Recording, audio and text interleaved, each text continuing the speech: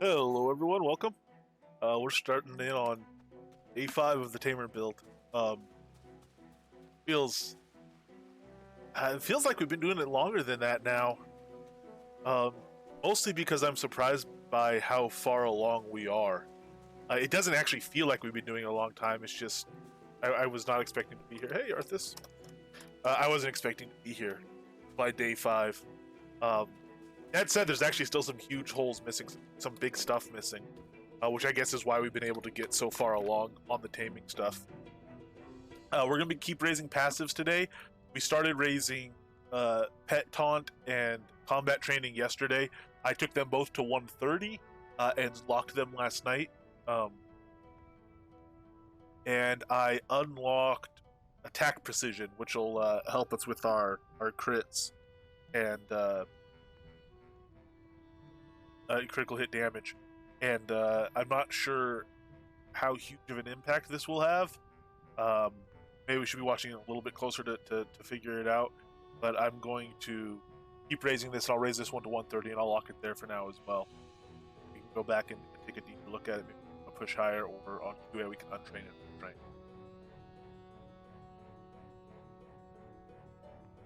After that, so obedience, we're keeping it at a low level for now. It doesn't seem to do anything.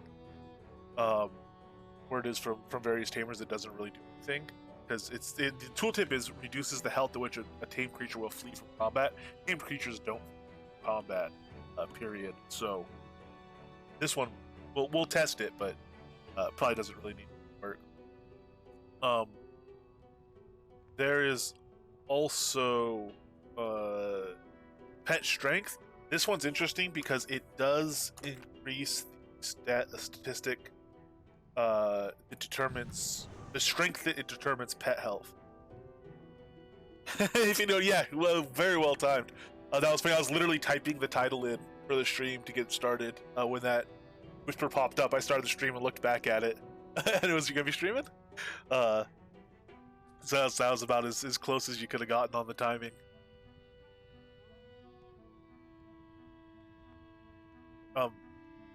So team creature strength, we'll take this one up as well. Concentration, I don't know if we're going to go higher than 101. I think I have it set to 110, just because when I was budgeting XP. And we might need to take it there, we might not. We'll see how bad the focus problems get. And we'll see if we get focus on gear. So the head pieces, we can put focus regen on, and things will help. I could also take regen foods, which I've not been. So we might not need to take concentration up. We might need to take concentration up. We'll cross that bridge when we get there. And then refresh is 120, it's staying there. Call recovery I started putting some points into as well, again, just because it's not super expensive. And I am doing more actual taming than I thought I would be. I feel I'll take this one to 120. And that's nice and affordable. And the amount of XP that's going to be pulling out of the build isn't actually that extreme. To take it to 110 was 3 million XP, and that's where we stopped it. To take it to 120 will be 8 million XP, so that's no trouble. Hello, Gwendolyn. How are you doing today?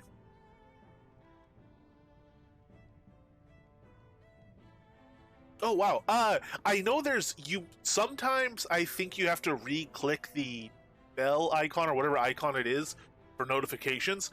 Twitch seems to toggle settings, and I don't know how much of it is just accidentally clicking while you're on the page or what, but even like, unfollows and stuff like that, Twitch can be really finicky, so it doesn't surprise me to hear that. Yeah, I really should get on QA. We've been doing this. If I'm able to go, well, I don't know if we're gonna get on QA today. I want to get on QA before release, obviously, and see everything we can find. And I also want to get on Wide Swamps before release, and earn some gold and prepay his taxes further, because we've not been on Wide Swamps in a while. Yes, test server. You can download the QA client and log in there. It'll have some stuff that's not on live yet, and it will have it'll have an image. Usually every 2 weeks they copy the image from live, and it'll give you a ton of codes when you log in if you want to buy anything to test if it's placeable or anything like that. but all the links for the download for the QA client are included right there. And you just log in with your regular live credentials. It's just a separate client. Yeah, a lot of times they don't tell us what was added to test. They'll be testing initiatives every now and then. Especially Ravelox is especially good at getting those out there. At least that I've noticed. Sanyo I've seen do some as well. And you can kind of learn some stuff from that, but mostly it's yes, indeed. So did he go back? I know there was a bit of a problem with, like, the collision box was outside the deck of service, stopping some of the walkway stuff. But in general, it seemed good. And once that problem is fixed, it seems like it's going to be pretty awesome. Have you tried to spawn one yet? Have you tried to spawn a rise shaft? That's what I'm most interested in at the moment.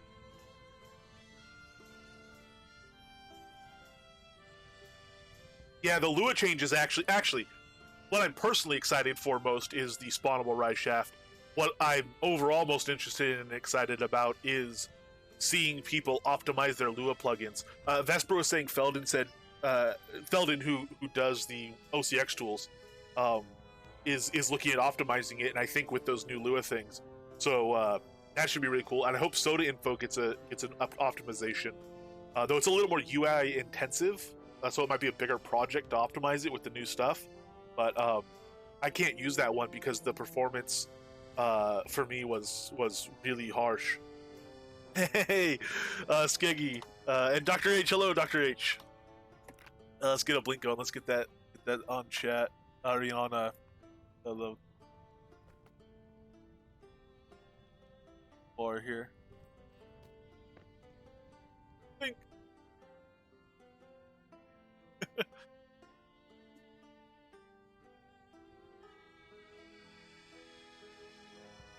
Okay, you don't think the second pass is in yet? And the spawn one you don't think is in. Okay, cool. We might get a new QA then before release. We might not. I'm not sure. Man, release is getting close. We have 4 more days to release. And at that point, again, like I said, I want to get on QA before then, but I also want to get on wide swaps before then, and prepay his taxes a bit more.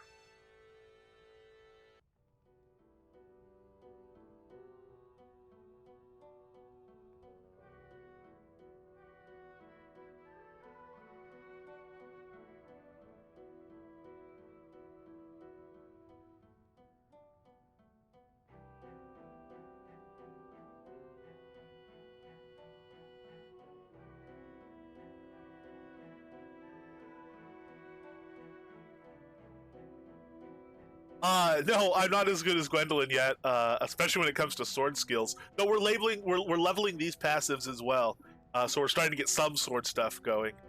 And as far as the pet stuff going, I feel like we're really moving along. Our summoning's still only at 108 and stuff, so we do still have some big improvements to make. But I've been very impressed with how we've been doing so far on it. As far as the actual taming, I mean, yeah, whether I am or not, we can both tame snarlers, and at that point, and mutilators, we can both do the. Yeah, your pets are still higher, I think, but as far as taming, we can both capture the hardest stuff there is to capture. So at that point, any difference is kind of negligible anyway. So I might take a few extra collars to do it. Or maybe a couple fewer. I don't know how much you've put into collar recovery and stuff. You might not prioritize that very high.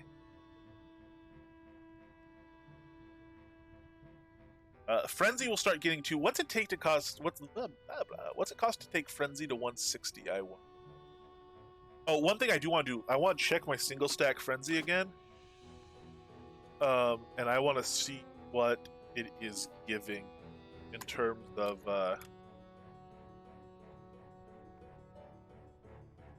Stats that are affected by Bard.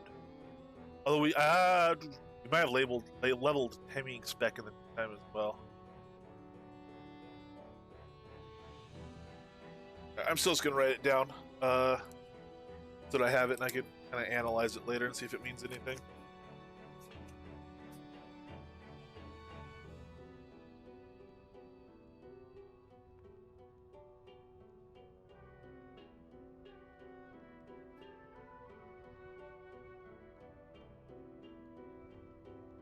And my bard spec is what, 120.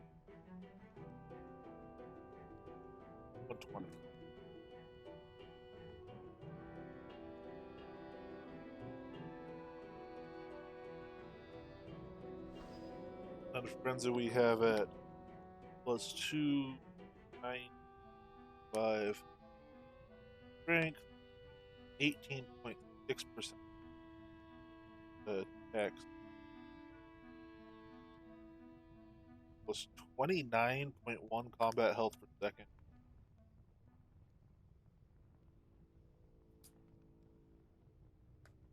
Not a single stack. It's pretty incredible. I am definitely not collecting. I might tame another creature or two. I'm not entirely sure. But I'm definitely not collecting. At the...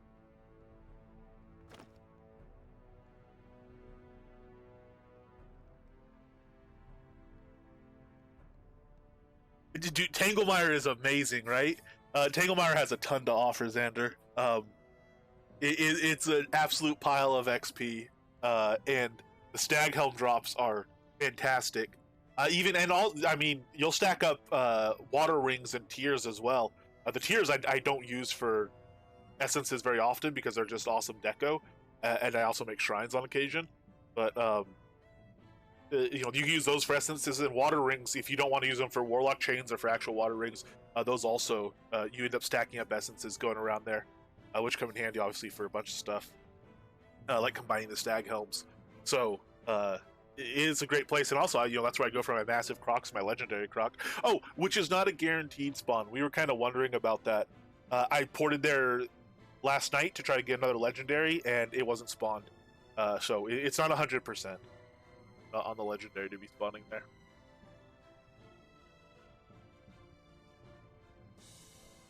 So what's it cost to take Frenzy to 160, I wonder? I think it's like 300 million more, isn't it? Something like that. So Frenzy is at 140, and to go to 160 is going to be, yeah, we have 54 million in. To go to 160 is going to be 311. We don't have that in our XP pool. I wonder if it's worth taking it to 160 over taking it to like 156 is only 200 million more, and would let us take some of our passives higher.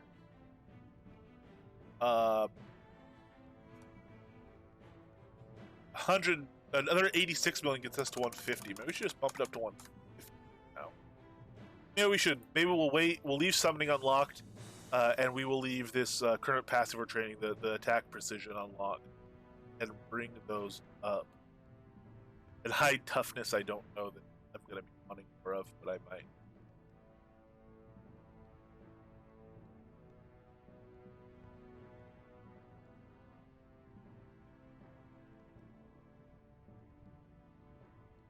We can try that sometime as well. We could try to go like airship or something, a control point or something, and we could kind of see about. Oh, I wonder if pets count for holding control points. The problem with trying to solo a control point, one is it's insanely difficult. But if you have a build that's well suited to it, you have the right control point, and you have a lot of XP and time into the build, it is possible to solo a control point, except that the mobs will overrun it, and even if they don't kill you and you're killing them, if you don't kill them quickly enough, they'll take the control point from you, just because they outnumber you. And I'm wondering if a pet counts as a thing to stop you from being outnumbered. I wonder if we could solo a control point. The next question is the build strong enough to do it, which is a completely different thing. And without me doing some sort of damage, some sort of DPS, like fire maging or death maging or something, I don't know that it actually is. But I would be interested just to see if we could hold it, even if we can't actually do it, to see if we could hold it. Vulcan Jedi, thank you very much for the raid. And hello, Winfield. Hello. And hello, everyone that came over on the raid. I hope you guys are all doing quite well. A 4% chance to tame a legendary croc with low health. Kind of pushing my luck with them, but still fun. Yeah, and once you get one, I mean, they're a very strong pet. And you can, Just be careful. Don't be like me and be a fool that has to go tame another one because you lost it. It should be able to serve you pretty well for quite a while if you do want to push through the 4% chance. That's a lot of collars though, so it might also be good to kind of wait until you can level up the tame creature and the collar recovery a little bit. And like 4% chance. I'm trying to think if I had a character like a wide swamp style one when I would try to get a legendary clock. I would probably wait till like 10% or more.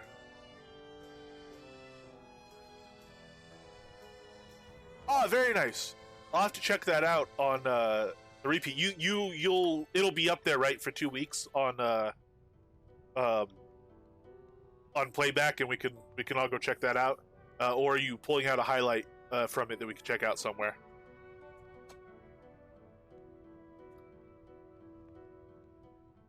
And for anyone that didn't raid over that was already here, that's the Vulcan Jedi's channel, where we'll be able to see that hopefully.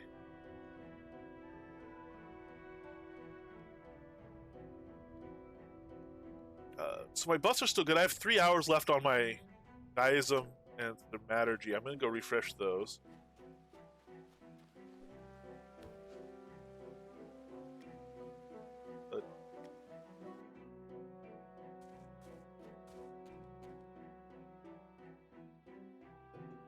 Mattergy. And guys. Those are refreshed. I'm gonna take a focus regen fountain too.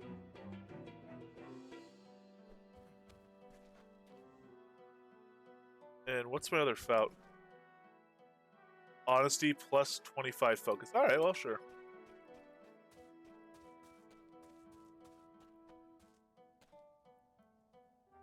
Oh, okay. Yeah, that works then. And that's a win-win if it does actually tame. Awesome. And either way, if you're leveling your taming, then it's a very good target for that. And at least you have a chance at it. Plus, when you're stable, a new palette thing. Oh, cool. You get that open in a tab so that I have it kind of in the queue of stuff to check out later. Oh, yep. One from yesterday, one from an hour ago, which is when the stream started. Beautiful.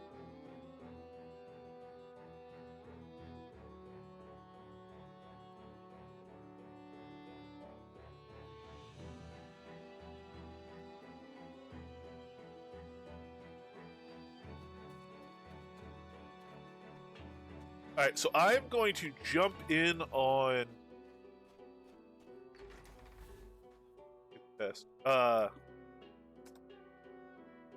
guess I'll start with the legendary Entanglemire. We'll go grab another one of those.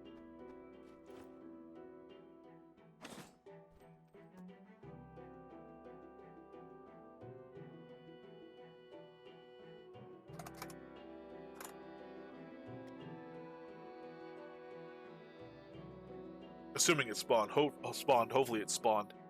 And kind of one of my main goals today is to get the passive up. So really, just stuff that does a lot of healing. Just using the pet skills a lot is gonna help with that. Something some place where I'm taking quite a bit of damage will prompt a lot of healing, and should help get that up pretty quickly.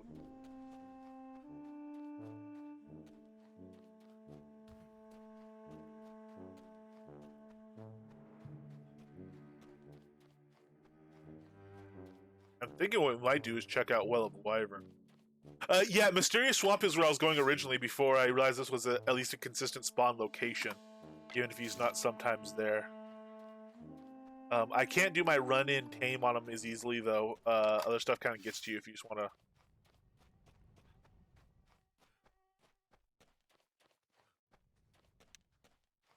to... if you just want to kind of, if you don't want to fight stuff or have to tank stuff or have to over-tame.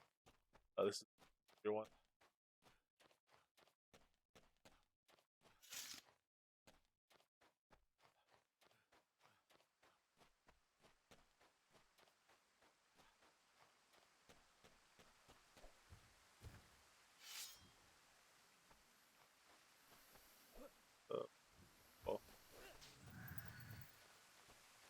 Going to 1/3. Okay, there's a waterfall.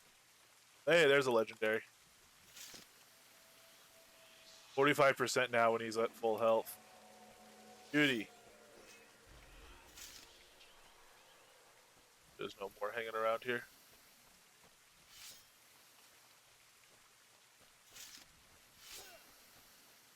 All mastiffs.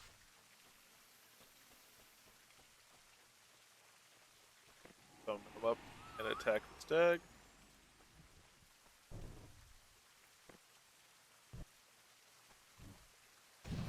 Feedback so don't kill me. I still have fire stuff on this deck. This is my feedback deck. Drop a little bit of that and then swap.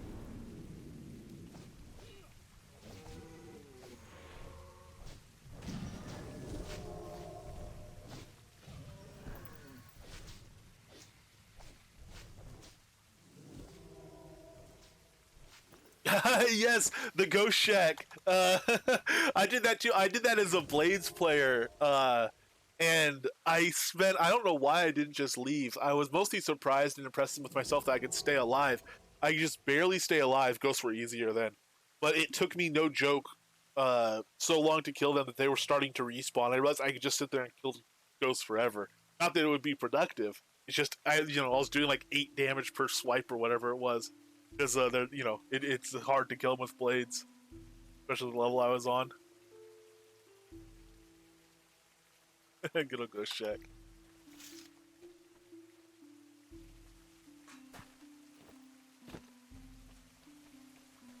Yes, indeed. Which, with the glowing eyes, actually looks pretty impressive down in, went to Despair, to the spider area there. And it looks quite sinister down there. Once I get my gear to a level, I'm actually gonna keep it. I'll do patterns so it kind of matches my other gear. All my gear usually looks the same, and part of the reason is so I can interchange pieces and still have kind of a cohesive set. Otherwise, be picks on me. So we'll probably get some patterns on this once I get like one more upgrade on most pieces. All right. So let's see. What do we want to? Oh, look at that! I can just hang up here. Go, Croc, go.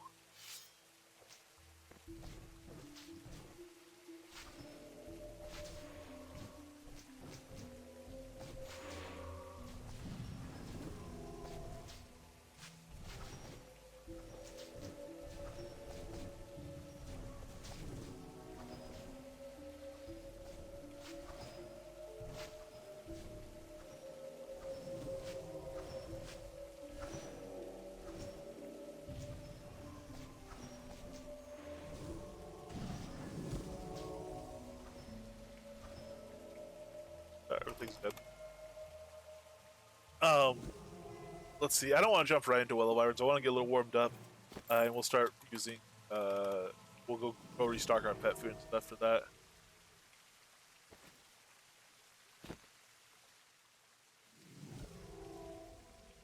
But what would be a good kill?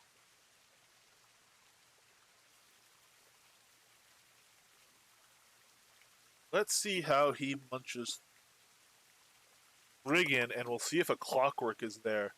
Because if that clockwork spawned, before what we were doing is pulling it away to the central area where there weren't as many mobs, and fighting it there when we were in our fire build. Hey, all right, Vulcan, take care. Yeah, thank you again for the raid. I wonder with the pet if we could send the pet in and not even worry if he's in with a bunch of kobolds and everything. So I wonder. I think that'd be a very long fight, though. I think that the pet would take a long time. Well, I can start, auto attacking kobolds and stuff.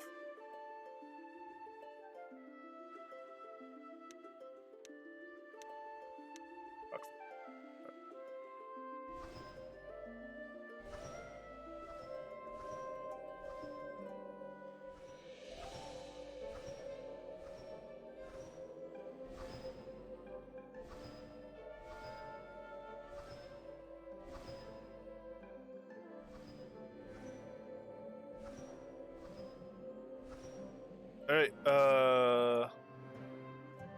Yeah, let's do it. Oh, attack! Sure, if that's how you want to get there, get there. You can see why I think so much of the pet stuff is pathing stuff, because that's, I mean, if that's the shortest distance the pet sees, it's no wonder half the time he thinks he's too far.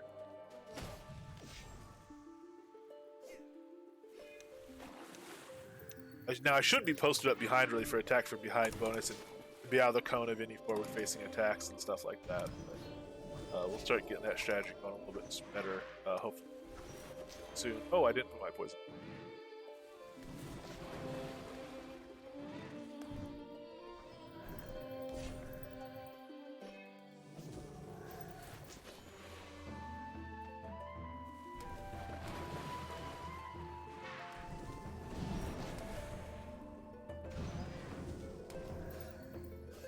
I need to stop spending as much extra time locking stuff that doesn't need to be locked yet, as well, because that is time I could be auto attack.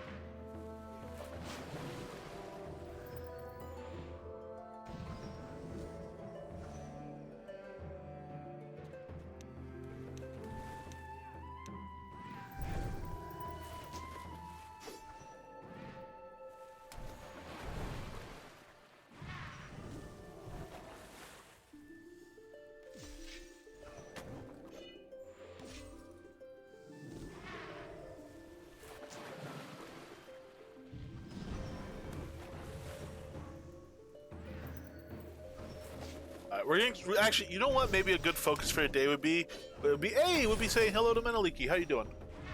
I think we might want to try to start getting sword, get rend in, get our sword stuff dialed away.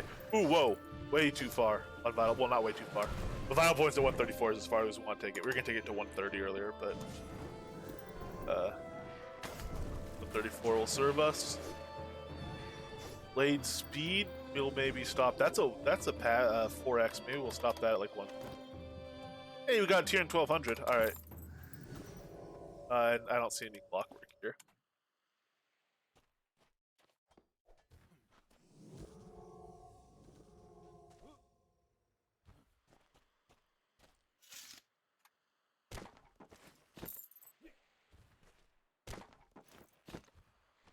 Let's see what he looks like against rock. That dot from rock is so difficult. But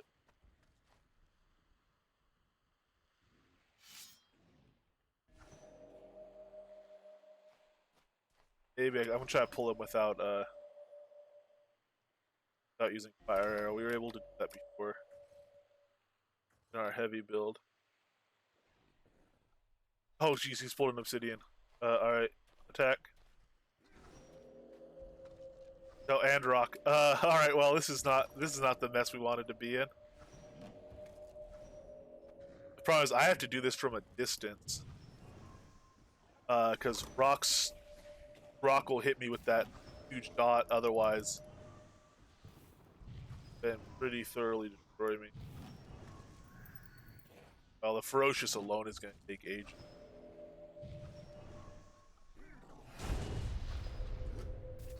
So, no, he's healed up. He's not even... Okay, he's leashing.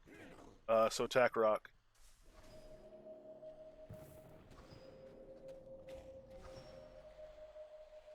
I wonder if I can get outside of rock's range, but close enough to... Nope, I cannot. Kill the pet. Yep, and he's got the dot on me.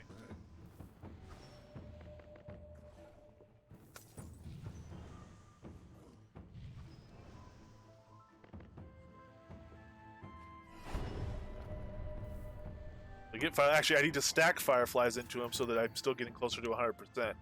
I'm not getting the bonus from atonal out here. Friends on the rock.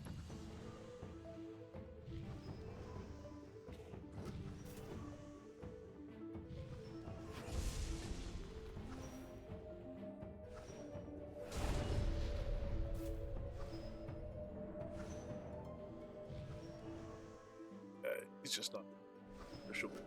Rock is staying.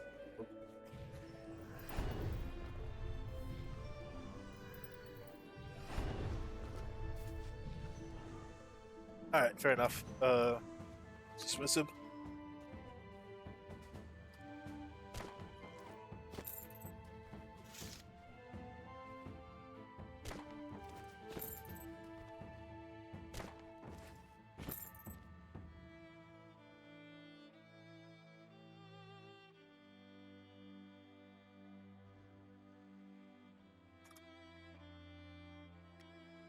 Aether's up because I'm also curious about the Aether.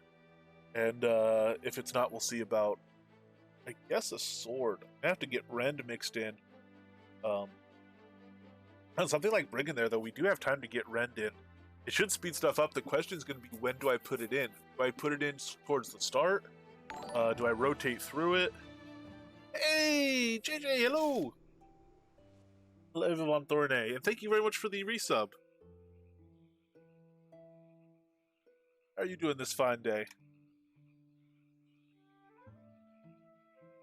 This fine kickoff to the Ava weekend.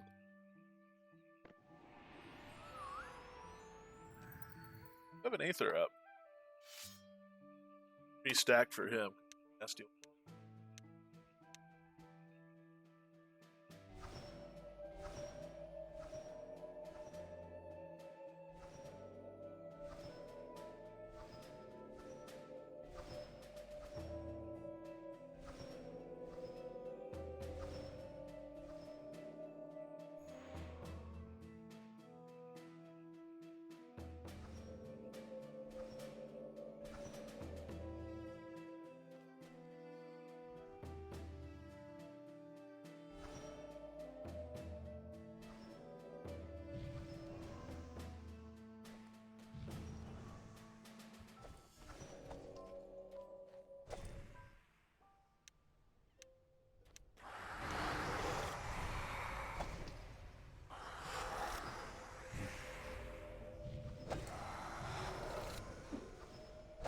Oh wow, he's going. We tried a couple days ago. We tried an Aether with the Nightmare, so we were weaker then, and the Nightmare's maybe not.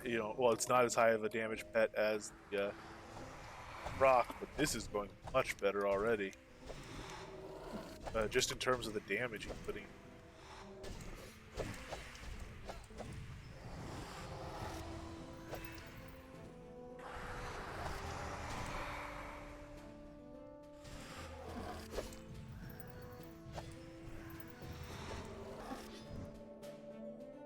Ah, man, that AoE still gets us. There's might be times where we want to pull out a shield. I think I'm going to make that deck, the swords deck, as I think I'm gonna make my sword to start off a 2-hander, just because it's a little bit simpler than going for doubles. But we might eventually decide that we want a one-handed as well, plus a shield. The problem with doing multiple sets of gear like that is it's extra tame gems. That's gonna be the rough part. That's part of what's been holding us off on making a sword. We haven't gotten one of those in a while.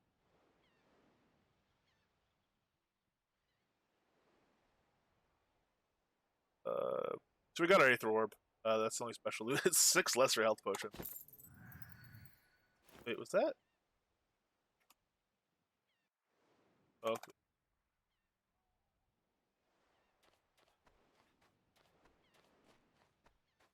Sweet. Oh, that actually works quite well. Man, we might decide to get a few more of those before they leave. No, Penmore this is an old zone. This is where Torque used to live. If you bring up the map, the map's not available. If you look up the map online, you can still see Torque Island on this map. He's not here anymore. They've moved him to Ravensmore. But this is the zone. This zone has a really cool quest. I'll see what happens on the 31st. To me, it's mostly just a day. But if I'm able to stream, particularly if I'm able to stream late, I might come here and quest this year. The first time I did it was on Halloween. It'll be 2 years ago now, and it was very difficult for me. It was a high level quest. I didn't know if I would be able to do it, but it's just such a perfect vibe for Halloween. And it was stormy in game, and actually where I live, it was stormy. It was fantastic.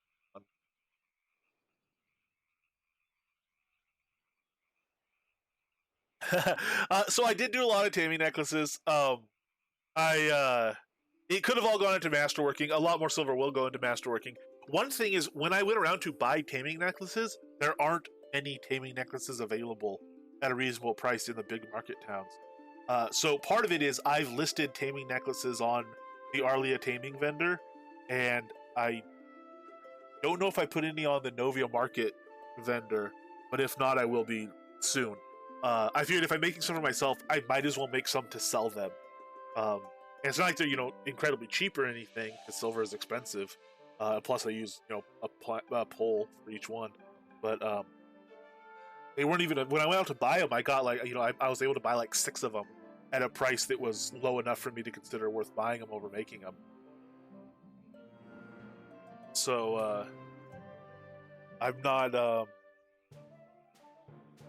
you know I'm not going to use all of those. Probably I'm going to list some for sale. I am going to tame pets into a lot of them and list keep listing pets for sale and stuff.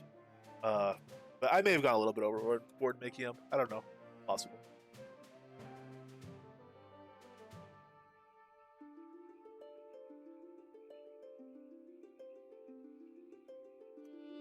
Let's go to Spur. Let's see if we can get a few more vests before we make a sword. We're gonna need to be able to gem them.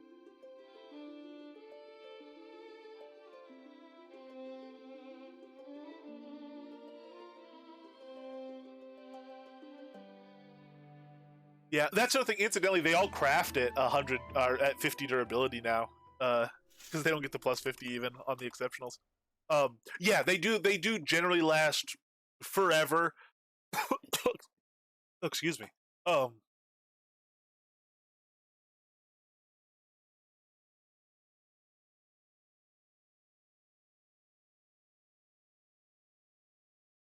choked on my own tongue to give you an idea of my competence. Uh, they do generally last forever. And but the pets do as well. Like you said, generally last forever. That said, I've already lost 2 pets, and other people lose pets and everything like that. Um, but yeah, it's definitely a very limited market. Again, I like that food falls off for pets. I think it probably should fall off for humans. I understand why they wouldn't want to make that change, and I don't necessarily think they should make that change. It just would have been cool if it was always like that, in my opinion. Um, and also, I don't necessarily think you should be able to so easily keep pets going. Uh, I do also. It does seem that they should last forever. I do understand how they don't last forever. But yeah, Xander, the 100 durability taming necklaces are from before the durability changes, when an exceptional gave you plus 50 durability. So it's 50 plus 50. Exceptionals no longer give plus 50 durability, but the base taming necklace is still only 50 durability to start with. So if they, I mean, I probably shouldn't have made so much, because if they do that and they don't retroactively add durability to necklaces, which they probably would just retroactively add durability, uh, the enchanting masterworking would be difficult. The problem with retroactively adding durability is if you also add it to the ones that started at 100, you'd make some that were incredibly high durability, easily enchanted 5 and enchant. Not a huge deal, but yeah, rare antiques. That said, so even if it is limited, and even if people make a lot of their own and are used to it, it to me is definitely a shame that you can't go out and buy them, or if you do, they're expensive, or they have pets in them already, which is fine because you tame over them. Um, but people might not necessarily know that or might not want to. So at the very least, I am very happy to get some on the market at a good price, even if they don't sell for a while. The fact that they're available to me is useful and important. Um,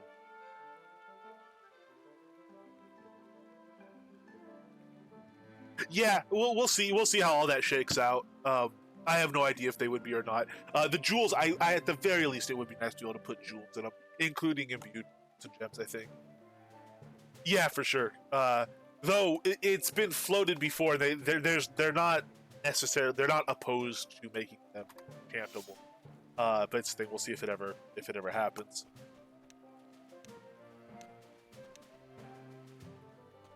So I'll clear out this squeaker real quick, and then we'll go start with that guy down there. Start with the guy up here.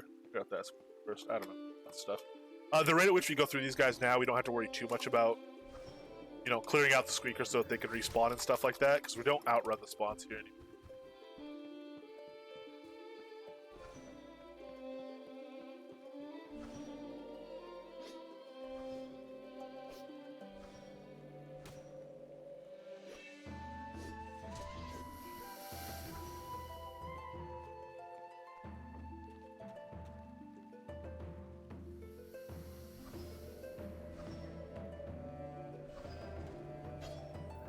Hey, oi! Oh.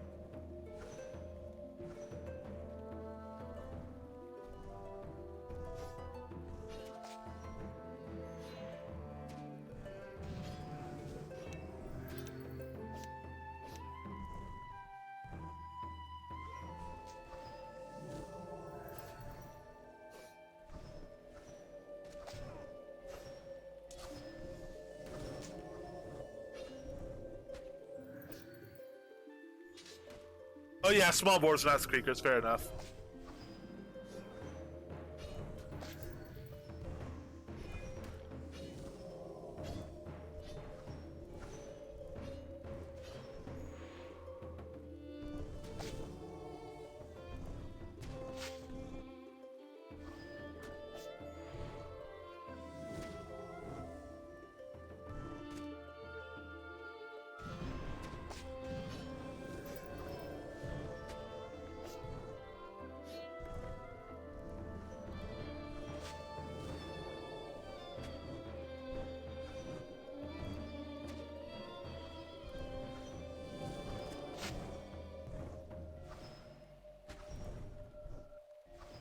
What do you want in there?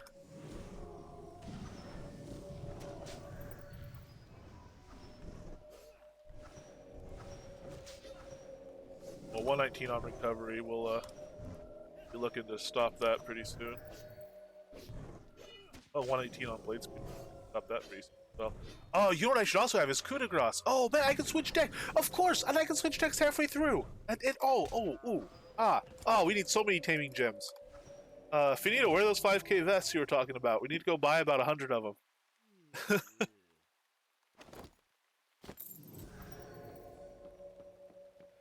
I knew this would be the problem with selling so much taming stuff, is I would eventually go, man, I wish I had that taming stuff.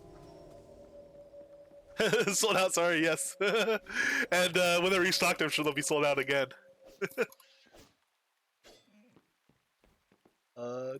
No, I am actually quite keen on doing a lot of the gathering for this build. A lot of the gear farming on it, because I really do think the taming build is set up very, very nicely to get its own gear.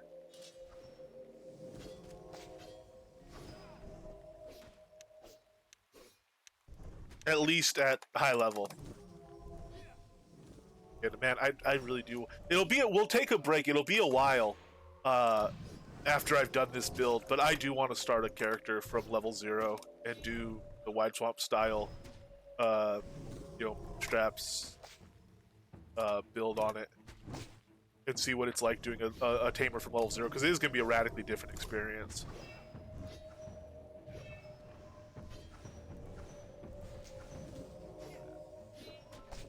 No, Wide Swamp's still around. We're gonna try to get to Wide Swamps before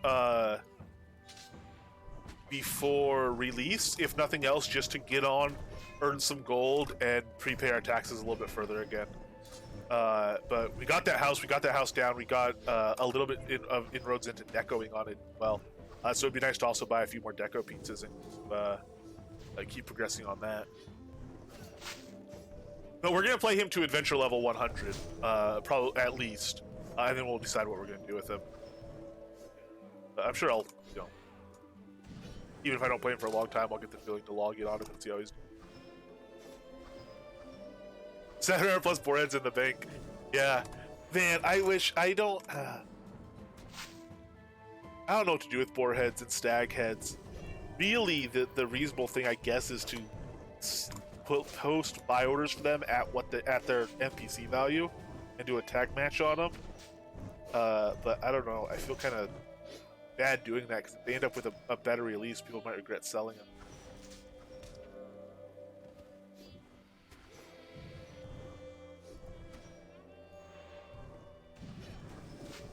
Or if they end up with a better use.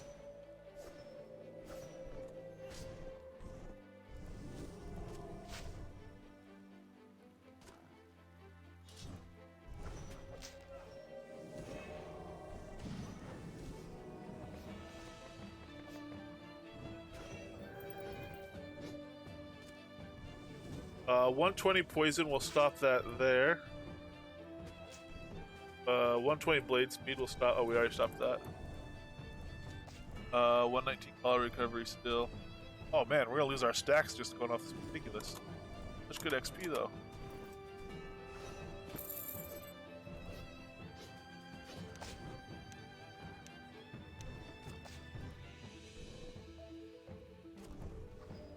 Yeah, I mean it definitely won't be super fast. Having the experience of having done it here will definitely help, like you're saying. But I'm curious how it goes.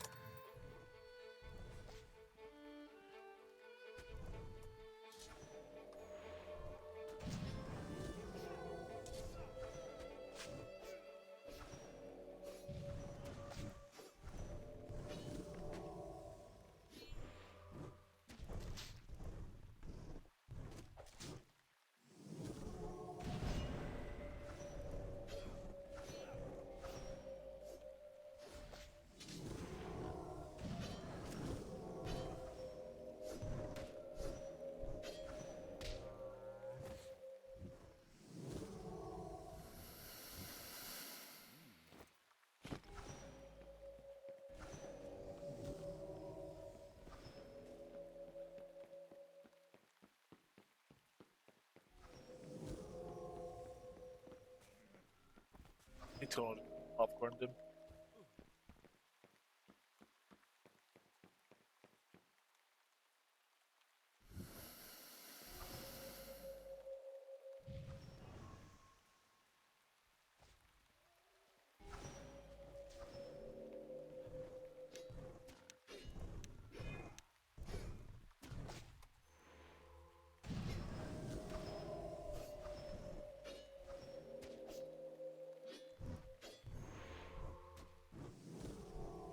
Oh, don't you dare interrupt me, you little small jerk. Oh, and then you go straight to the pit. Oh, you jerk.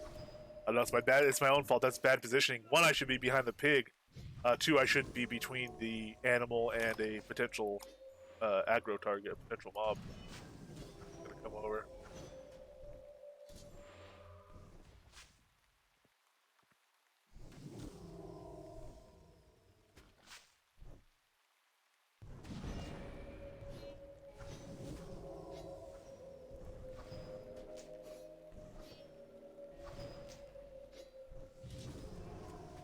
Speaking of, hey, at least that one saw the rock person.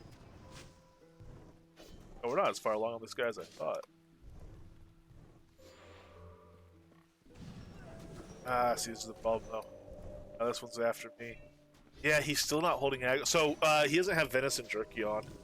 I could try to get that going for him. Get pain to bad, do it mid battle. It could be informative to do it mid battle. Let's see if we can pull it off. Oh.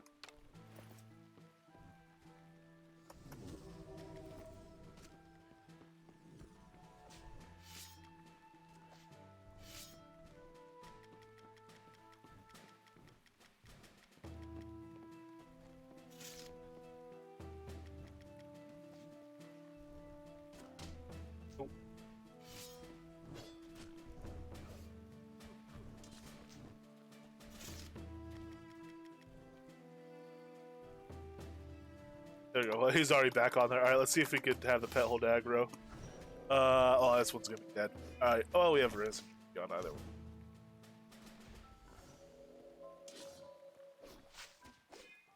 It's nice that he killed this thing while I was doing that, though. Kind of. Fireflies on the new guy.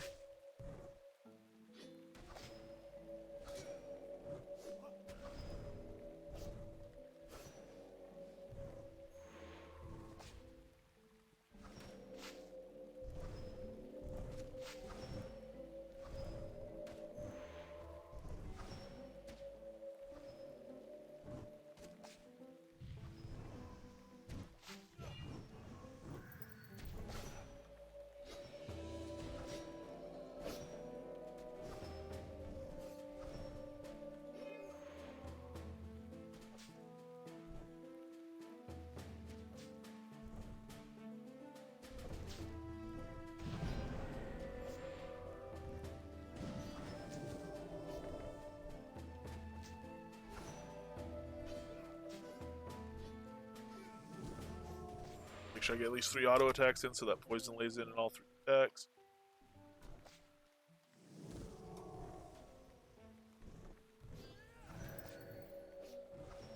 Ooh, 135 Sonata. Let that go to 140.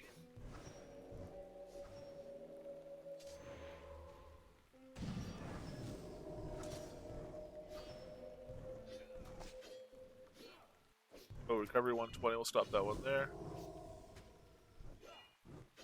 Attack precision's at 118. We're taking that one to 130. Doing pretty well. We're pretty much on track with the stuff we're working with. He'll kill that. Might as well start skidding.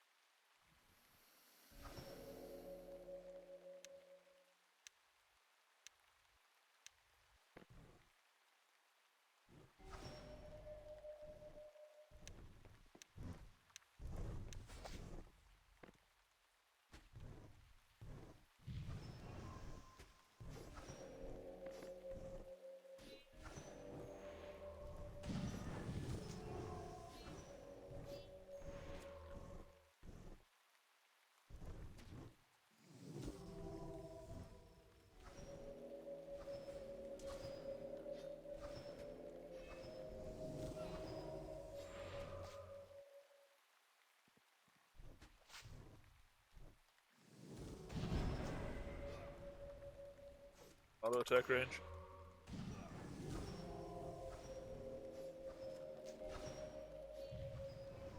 1100 non-crit. 1511 without the bear, or the dragon kibble.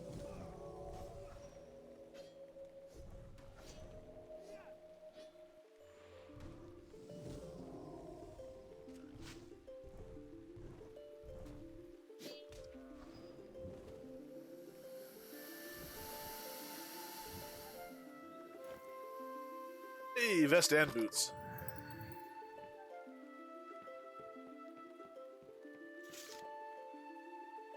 So the question is, do we do a sword that tries to do it all? Bunch of rend and bunch of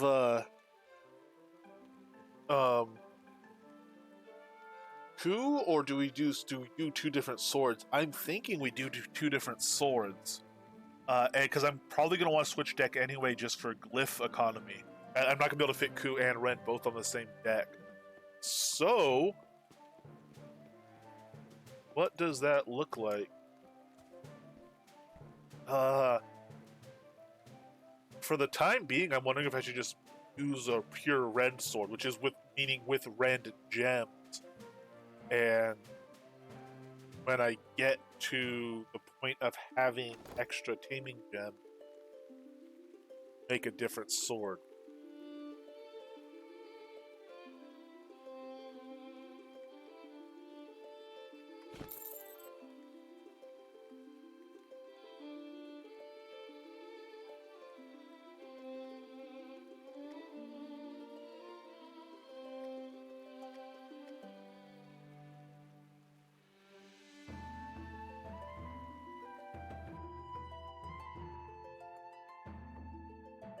The nice thing is those rend gems improve the healing modifier too, which is a lot of what we're doing with rend is between our healing modifier from rend and our poison, festering death poison.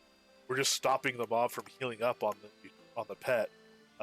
So the pet's damage, matters more because less of it's going to combat the healing, more of it's going straight in lowering the health bar.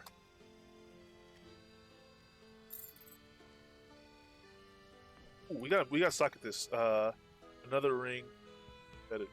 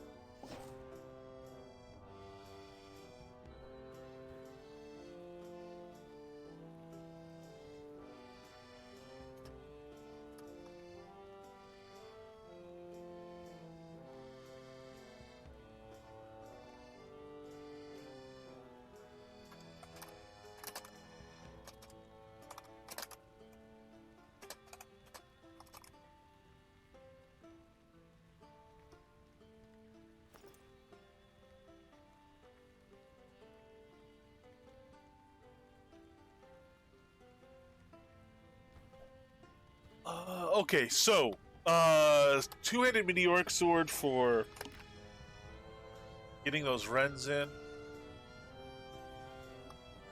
Do I have a full Ren sword already?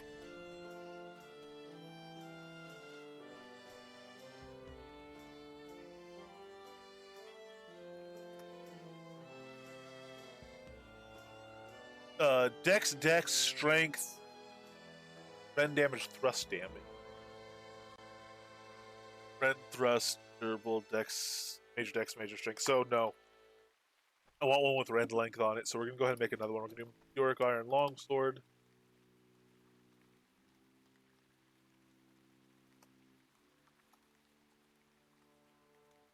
Oops, not longsword, two-handed sword.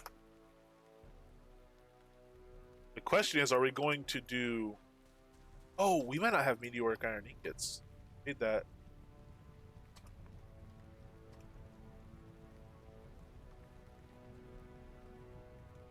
We don't have meteoric iron ingots. Alright, well, we'll do a coup sword first then, I guess. We could do that one out of bronze. I wouldn't... Yeah, we'll do that one out of bronze. And elven hilts. Make more meteoric. Good lord. One does go through materials.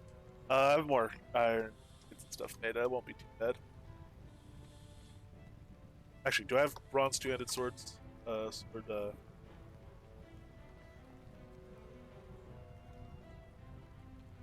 on. Heavy blades.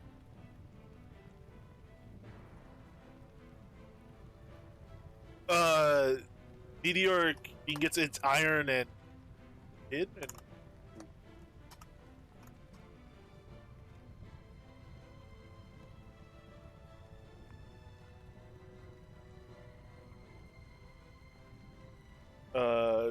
Iron, nickel, and tungsten.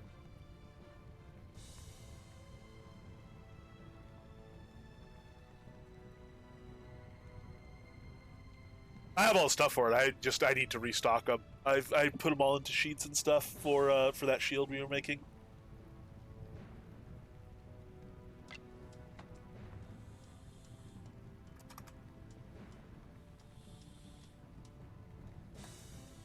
So bronze two-handed sword blade. 8 of them, I guess. But meteoric iron's definitely what I like most for Ren because of the Ren length on it, or the weapon damage on it.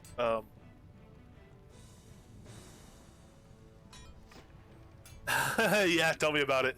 My stuff's semi-organized. It's just it could be a lot better.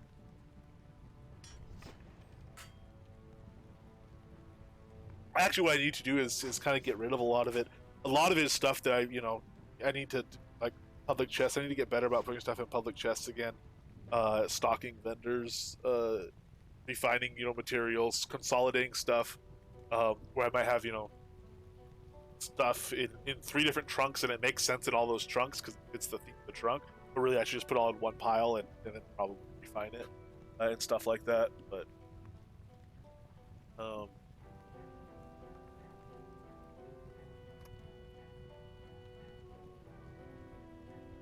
two-handed sword now. We'll make 8 two-handed swords with a bronze blade and an elven hilt.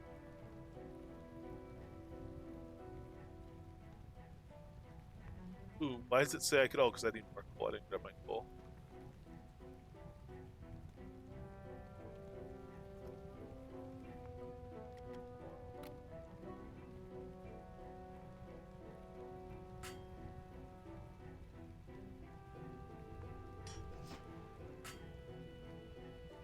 Yeah, I do that too sometimes, which is a shame because it lends itself to making your window really wide, getting a bunch of different trunks on screen, a bunch of containers open, and it lends itself into to doing kind of a mass way.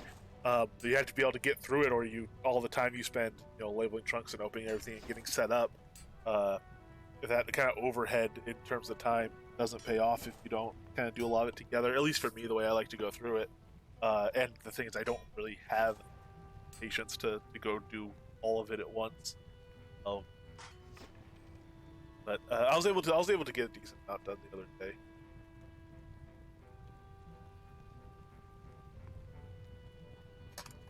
Alright, so...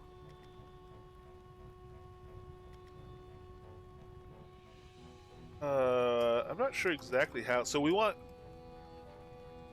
2 critical chance, critical damage on the Masterwork side, I guess, and we want strength, preferably on the enchant side, but whatever we get on the enchant side is what we get.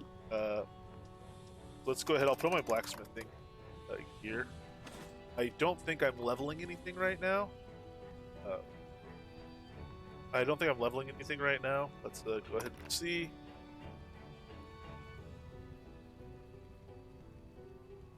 Yeah, sword, yeah, okay, everything we're working on is already leveled, so don't have to worry about any of that. Masterwork.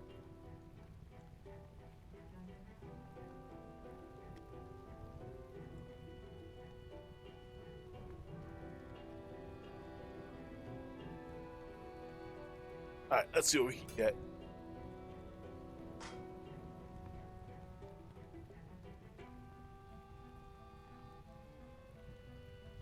Weapon critical damage is one of the things we want.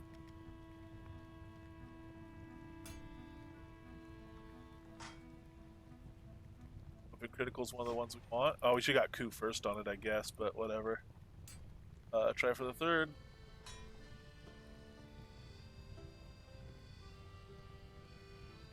Ah, man, couldn't get double slash. I guess we'll get weapon based. I mean, we couldn't get coup. We get weapon based damage, even though it doesn't really do much. Takes less durability, and should be a good auto attack sword. The thing is, who two-handed auto attack sword? I guess I do, but let's try for a fourth. If we pull this off and get coup on it, it'd be amazing. Yeah, no luck. We're gonna leave that one there. Then we'll put some masterworks on that or enchants on that. Have it be like an auto attack sword. There's right off the bat. We'll take that. Not gonna be picky about the order on this.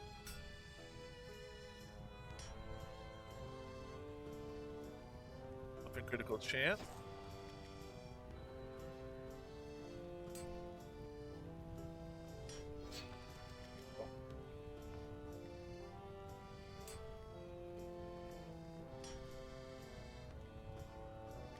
Damage.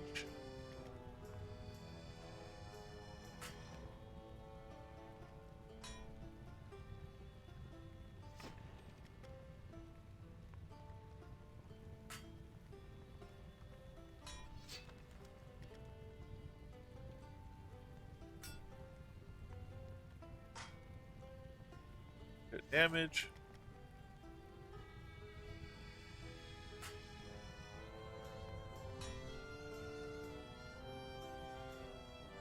Critical chance. That. See? Go on the third again. Huzzah. Let me get the cool on it. Hey, nice. Alright, so let's try to enchant this one.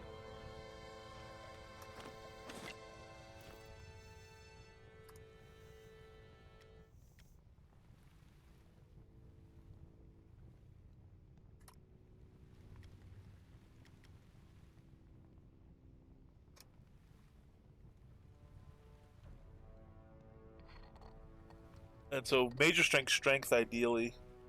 Oh, we take a major dex if it popped up. Do one more roll. Take the regular strength there.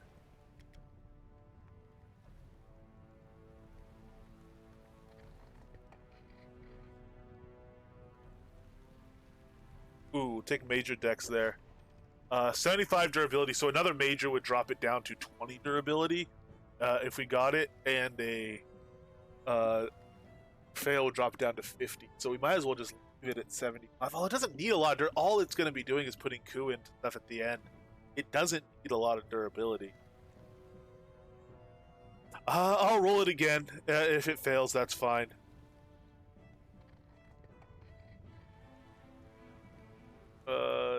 Fail. Try for major strength all the way, or we can take the dex. Try for major strength all the way.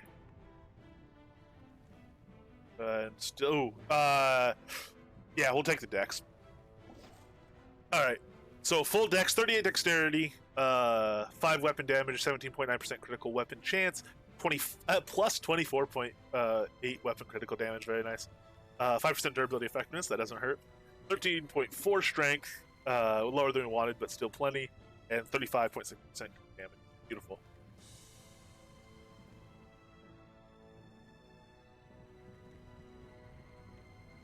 As for a socket, we're going to leave it unsocketed for now, and I will be putting taming gems in when I get them. Which, let me just make sure I don't have them. I mean, actually, I know I don't. I already checked, but...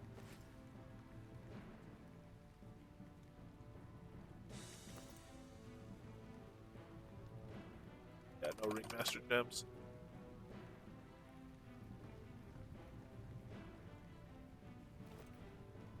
Alright,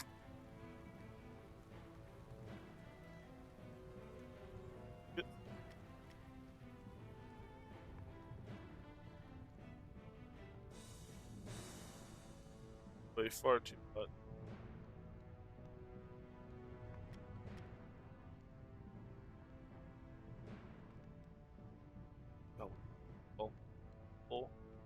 It's not really. Those will fit onto stacks that already exist. But validate some stuff that came in on buy orders.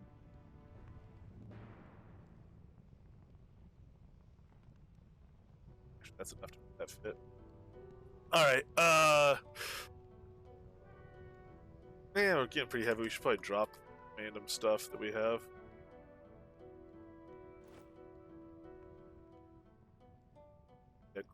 Sword.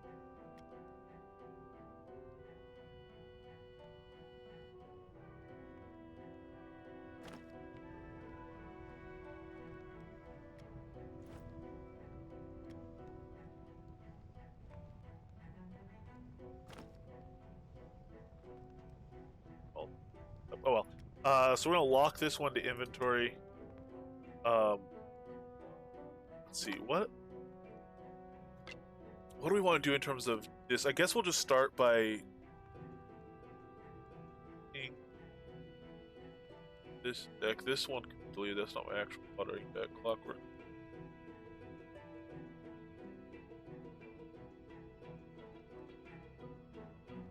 I want to look at it again. Delete that. Okay, let's go ahead and this one's equipped. We're gonna rename this one to that game creature.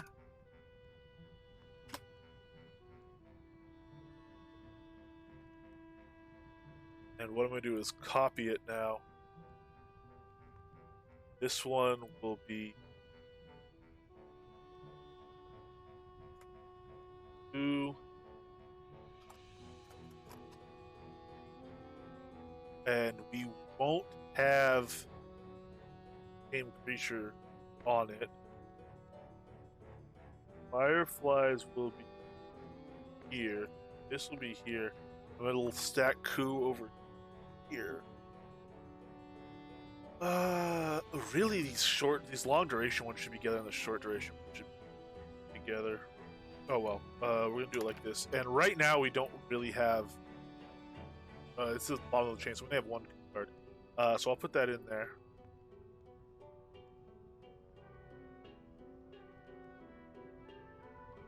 Unlocked it.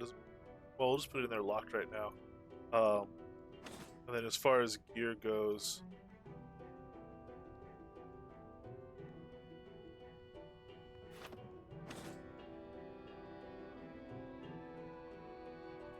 the same gear but with our new sword.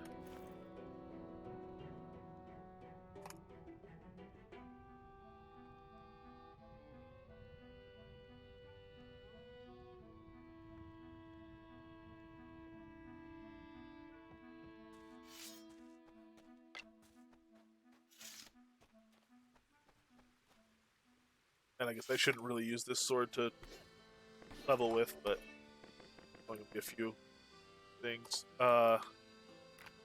Let's get this up so we have at least a couple glyphs on it. How high I'll take this in reality, I don't know. It uses a lot of focus. Even single stacks gonna be using a decent amount of focus, so I'm not sure about spamming it. It's 12 focus right now because it's level 4. That focus cost will raise as we level it.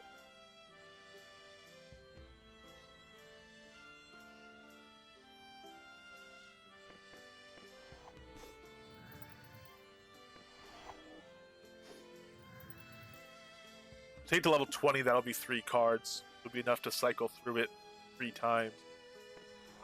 Although it's not like Rend, it doesn't matter. You do it as many times until the mob dies. We'll start leveling it in the wild here. I just want to get, we'll get 3 cards to put in deck.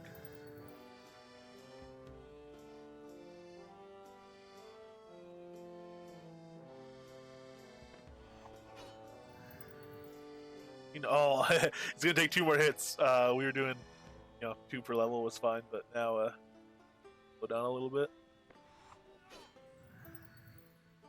Level and a half per strike.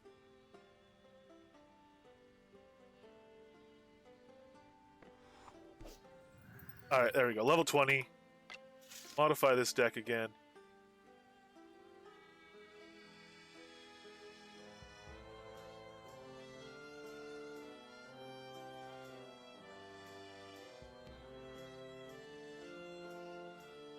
Back from there. Good to go. Okay, so let's go back. We'll try on pigs again.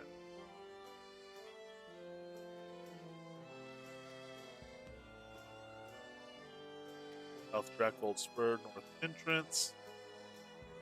And these are roughly a 30,000 health mob, which means about 6,000 health is when we start doing Coup and have it be useful. We're not spec, so it's just 20% of the mob's health. But that does mean if we do Frost Giant, if I'm able to tank with the pet on Frost Giant and actually get to a point where I'm survivable enough to stay close to him, it will be, it'll be the last 20% of the fight, which is the last 5 minutes of the fight, that I'll be able to be putting Coup in. So we might bring up our focus passive just for that. But we'll definitely do stuff like take Ichthyosaur Ice Cream and stuff. Even if our regen isn't amazing, we can maybe do like a Bard regen. We might have a whole different strategy. We might have a whole different strategy for in multiple decks and stuff. But we'll get to that when we get there. We're gonna have to do some learning and stuff along the way.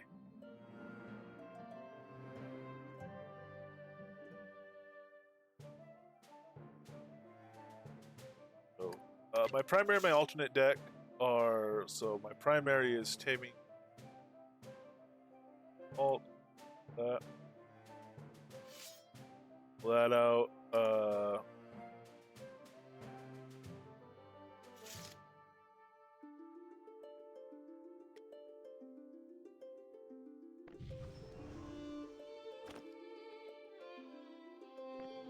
my legendary.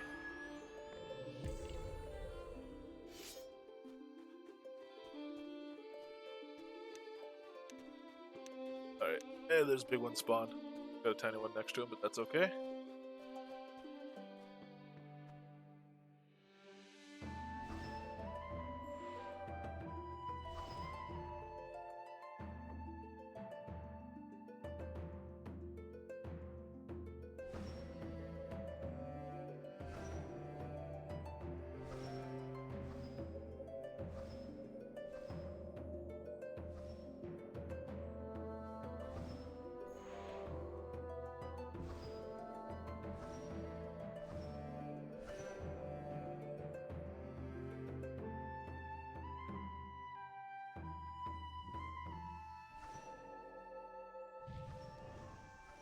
Send him in.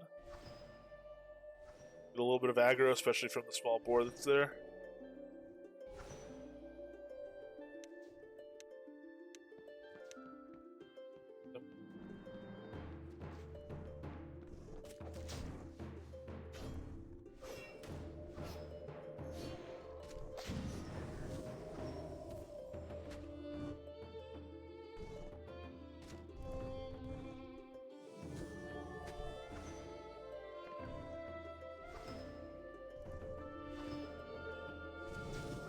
So it helps coming here to check this out because I don't really have to heal the pet here, and that means I'll have like pretty much full focus going into being able to should be able to spam them out pretty good.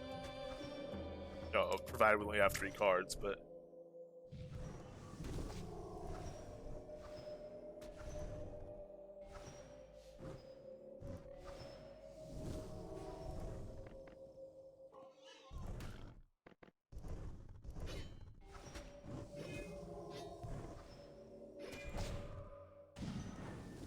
Right.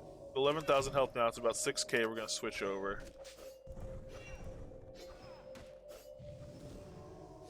Atonal fell off, so I should put Atonal on.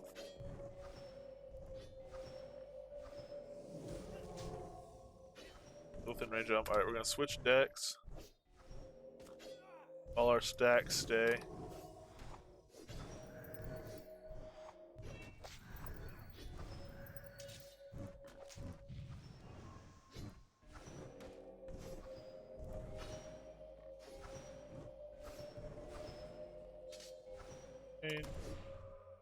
Cooldown on that's pretty rough.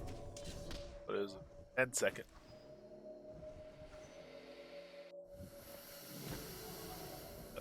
Small bore. I was a little disappointed by the loot on that one. That's because I skinned the small bore. There we go. At least get the heads and the trails on the suit and everything off the. They don't give an artifact. Alright, let's drop night vision. And him to attack. Yeah, swap decks back. I do still have to wait for the gear swap time, even though I'm not actually swapping the necklace. Obviously, we're changing our sword around, and it's a 2-handed sword, so it does take a decent amount of time. Using Spellbinder, though, it's not nearly as bad. We're actually in combat, which is where it matters, so. There. I need to stop stacking. I keep stacking while I'm not. You know, I should be only stacking while I'm singing.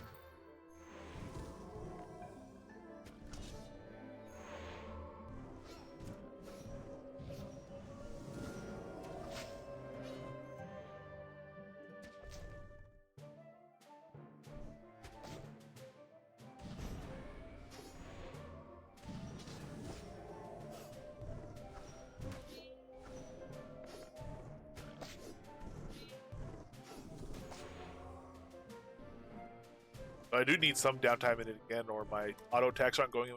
My poison doesn't go in.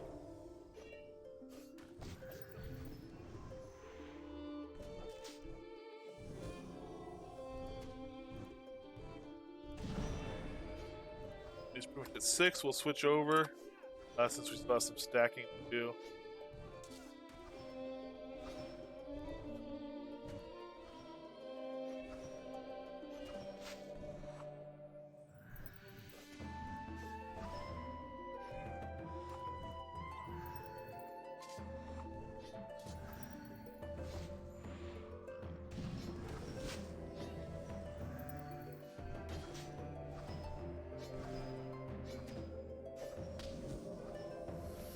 Nothing incredible there. So, I mean, it's never gonna be. We're not in Berserker stance or anything. We're in Spellbinder. What's the pepper doing here? They canceled the invite. How sad.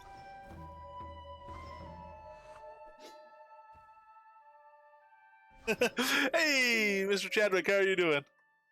I figured as much, Pepper.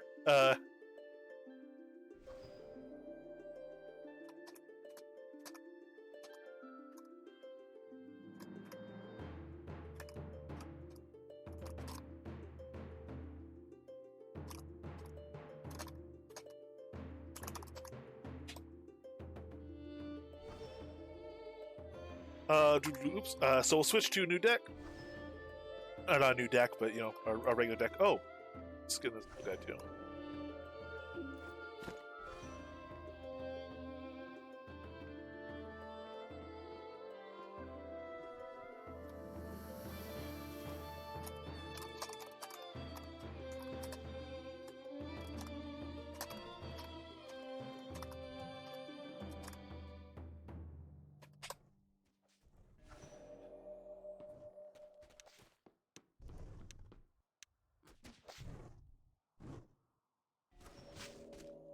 I hope this Sunday is treating you quite well.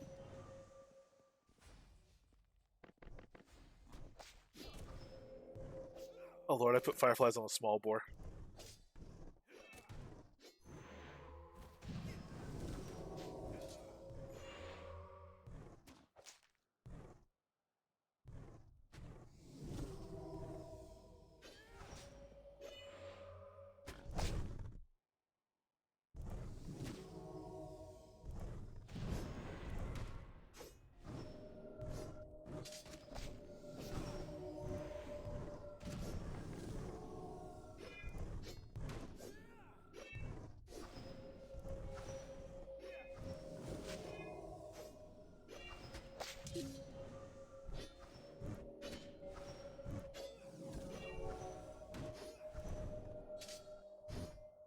Alright, about 6k, so we'll switch there.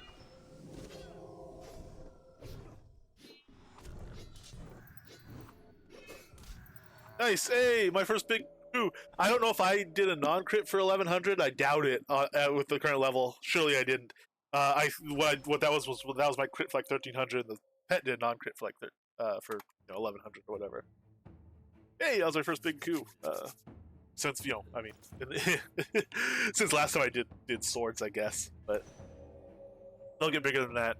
So that's gonna be a helpful tactic. Really, the Ren thing is the important one to be getting on, but we'll have to wait till we get some meteoric made. And really, the gems, man. I want I want the Taming gems. I wonder if it's worth actually putting. Well, I wonder where. Interesting. So the idea with the coup sword is it's right at the end after the pet's already done literally 80% of the work, or whatever. Once the mob's down to 80% of itself.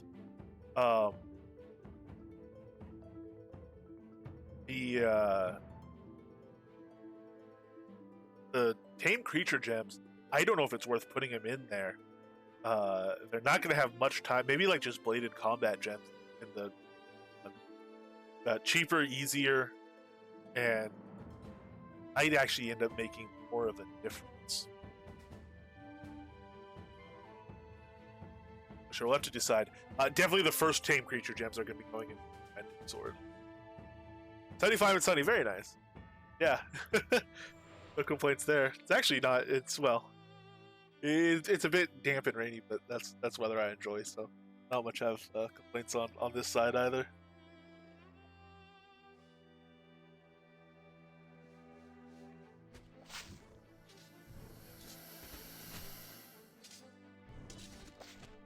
I got type whispers. This is the thing. I always type whispers in combat. Half the time they get me killed. Not anymore.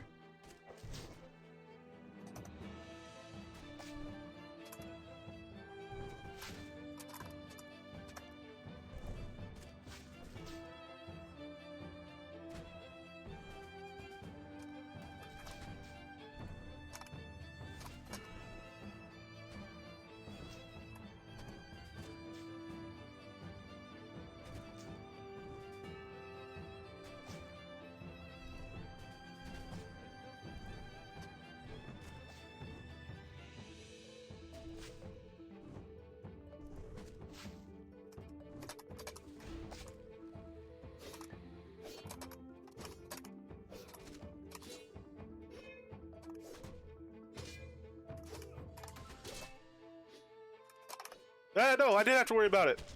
Oh no! Poor Croc. That whisper ended up being longer than I thought.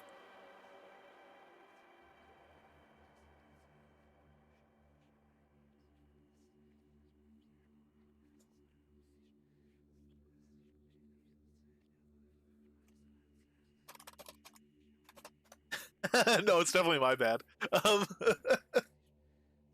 She'll at least glance up and hit pet heal on occasion.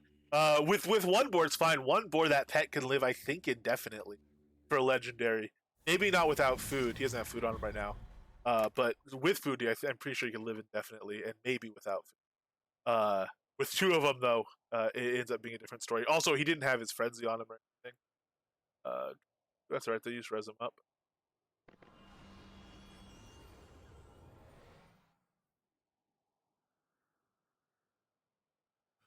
Poor Croc deserved for Coswald. Ouch. Oh, painful but true. Painful but true.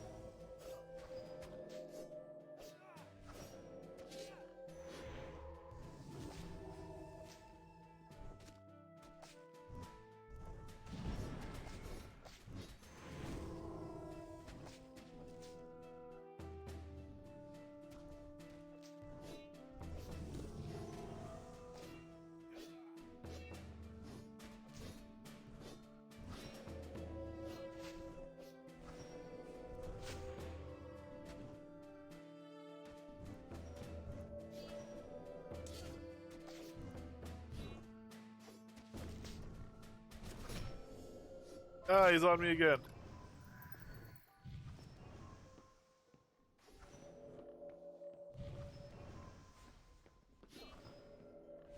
Man, taunt training is one of the ones we already took up too, to 130. Bit of a bummer.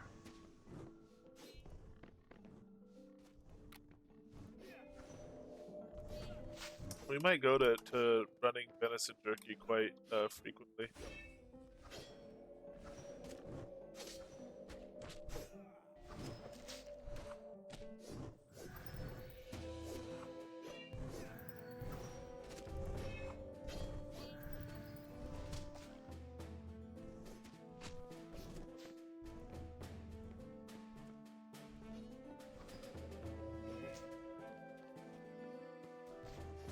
Oh, hurry up and die. Maybe I shouldn't switch back to the sword so quickly. But no, attack him, attack him. Don't come forward. Not everything. Rock.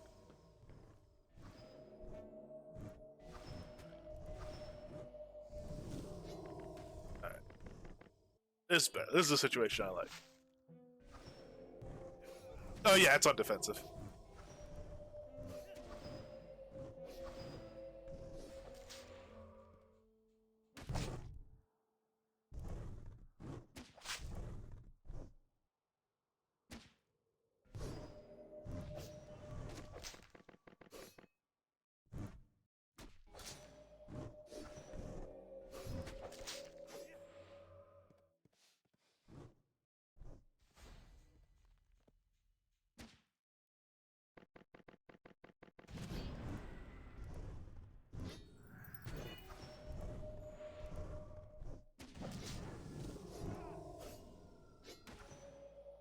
There's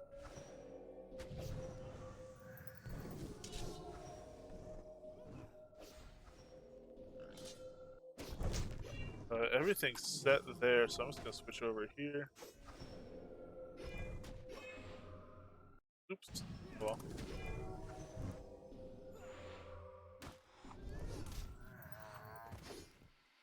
There you go. A little bit odd at the end there, but he's dead. Well, it could have been skinning the other one while that guy was fighting, though. I should. Hey, it's another vest and another boots. That's twice we've gotten a boot and a vest drop together, I think. Maybe the first time was. Yeah, no. Got control belt, then boots, chest, boots, and chest. Like drum and bass music. Alright, let's go to. Let's go over here, switch. Oh, look, there's a whole pile of them. Good lord. Alright, you know what, buddy? We're going to drop our stacks, because we're going to give you aggro food and see if you can hold aggro on 2 of them with me doing a tonal. Good crocodile.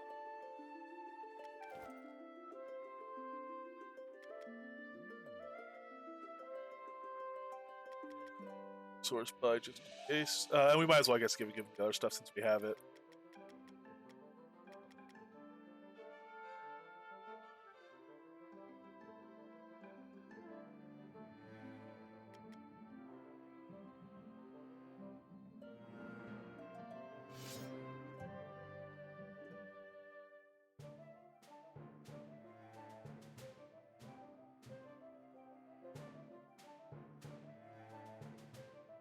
A nice atmospheric October fog.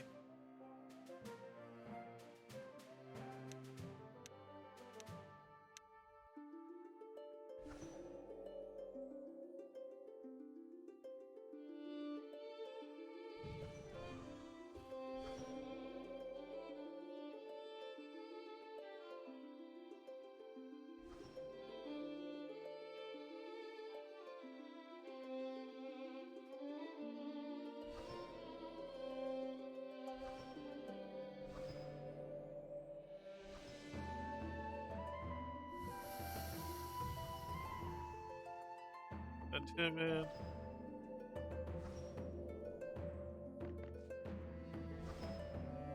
Fireflies reach off. Fireflies. Alright, if that's enough.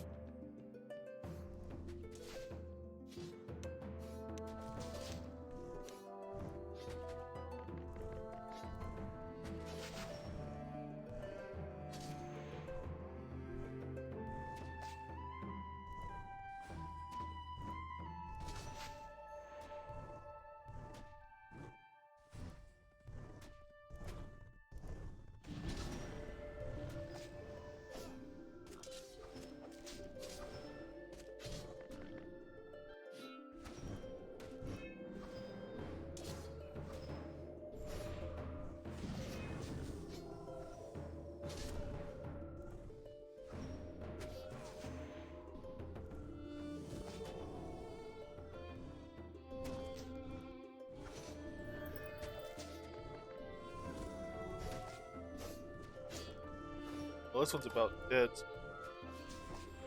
switch over and.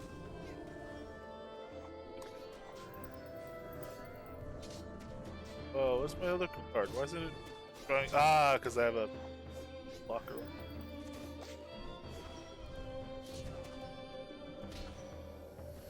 Which just on cooldown for whatever reason. That's odd.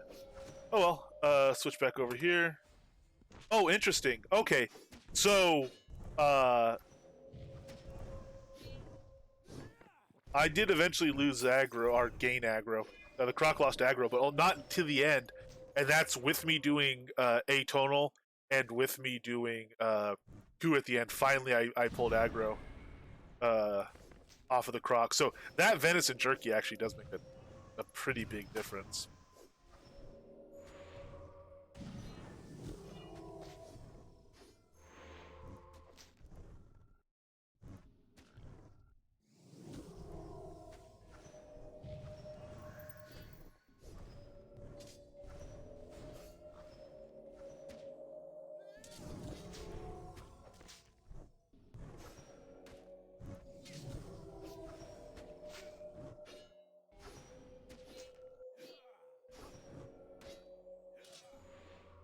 That, I guess, everything. Oh, he's good. That means Pig, or Croc, you can go start on that guy. And I will be with you in a moment. Oh, hey, go start on this guy.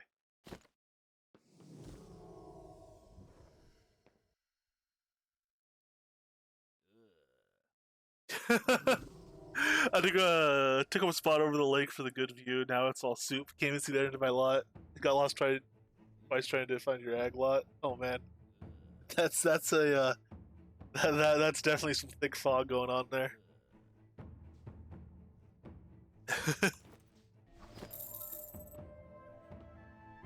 This is when you can't see your hands. That's when you really need auto attack.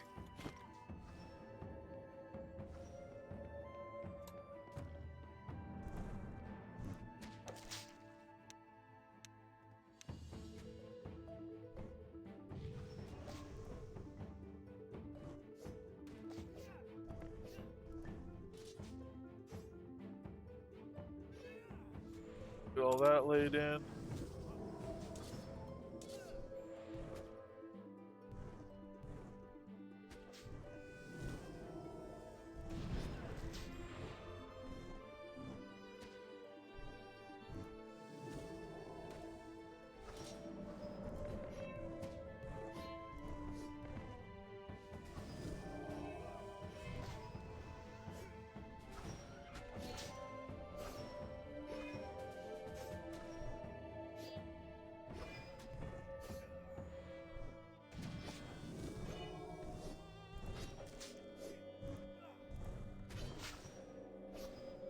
Alright.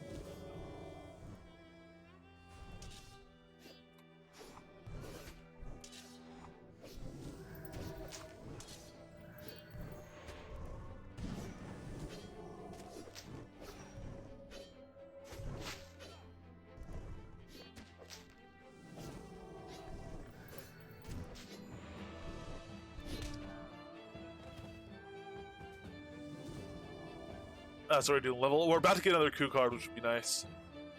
Focus on it's fine, still real low level. So we're at 12 focus. It's going up, but well, I don't remember what it ends at for the first card. And we get this to have that same focus cost each time because it's on a dynamic deck. Is there a little one? Okay. If so, what we're gonna do is actually just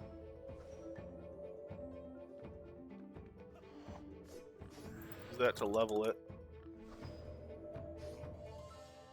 and now I can put the other card in. So let's go ahead and do that.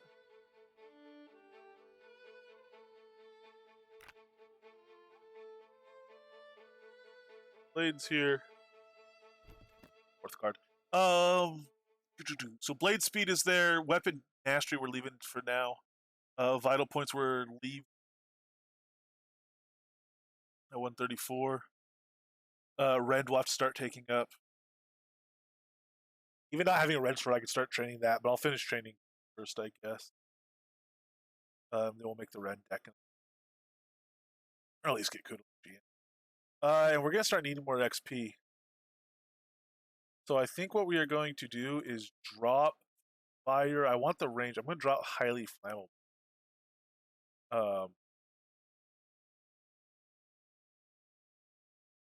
So let's go ahead and put our learning scrolls.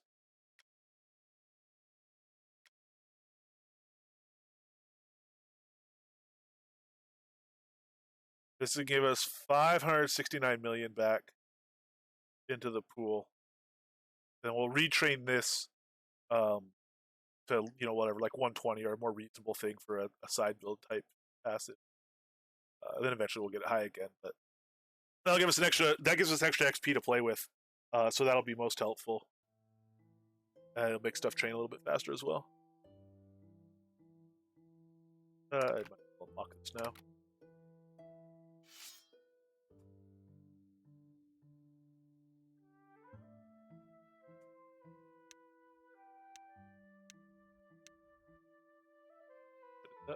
All right, restack.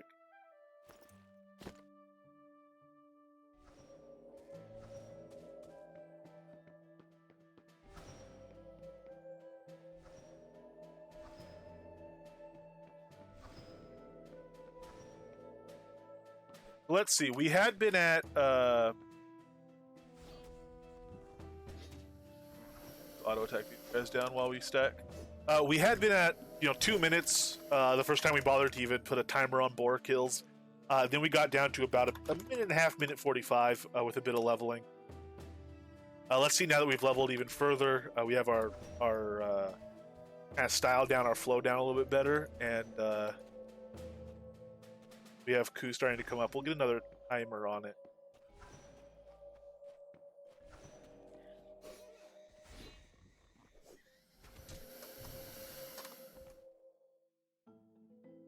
Let's see roughly how we're.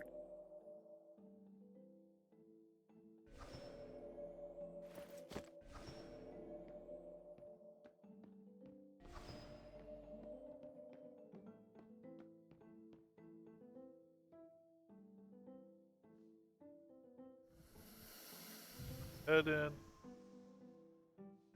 Start the timer.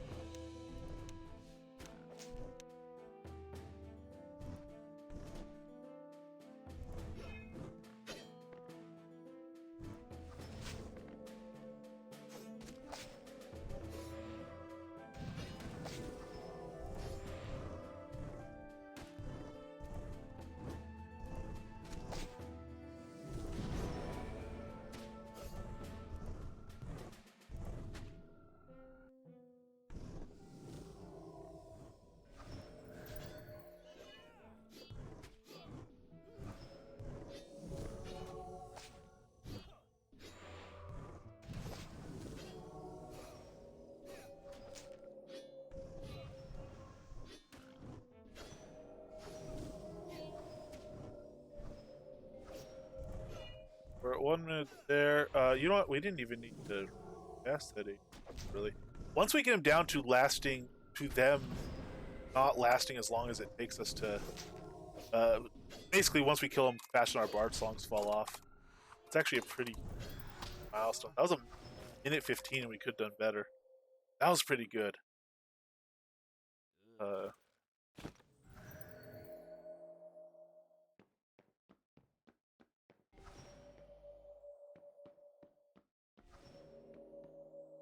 This guy here.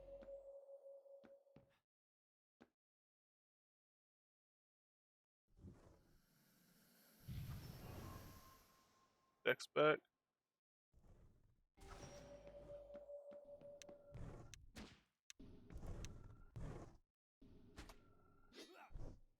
Oh no! Ah. Well, all right. Well, we started it late.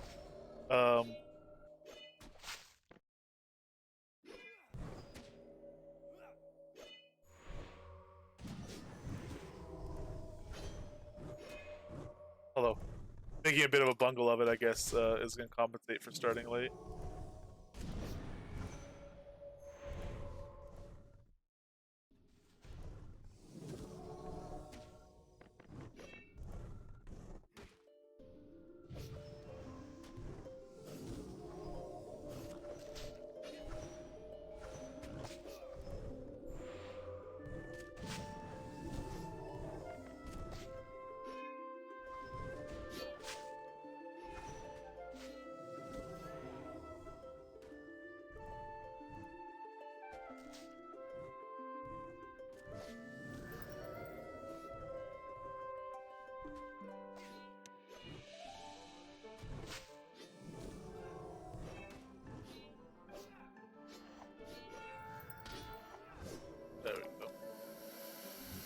a minute 10, but who really knows?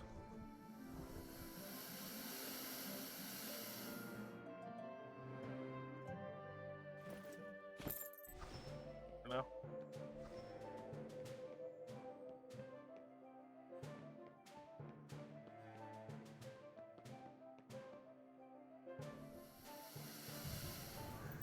There.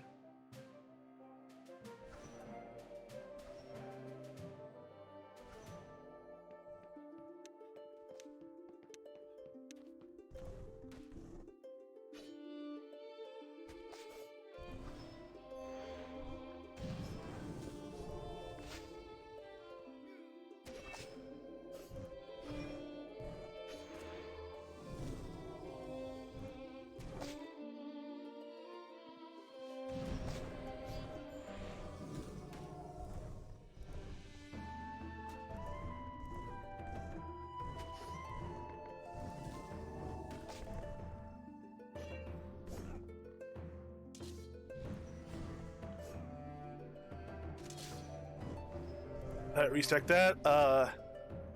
And now I guess I really am just kind of waiting for. I'm gonna do one more of these, I guess. Not sure entirely how. I'm not. Anthem of Alacrity doesn't seem to last super long. But now I could mostly just switch back. A tonal shouldn't fall off.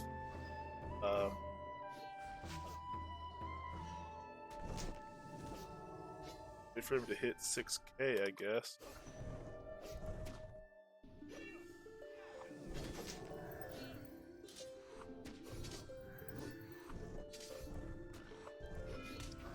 There we go. And minute 25 on that one. So we're good. We're in the minute, minute 15, minute 30 range. It looks like on him now. Not have to worry about getting it much more precise than that.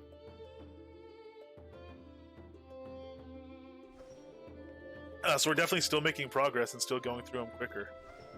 Keep working on that. Again, I do like to get to like a 30-second range on destroyers in general, particularly like Polar Destroyer. That's a very difficult goal to hit. A lot of builds just can't do that, I don't think, and I don't think we'll do that. But we might. We'll see. Rend is going to help. It's just it takes a while to lay all this stuff in. So even if it's good, I might be able to get to the DPS to do that. I might be able to get even higher, actually. But it might take such a long ramp up that you only achieve that on high health targets.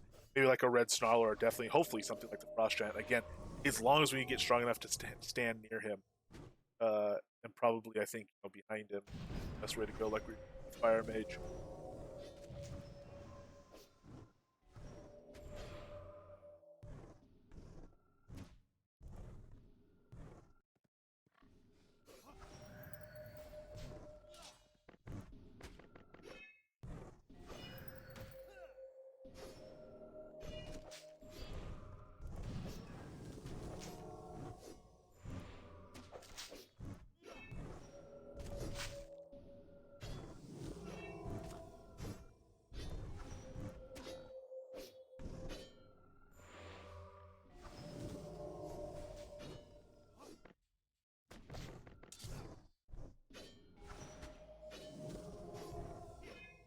Yeah, I have been taking some focus potions, on occasion when needed, like in the heavy healing stuff.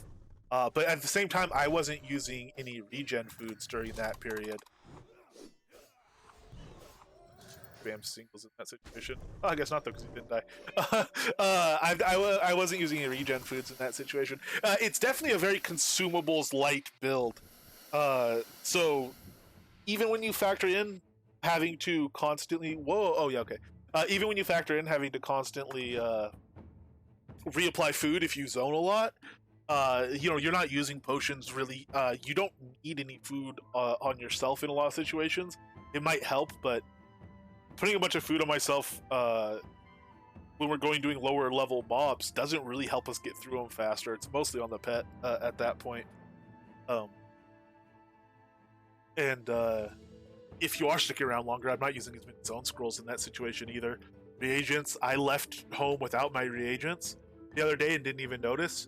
Granted, I left home without my reagents the day after that and did notice because I had to do a pet res and I didn't have Mandrake. But That's the only time we're using a reagent is when we have to do a res. So Strength of Earth, once we're not even applying Strength of Earth right now. Just being kind of lazy about it. Once we do start applying that, that doesn't use regs either. So it is, as far as consumables go, it's a very cheap build to run.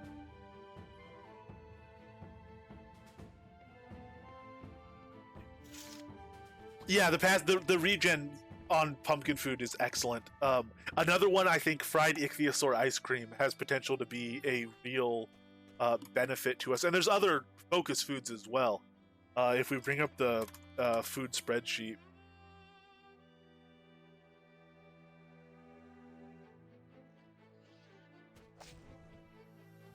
there's the fried ichthyosaur is the 300 focus one. The 200 focus one is hemlock and ham.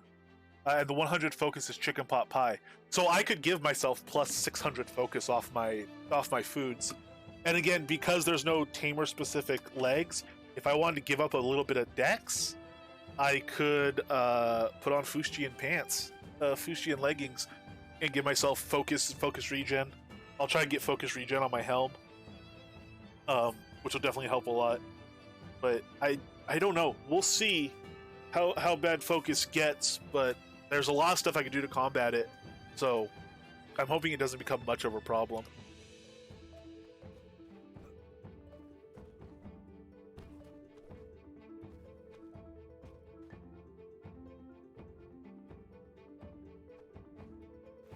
So how we? Oh my!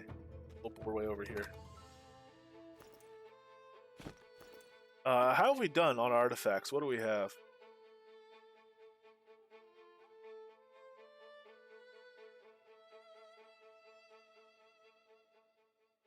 I did incidentally. I did some pop-ins. You can you get a lot of these meticulous forester things really quickly.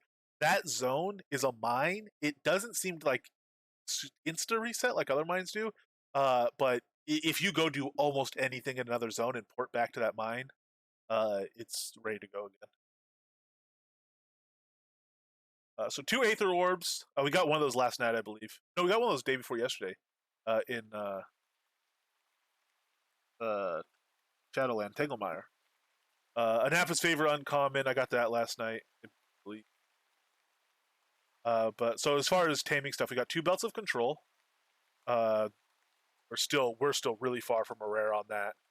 Energetic Tamer. We're coming up on those. We already have a good one of those.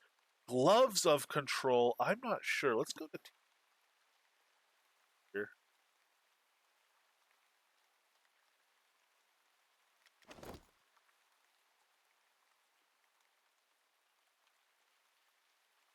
So we have another uncommon Belt of Control. We could try to work it twice, and wear a worked uncommon. I don't want to waste a lot of ingots on stuff though, because I think I am going to try to get to a rare. Boots. We're almost halfway to another legendary, which would get us to an epic. These we are getting close on. So these Gloves of Control, we have uncommons we're wearing. We have 2 more uncommons and 3 commons. If we get 1 more common pair of Gloves of Control, we get to upgrade that to a rare. That's the Taming Attack Precision upgrade will be nice, but the Taming Spec upgrade as well is going to be quite nice. So that's really cool. We're really close on those. Ringmaster Vests as well. We have another uncommon's worth. So here's the question: do we push for the rare, or do we start salvaging an uncommon and go for the gems? The gems are going to give us a lot more. They don't give us the tame creature strength. So that'll be 2.5 tame creature strength we won't get. We get 1 tame level bonus. We get 9 tame level bonus, or 10 tame level bonuses, so 9 more if we get a gem and socket it. And the musical fortitude, that duration I do think is important. If we're fighting stuff in that duration, is the difference between the Bard Song falling off before it dies and after it dies. That's a big deal, but it's such a it's not a big change. I think we're gonna combine the Ringmaster Vests to uncommon, and we're gonna go for a jewel. There's the gem. There's just too much to be gained by getting those into our primary weapon. Yeah, they are. Honestly, they're not. What I don't know what people charge for them now. I was selling them for the same price as the vests. That's what they used to go for, but vests have gotten really cheap now, so maybe it's not anymore. I was always surprised they were as cheap as anything else. I always thought they should be more than they cost. They used to be more powerful too. They used to be a lot more powerful. Um, I always thought they should. They are in my mind the most powerful taming artifact that there is. And I could be wrong on that. Well, we'll be evaluating that more as we go on. But I've always thought they were super powerful, and I was a little bit surprised that they weren't more popular, even if they were. Let's go. So let's go salvage. We'll combine these and salvage. We'll see if we get that gem, and if we do, it's exciting. But we can't do anything until we get. Actually, I shouldn't say that. If we get one gem now, we could do two single-handed swords instead of a double-hander, and that would let us get one tamed gem in earlier, and it would also let us go to sword and shield in situations where we want to bolster balance so we're not getting knocked down, like maybe in Well of Alder. Decisions. Let's see if we can gem. If I dismiss my... Hey, nice. I can dismiss while importing. Doesn't work. I didn't think it would, but I was about to do it and I realized I don't actually know if that's working. Oh, turns out it does.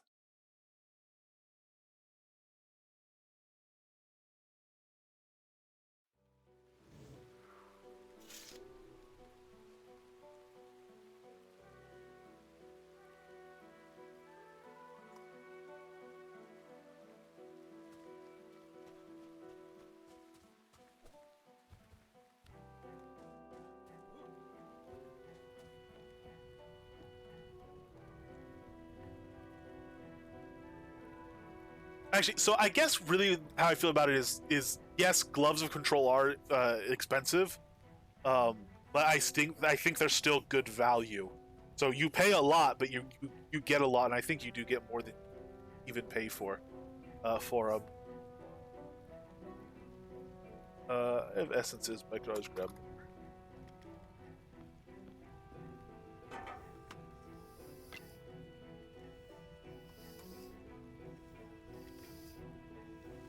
Ringmaster vest. All right. Speaking of essences, we're about to go get an essence out of this vest. Maybe we'll get more than an essence. Ooh, how long do we have on our day? A day and 2 hours. We might want to pop over to land. We can wait. We don't have to pop over to Lost Vale.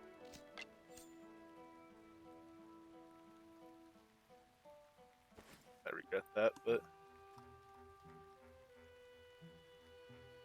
all right, salvage. Hey, Ringmaster gem. Okay, so when we make more meteoric iron ingots, we'll have a decision to make. It might depend on what gets made first: meteoric ingots or another uncommon Ringmaster vest. We'll see how many more I can pull out before I do my refining.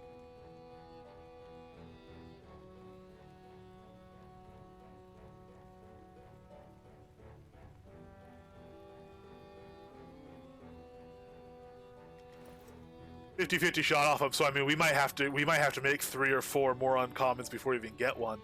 I mean we might have to make 5 or 6, but that would be very unfortunate luck. But could well happen.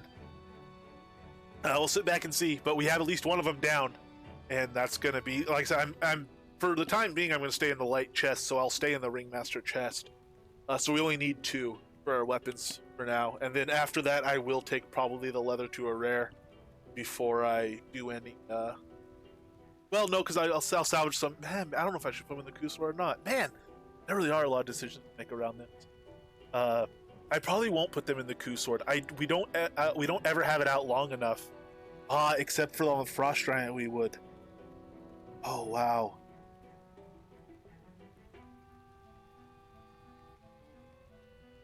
Okay, it's going to take long enough to get the extra gems for the Kusword that I might as well put something else in that current one for the time being. By the time we get around to putting them into a Kusword for like the Frost Giant, we will also use the resources to make like a perfect coup sword, which means one that instead of the double dex has double strength on it. Because that would do more of a service, I think, for me. Having major strength, regular strength instead of major dex, regular dex. And then we'll put those better gems into a better sword. All right, that's my go-ahead plan. Completely subject to change, obviously, but that I think might be the way to go about it, or at least if things go, how we think. Another thing is with the frost giant, if we're having to fight from very far away, like using a bow instead of a sword, then obviously I can think about putting them in a bow, but I won't. I'm not going to pre-socket him. I'm not going to put him into a sword right off the bat and end up not even hardly using it. So we'll make that decision. We'll finalize that decision after we fought the giant. All right. Other stuff I can just salvage, I think, here. Artifacts. I'll keep the orbs for deco and shrines.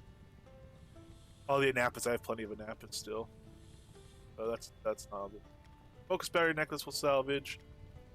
Forester stuff I will salvage. Ooh, these I'll keep for Warlock chain.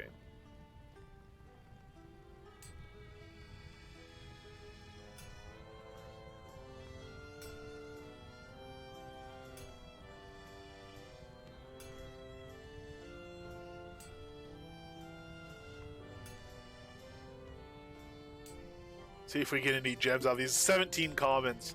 And it's a 10% chance for each one to drop a jewel in this case. If we get any.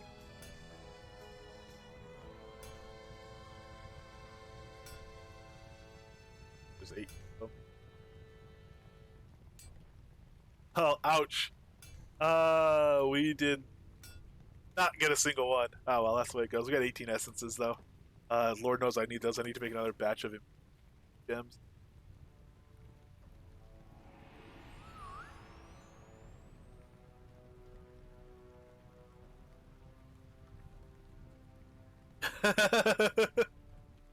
Stay in Taming for another week. Yeah, I'll be in Taming for a while. I will, like I said, we're doing strict adherence to the conditions of your respec and the spirit of your respec for at least 2 weeks. That's like the minimum guarantee for one of these things. It's 2 weeks. So we're definitely doing that. But then after that, like I do with everything else, I'll start kind of deviating from the most strict of the rules. But it will be stuff like, let's see how much supplemental DPS I can add, or maybe, my fire passives might be retrained to a, not their high level they were at, but like to a moderate level, like 120 or something. So let's try mixing that in. Or, let's see what happens when we drop Bard spec and take Blade spec instead, and how that influences the giant fight and stuff like, whatever. It'll be that kind of stuff. But I'll still be, while I have the taming stuff and while I'm in the taming frame of mind and while I have that momentum, we'll definitely keep doing taming adjacent stuff for quite a while, I should think. Hey, first solo kill for Razorback, Xanderwild, nice. That one definitely you had coming, man. Congratulations, yeah. You got so close yesterday, multiple times.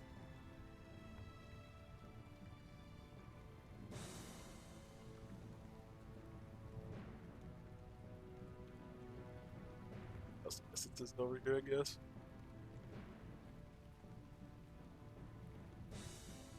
Oh boy, oh boy.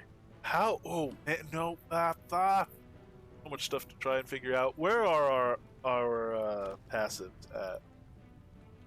124 on pet attack precision.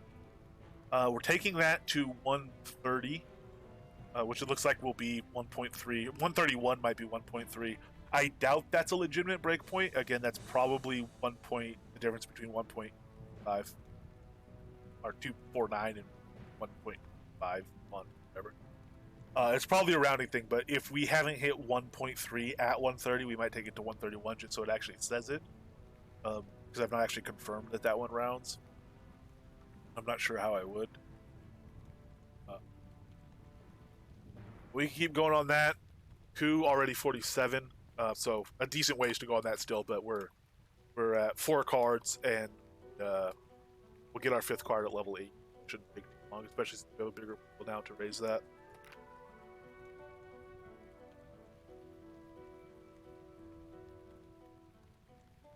I wonder how that does against something big, something that takes a longer fight, something longer than a minute. Maybe we should go back and try. Maybe we should try an ancient dragon. Ooh, what should we try? Well, I'm going to think about what to try while I get a water. I will be back in just a minute, and we will go and we will keep on keeping on and see what we can get done. After this hits 130, where is it? After this hits 130, we will move on to Tame Creature Strength. Nice. Oh, or Move Speed would be nice. Lost Cause on the Crocodile. We'll go to Tame Creature Strength. Sweet. All right, I will be back in just 1 minute.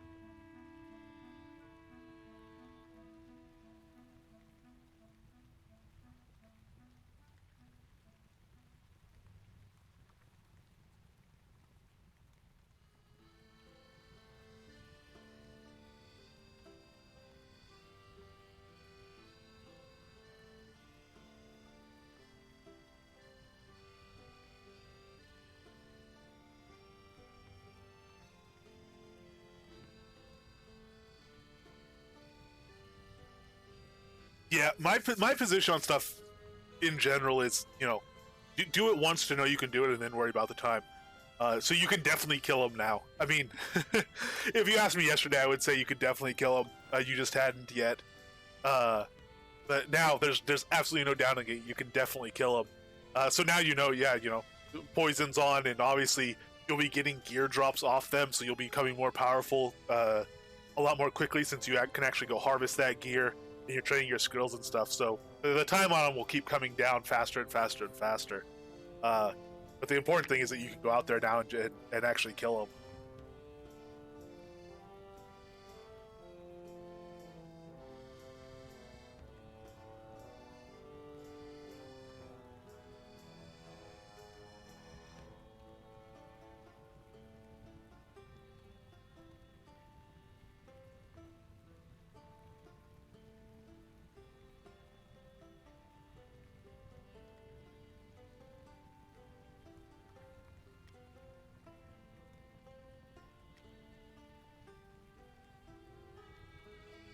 All right, we're going to West Docks, and we're going to see about Brigand real quick.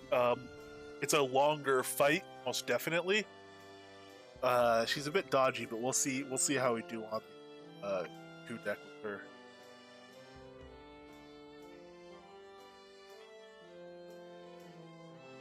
The thing is, I think she will last more than 10 seconds after I coup, which means I'll start having stuff come off cooldown, so I'll probably get sets.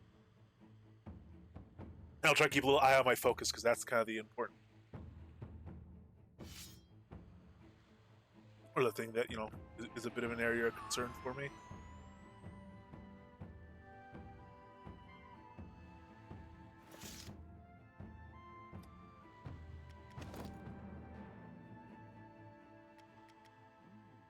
On, just have it on.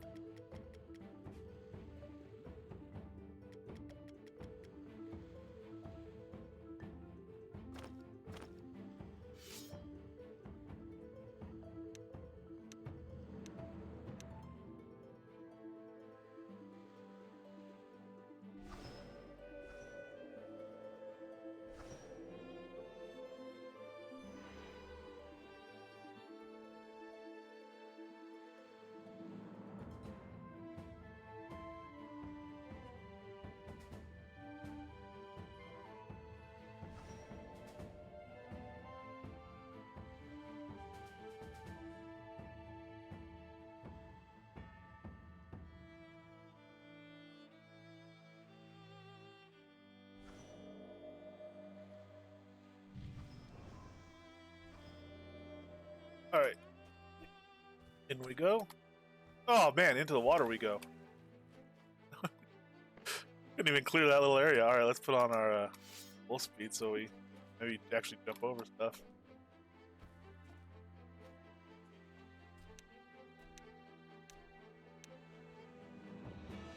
All right, well, I might as well have him go in, and even if I'm not stacked up, have him start.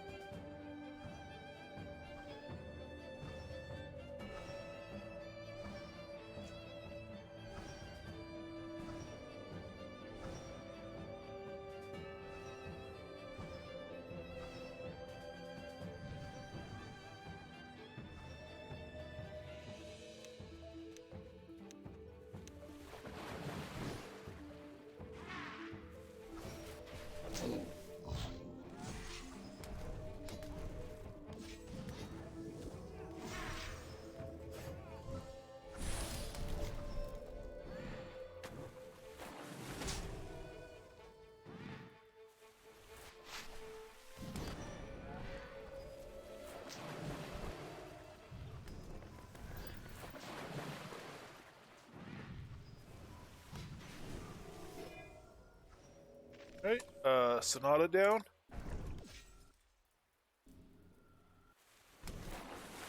She's got 44,000 health, so at about 8,800 we can start with our coup.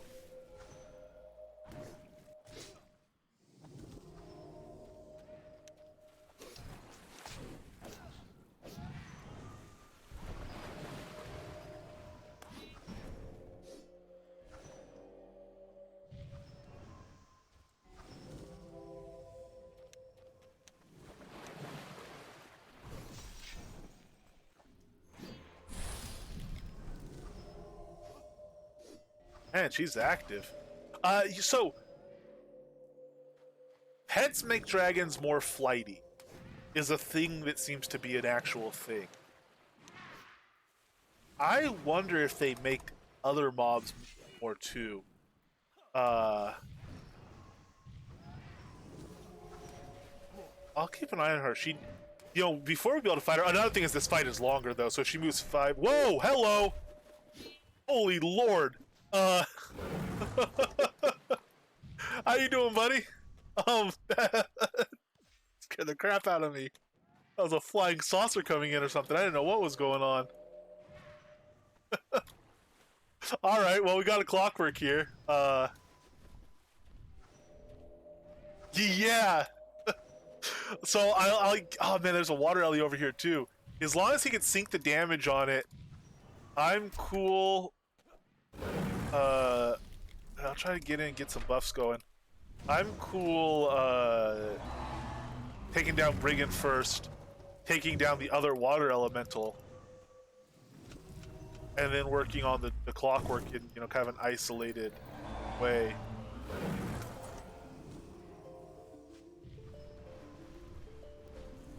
like to get back over there with a tonal and savage and whatnot.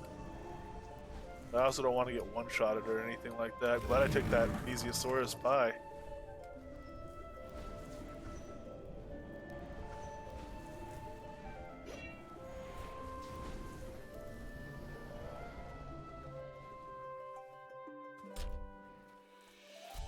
Three boss fight. Oh no no no no no no no no no no. Oh, Croc's down. That's why I didn't have time to get that off. Yeah. Let's see if I can get him up. Let me.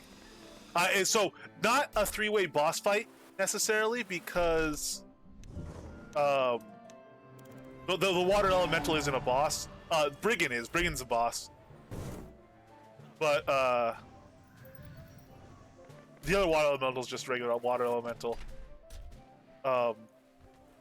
I think Black and Clockwork qualifies as a boss probably. But now there's a few elementals over here. We've gotten everything dragged in. Alright.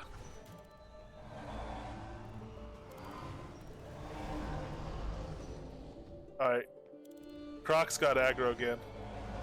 Clockwork doesn't know what to do with himself. Croc, no, come fight, no, come fight Brigand. She's half dead. No, where are you going, Crocodile? Don't go over there. Come over here or something.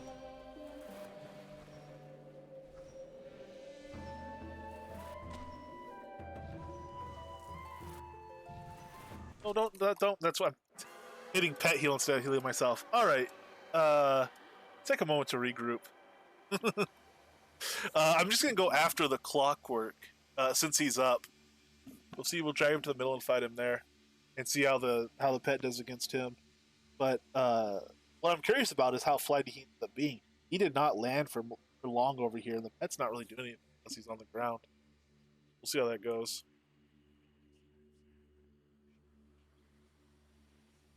Hey, Pumpka Frager? Oh, I'm sorry. Please let me know how to pronounce your name if I'm pronouncing it wrong. But hello and welcome. And yes, that was a bit of a disastrous whatnot there. Oh, dead kobolds, though. Hey, Ring of the Sun off him. There's a nice artifact. 3B artifact. Alright, Croc up. Go fight him. Yeah, for sure. I should have been watching him more closely to cancel that atonal. He died in the time I was, trying to get atonal going.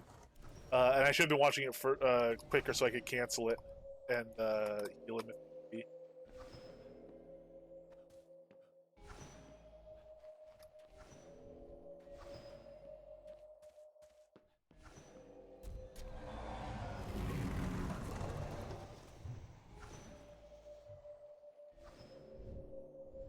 It will murder. It'll fight everything. Except maybe not the clockwork creatures, but I think even the clockwork creatures, yeah, the monkey's fighting right now. Yeah, the clockwork is not set as whatever, same clan or whatever as anything else. He fights everything.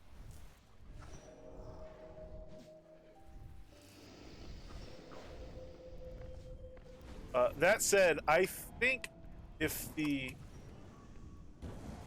clockwork is aggro to the rock,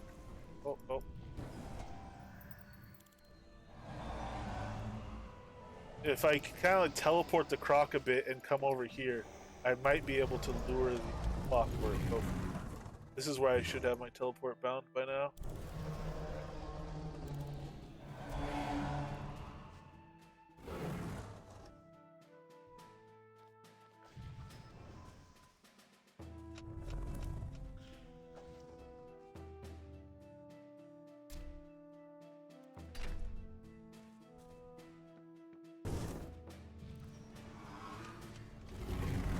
Worrying about the alleys like a scene from Godzilla or something.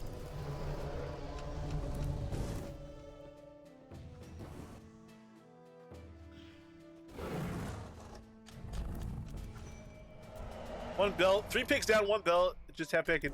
Yeah, for sure. And it's not like you're going slow if you've already got 3 down. Yeah, that's what I was saying. And I mean, Dr. H has been on my case for a couple of days now. When are you going to bind those keys? I do. I'm not sure where I want to bind them yet is the problem. I I'm trying to figure out what I use when, and like so teleport is what I want to be able to do in combat. So I have number 4 spellbinders right here, bound to a mouse key. I might bind teleport to that key instead, because I've not actually been using the number 4 mouse bind that much in my tamer build.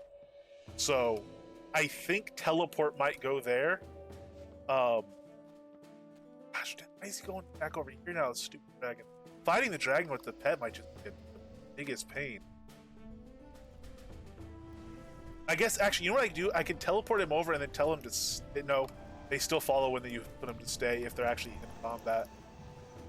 I guess we just got to kind of fight him where the dragon wants to. Or I guess when the dragon flies, we can just keep spamming teleport and hold him back over there. The dragon will eventually come back to him. Let's see how he does fighting the dragon here. Got a lot of stuff in the way, which isn't good. But I guess some of it might fight the dragon and not the pet. I'll fight the pet. Alright, let's post up here and see what happens. It might be slow, but anyway, and I'm also thinking some of it I might want to have bound in 2 places, so I could use it with my left or my right hand, depending on the situation. Oh, lost line of sight.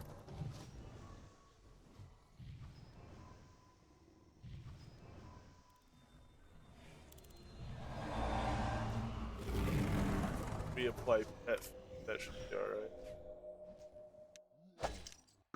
Oh yeah, of course you're attacking me now.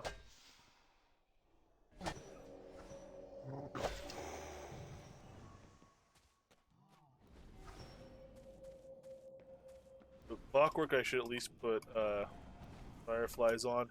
And since he's not in my atonal, I will put a full stack of fireflies on. Get him as close to negative 100% as we can on that crit modifier. Out of range.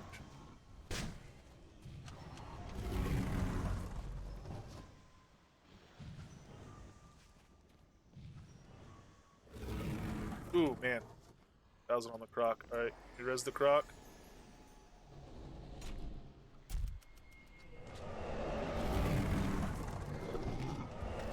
Got Ferocious next to us there. Alright, croc is up. We know the dragon will fight over here. Dragon's aggroed back to the croc by the looks of it. Or no, he's on the Ferocious. Croc I don't want on a... I don't want the croc on aggressive. I want him to only attack the dragon.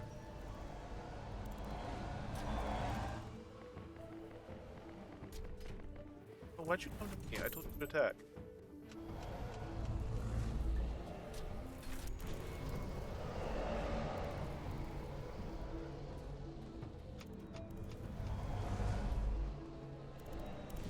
There's an air alley there. Where's the croc?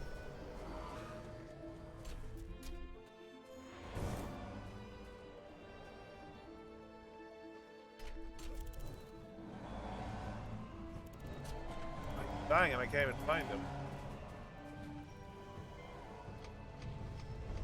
Be over there, Concord. Alright,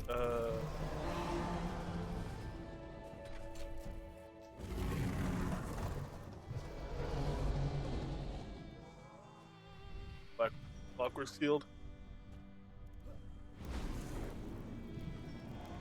It seems. Yeah, there I go. It seems. Ooh. Lock, attack, precision, and we can unlock. I guess pet. Right. It seems under like 17,500. Whatever. No, whatever quarter of their health is. The chance doesn't increase apparently. So that'd be about 7,500. What am I thinking? On them. But I was really surprised. The Snarler, we were at 1% chance to tame, and then we started leveling tame creature, and we were getting another % chance to tame almost every level on tame creature. So once you hit 1%, you're actually, you know, you're not you know you're at 0 basically. You're at 1, but you've crossed that 0 line, so that you will be able to pretty rapidly raise it after that. I should think.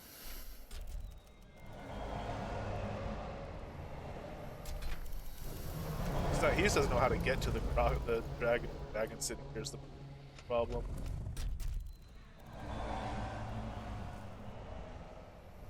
So, as long as this dragon is fighting this air elemental, I don't think we're going to be able to fight him. Croc just can't get over there.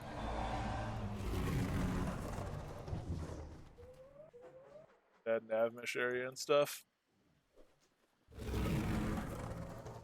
Well, so what to do? I guess help take out this air elemental somehow. Hey, the Croc found him. Water element.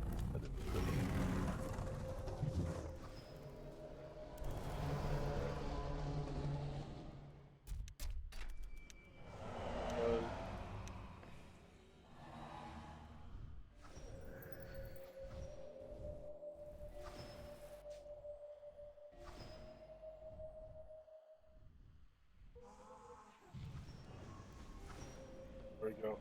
I'll try to keep him in this area. Oh no, that's an area. I'll try to keep him in this area best I can. I mean, we'll see in practice if I can, but even if Brigand's knocking on him and stuff.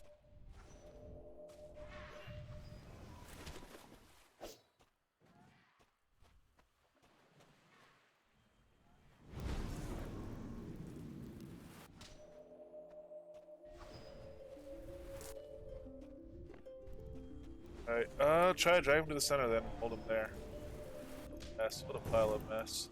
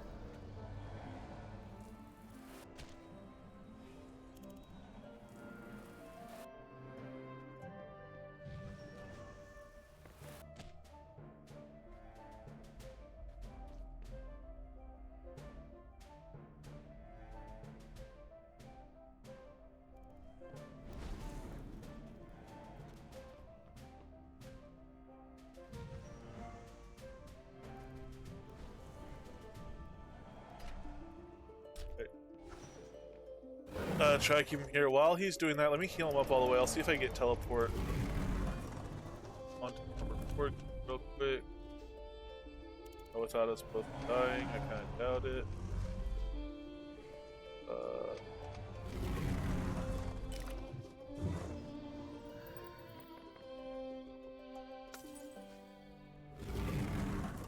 Hit teleport. Oh, where is it?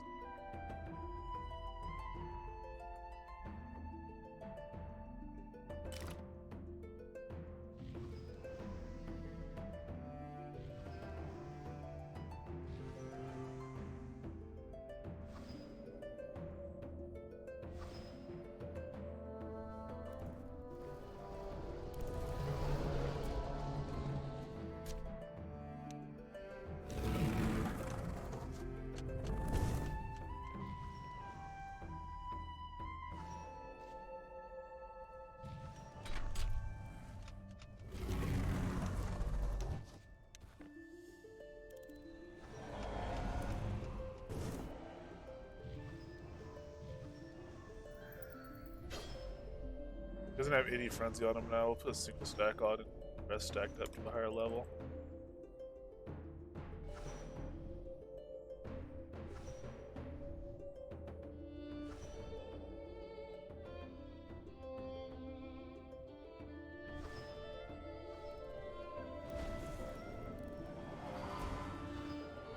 Six stack frenzy. We'll do, just because it goes off so quick, we'll try to get over here with some alacrity.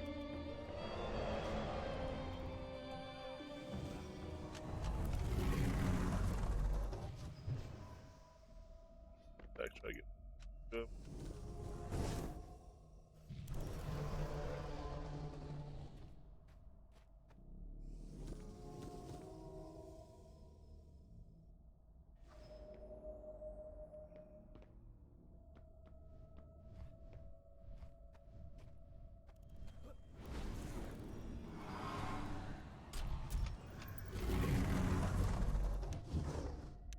Fireflies are. What's our 5-stack Fireflies do to him?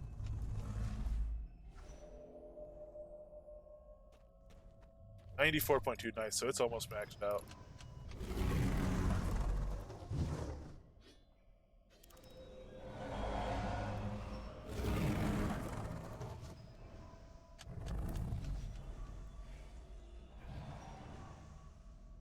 Fun.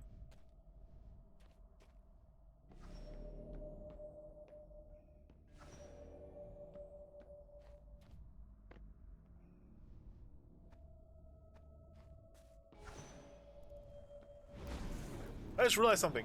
If the dragon lets off a fireball onto your pet, and you teleport him right as he does it, right after he does it, the pet will teleport, just completely away from the fireball. You never have to get hit by fireball damage with the pet. That's kind of cheap. Does that work in practice? I'm assuming it does. It works, move as a player. Maybe I did it too soon there. Maybe it doesn't work in practice if it tracks.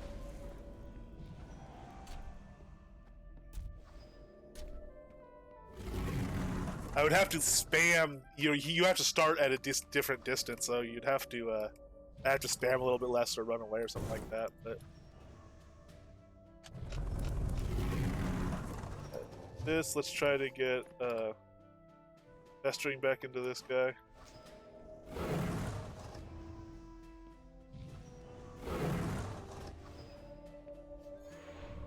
Black and going.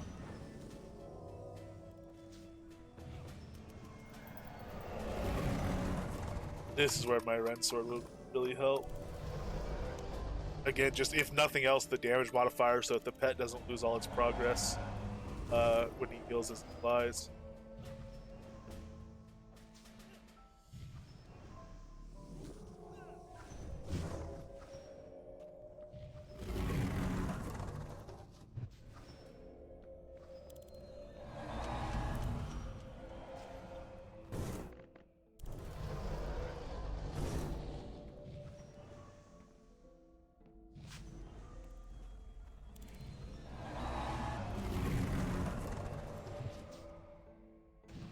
Get off an atonal.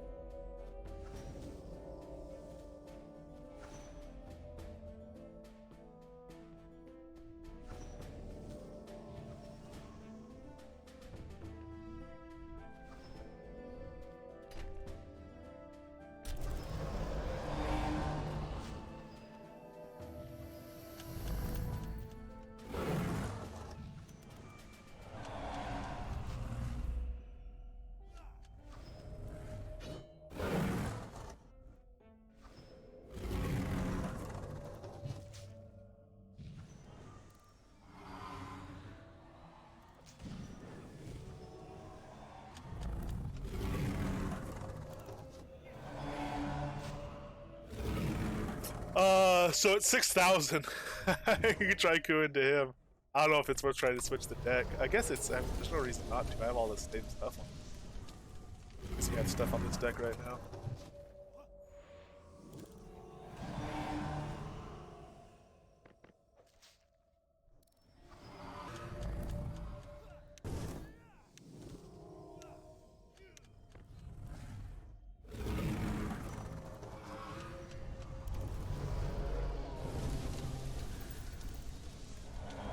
Heal, and we'll do another 8-ton wise up because we can teleport even though we're singing, of course. So that's what we should have been done. Every time he went up before, we should have been letting off a tonal, and even Savage, Sonata, and just let it, you know, it'll follow us back over to the pet. There, I'm gonna break Savage Sonata, heal, run back in with my tonal, refresh Frenzy, get up. All right, we're starting to get rhythm down. Get rhythm.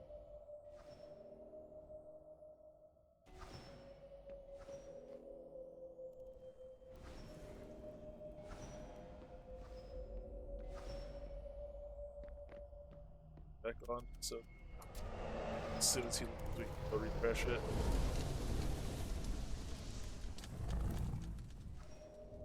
We got it in. Nice.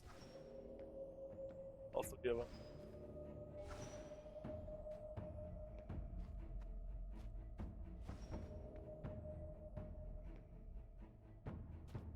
Echo, buddy. Yeah, it's the air. Oh, fly over the stuff. Don't try to walk through it. Come on, you do it.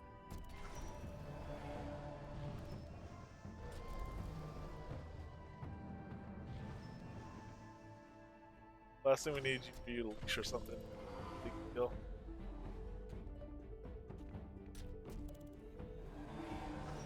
I'm not sure he's gonna figure it out. Alright, come over here.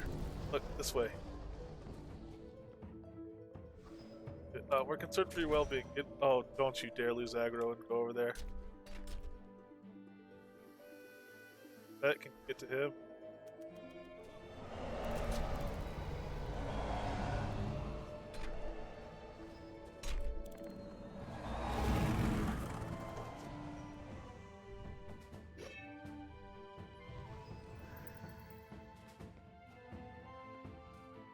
Yeah, you good?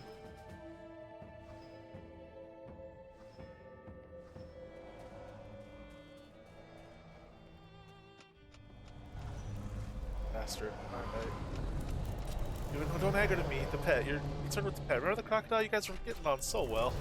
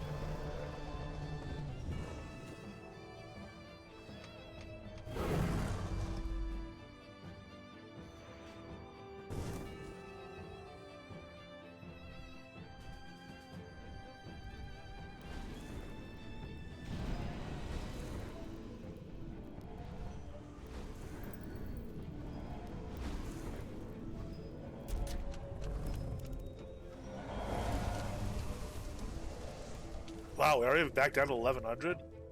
Lord, he stays on the ground, man. This croc just chomps through him.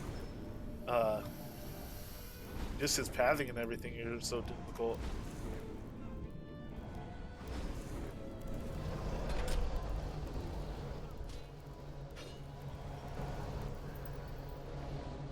Keep home. Pet healed. Get all of this. Running. That's up. He's in good range. I'm gonna switch to my jet. Away from again. We get some catch on eventually.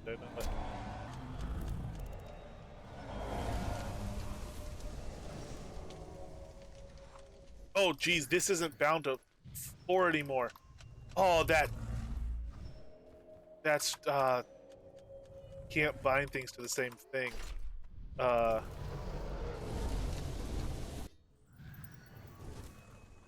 course, that doesn't work at all. All right, so he's down. Very nice. Hey, Thimble of Evelyn. At least we got an artifact off of it. No head. Still on the lookout for that one. Good pile of ore and stuff, though. Sweet. Yeah. Okay. So I can't have this. If I bind, I could bind it to that mouse button, obviously. But the way I did it was just by binding it to that mouse button, and that mouse button is my number 4. So what I need to do is actually change what that mouse button is. and then put my deck back to number 4. We made a bit of a mess there. All right. So that was kind of sloppy, but we did it. Again, the pet once the dragon's on the ground and there, the pet just chomps through him. I'm gonna go take him to Cruel and see how quickly he chomps through that guy, and I should be able to stay far enough away that I'm just not affected. I could run in and put buffs on him, but I wonder how he chomps through without him. Alacrity's gonna help him a lot. Atonal would help a lot. If I could survive at least, well, I don't know. We'll see. I'll see what I can do long distance on him. But in the meantime, let me go to my key bindings. Rock might die here. We'll see. Instead of this being 4, I need my hot bar number 4 to be.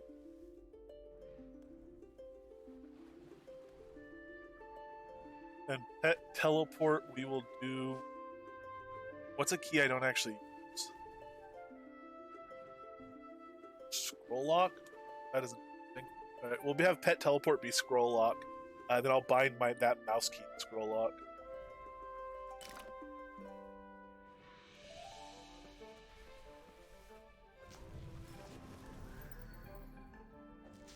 Yes, he is. Well, he's under attack and he's attacking, so it's going both ways.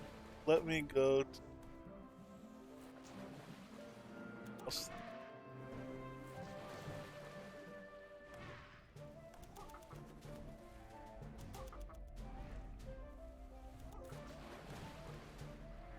There we go.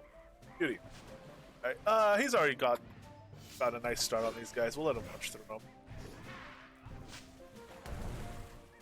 Some training.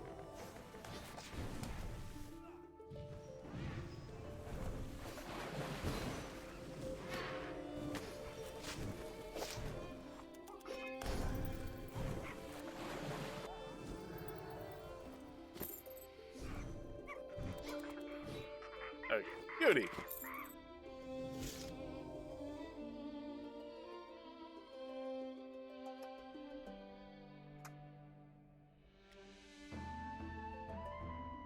Cruel. Alright, so Black and Clockwork's down. Shame you can't tame that thing. But that's no worries. We'll see about the silver. I mean, with a heal range of 50, I know that Chain Lightning can't jump distance. I don't even think it can jump 25 and then 25. I mean, if you have 3 people, you can make it stretch that long. I'm not entirely sure. Get up there and take a look.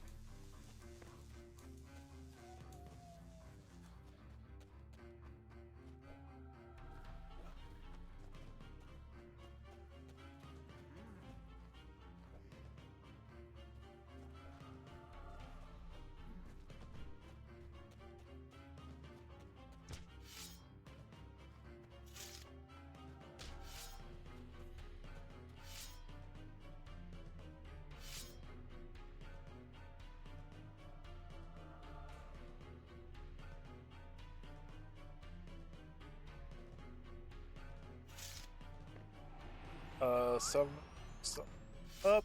We will put food on him. Whichever ones we have. Fishing nibblers, rat, pate, venison, jerky. Actually, venison jerky doesn't matter here at all. No sense putting that on. I mean, the Clockwork's not going to aggro them. It does with the big balls. Alright, I'll just send him in and let him get started. I have to actually kind of run up on that guy for him to spawn it. Oh no, okay, he just, for a moment I thought he was gonna act weird because the floor here is weird, but, what's up?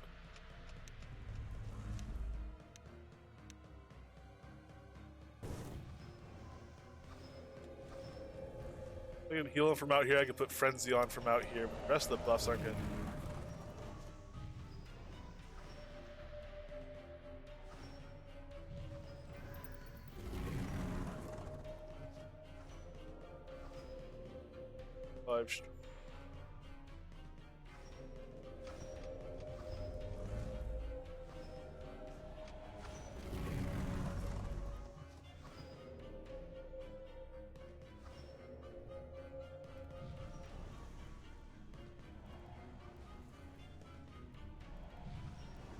Actually, when he's flying, he doesn't do chain lightning. He doesn't. Actually, I can hang over there for the first half of this fight and not really get in trouble. That's probably what I should do. The first half of this fight's almost go. Oh. Yeah, for a pet that doesn't have any like tonal, any savage, anything like that, uh, this is going surprisingly quickly. We have him on. This is only doing 30 DPS. That's not accurate. There's no, you can't put it that low at 30 DPS. I'm out of range of what's getting blocked. Yeah, because it's not even changing. So I'm just out of range for reading his damage. That's how far away you can stay from a pet and still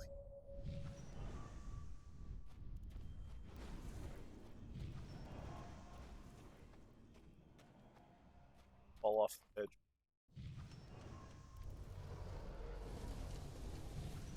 There's a hit him.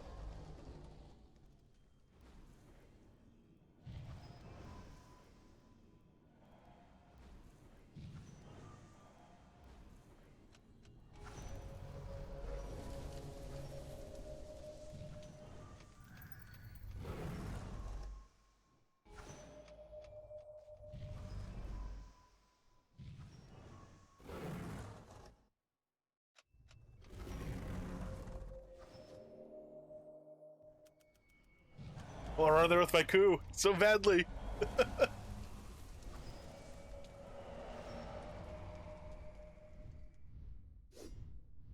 Oh, this is between you guys. Leave me out of it. Going over here.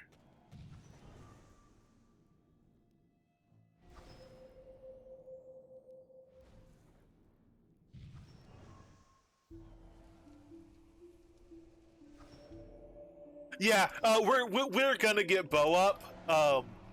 I didn't think about that. I could actually take the range passive pretty good too. There. 18 zinc, nice. Oh, we didn't get a pile of zinc off the blackwork, did we? Did Elgarion miss that black and clockwork with the zinc loot? I assume he's not omitting it from the black dragon for any reason. So either I didn't see it or it's not there as a guaranteed drop, which would be a little surprising. But this guy, the silver clockwork, has good loot. The black and clockwork has good loot, has better loot. It gives a bunch of ore and stuff, but it's not a consistent spawn, so you can't just sit there and farm it. So yeah, arrowing is something we definitely want to do, even if we don't need it for the frost giant. I decided to do primarily blades. I was trying to decide primarily arrow, primarily blades, or primarily staff. I decided primarily blades, so that's what we're focused on. Once we get Ku up and Rend up, we can start taking ranged up as well. Take ranged combat to 140 or at least 150. Eagle Eye range itself. Here's the thing: I don't know how far you can reasonably get arrows to travel, and how high you'd have to have your weapon range bonus for it. It'd be nice if we could get it close to the of a pet heal. I mean, it'd be ridiculous, but you know, we can see. And then I'll take draw strength up too. So, but we're gonna do that after Blades is up, and probably after Earth is up. We'll see. Maybe not, because you can train it passively. You can just let it keep going from auto attack and stuff. But I really need to start getting my Earth tree up too, so I can buff strength of Earth on this guy. And that would help festering death delivery, if nothing else, would be good there. That fight. Uh.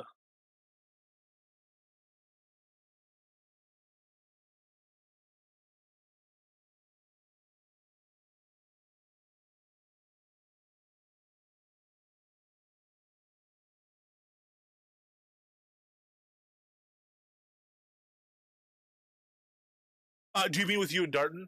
Uh, Solo versus duo?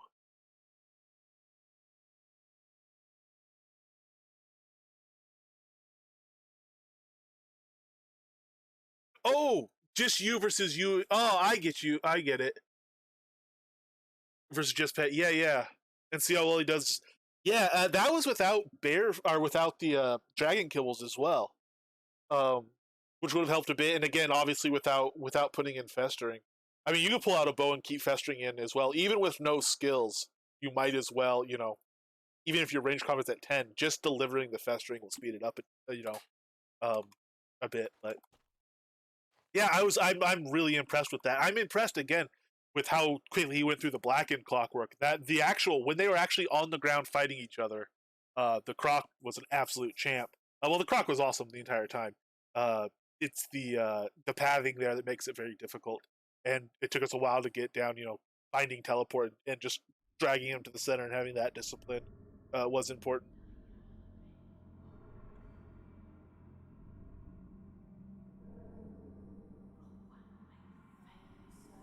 Yeah, I Rend does work on clockworks. I'm trying to remember if it has a reduced efficacy on them.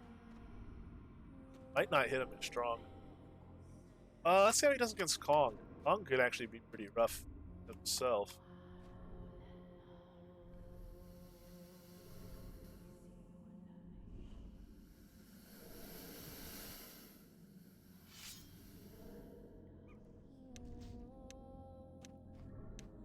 So I can't do coup to 3000, which means it's not worth switching decks, really. Let's see. He has AoEs and stuff that might still be really nasty for me standing here, but I'm going to try a stand here.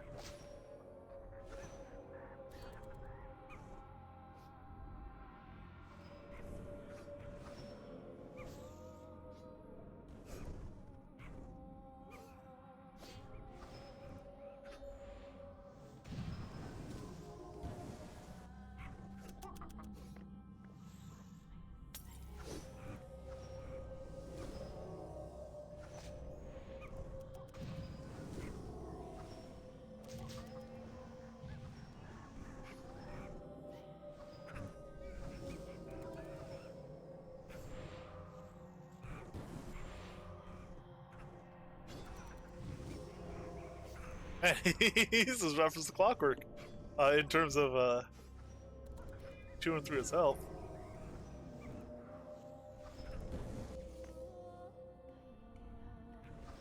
Yeah, my stuff off. Alright.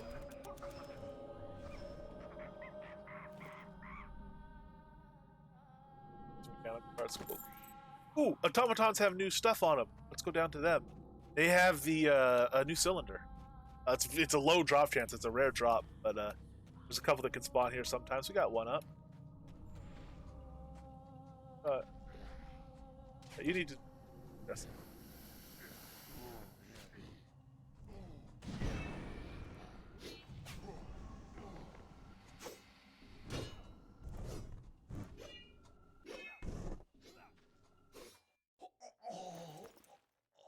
No luck. Oh, we got some parts again.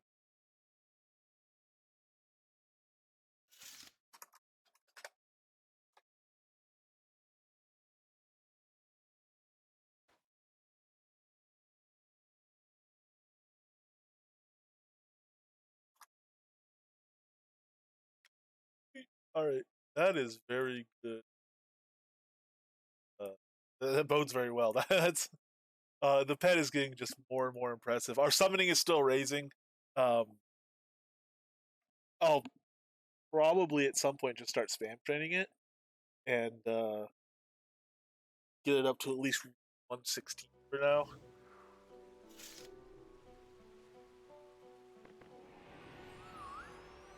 How quickly does it level?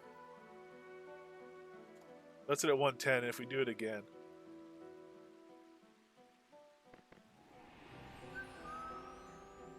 man, it's getting like 20% of a level every summon. So to finish it off, we only need to get it 16 more levels. So we'd have to hit it like 80 times, less than 100 times probably. Not bad at all. I can put on learning speed for that too if I'm just gonna sit there and do it and put on the an extra 100%. My spec is paused at 125 on Taming. Yeah. This is almost 130. And we'll stop that passive as well. We're getting there on the actual taming tree. We're starting to get to our final values with a lot of this stuff, or what we put in on the sheet. Frenzy, I don't think we are going to take Frenzy to 160. Might do like 155 ish. It's significantly cheaper to do it that way. It'll let us get another like 130 in there in the mix, and we're just we have so much more to do on our tree already, which is going to help both of us. I'm not even buffing myself for Strength of Earth yet. we really are running this still with a lot of stuff missing. Yeah, leveling refresh first is definitely the way to go on that, in my opinion. So you can spam train it. Although actually, it depends. Depending on how you're doing stuff. If you remember to cancel your pet, like anytime you're porting, and then just summon on the other end, just going around would get a decent amount of leveling on it that way. I would say no. Yes. Oh, that's a good question. The gear is still a big piece of it. If I were going to epic and getting very good masterworks and enchants on it, if I were really committed to like long-term full set, then the gear would be a bigger difference. It would be the biggest thing. As far as I'm gonna get gear, I'm shooting for like decently worked rares as an upper level for most of the pieces. The fact that they're all unworked is hurting me now. And like the fact I don't have tame creature gems is pretty big.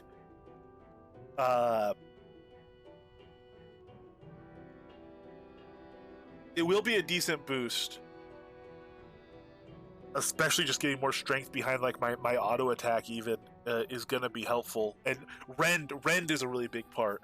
So if you count that as gear, it's half gear because I need to make a sword for it and stuff like that. But mostly that's skill. It's going to be coming from Blades Tree and Earth Tree. Hard to say. Gear is one of the really big parts. I don't know if it's necessarily bigger than the others, but it's up there with them, no doubt. And we'll see. Maybe as we start getting stronger gear pieces, we will decide it really was part.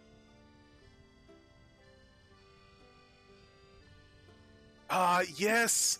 That might be a QA thing, hopefully, because I'm going to want to do stuff with Tamer spec for quite a while. So if QA's gets imaged, actually QA should be imaged pretty close to about time to do that.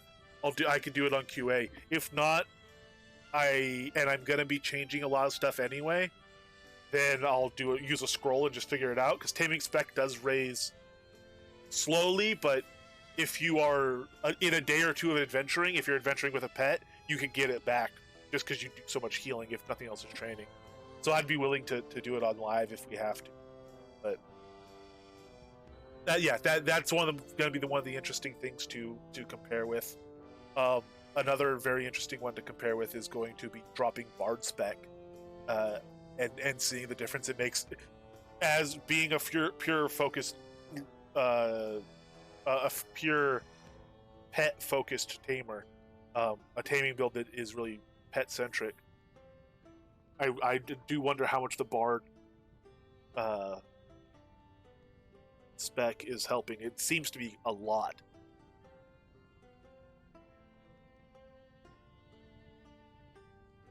Yeah, before I probably won't be dropping other taming skills because I'm not taking anything crazy high. If we do take Frenzy past 150, I'll probably drop it. Obviously the spec I will. Like these passives at 130, I will leave those. Tame Creature I probably won't leave. Because without spec, there's no reason to have it that high. And if I ever retrain spec, I can just train it. I'll probably drop Tame Creature. Pet Heal, we will see if we need to get higher. I would leave it at 141 otherwise. Yeah, a lot of this all end up leaking.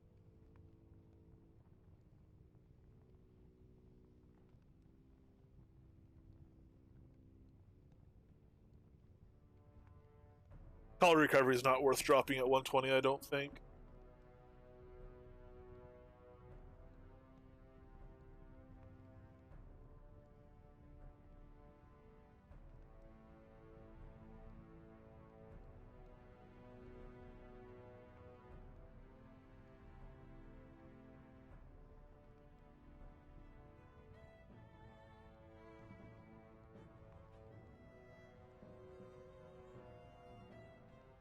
Yeah, it definitely is. An MMO mouse, I think, can help a lot. I don't have one. I kind of wish I had gotten one now. As much as I love the mouse I did get, I think an MMO mouse probably would have been worthwhile. but it's effective as a single stack. I would say, you don't have to charge it. You could either stack it dynamically or single stack it. Okay. The way I like to stack glyphs with it is literally having two slots that only have those two cards, and then you can just press both buttons together. So find two buttons that your thumb can hit at the same time and do it. That was kind of my strategy on it. I believe that's the way Trey stacks, and I think that might be the way Minmer stacks as well. But if both slots only take that card, it means it doesn't matter which order you hit them, which could be helpful. Or I have heard of people using foot pedals for this game to do various things. So you put like one on a foot pedal. That's something that's very much people probably either think, oh, that's very clever, or, oh, that's absolutely ridiculous. But I can see why people would, and I can see it working. If you want to get your feet involved with it. But we're gonna have to raise air, man. We got so much more XP to put into so many. I think hopefully we get that chain lightning skill. Is that on QA? Is chain or is the Uzi, what's it, the lightning storm spell on QA? No. Hey, nice. Grab another one. Oh, what a shame. We have to go tame another thing. Yeah, you gotta check out QA. Maybe tomorrow we'll get on QA. If so, it'll probably be at the start of stream for just a jump in and check stuff out, really rapid fire, and then we'll probably want to get back on and like stuff. Let's go grab another white juvenile to replace the one we sold. Massive that.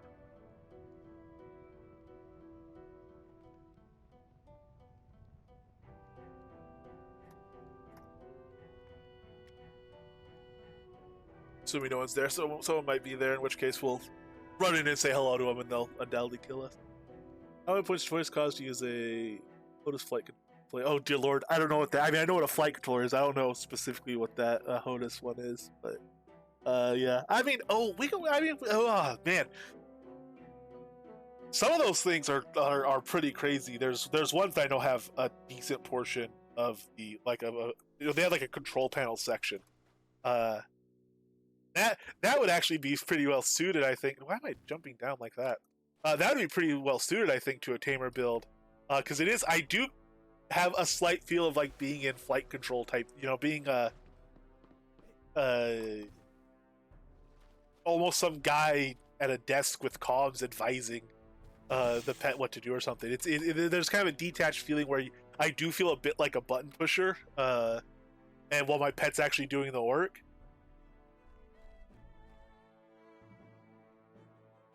So yeah, like you could do, you could map things to that. If it's literally just a throttle and a wheel, or a stick, that would be difficult. But maybe it wouldn't be though. The stick, if you could get the stick to subdivide, you could probably realistically, if you got used to it, depending on how sensitive it is, you probably realistically hit 16 points on a stick. You would definitely hit 8.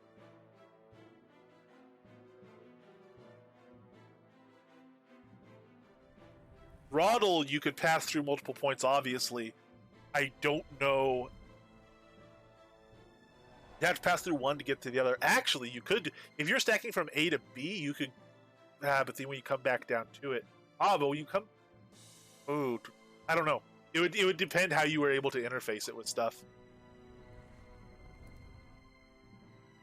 I think that stuff, to my knowledge, that sort of equipment, at least a lot of it, lets you customize the output fairly well because it wants to be cross-compatible stuff, and people tend to do a lot of custom stuff with that kind of stuff. I've seen people that have built like entire cockpits. Basically, they've built what is very close to an actual professional flight simulator. Insanely impressive, including ones who have made like hydraulic, things to roll and pitch their chairs and stuff.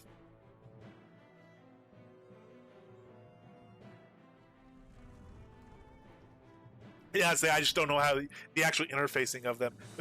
If I had to figure it out, I would definitely just get a VM for and do it and try to do it in Linux. I have no idea on Windows how you do that sort of stuff. I barely know how you do it on Linux. It'd just be easier for me to figure it out. I have some basic knowledge on how to use Linux systems. To quote a movie,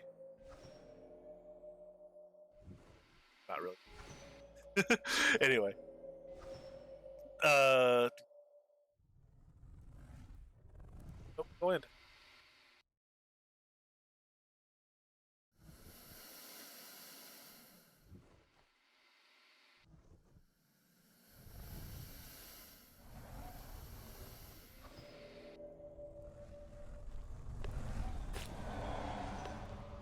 He has the oh gosh, what do you call that thing? Um,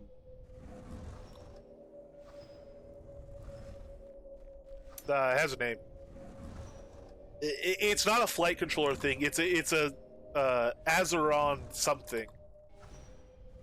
It's got a joystick and stuff on it, but it's like it's meant for general gaming rather than like specifically flight simulation. Pretty neat thing. And it's I don't know if you could build them. It's apparently largely 3D printed and assembled from like key switches you could buy and stuff. I don't know if there's an open source version or if it's open source and you can just make them yourself or what. But um, it seems like there's probably really fun. I've seen some cool projects in interface design stuff. People will do like wheels and stuff like that. Um, Probably work out something really neat for Soda. EDR dance mat, good lord. Yes, that would be a thing, wouldn't it? You think I'd die a lot now? Good lord, make me dance to keep my character alive. Oh, those Rezongs would get a lot of use.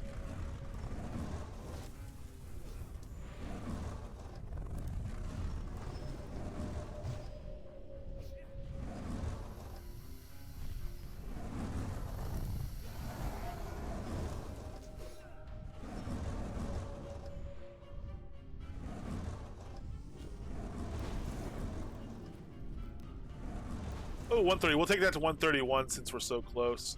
Oh, we were going to see about that anyway. Oh, no, we weren't. That was something else. Ooh, 141 on Sonata. We'll lock that too. We're finishing off a lot of stuff on the levels.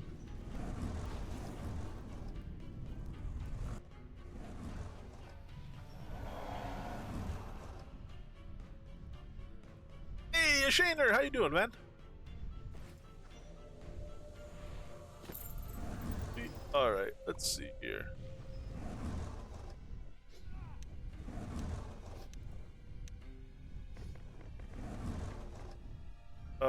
Let's see. I'm gonna start trying to train Taming. Oh, of course. I was thinking. Well, I don't know how much of a difference it was. It seemed like that dragon was taking a while. I did have a massive instead of a legendary crocodile, but I think they actually are pretty close in how effective they are. But now we have a juvenile white. Sweet.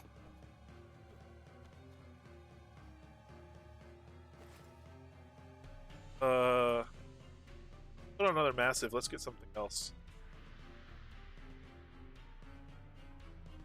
What? Let's go to obsidian. Optic.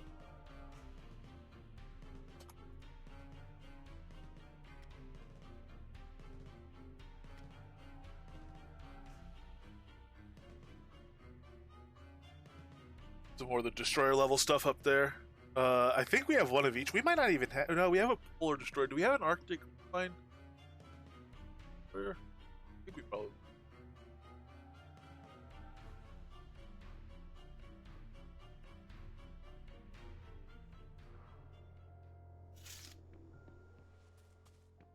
How are you doing today, Fine Shaner?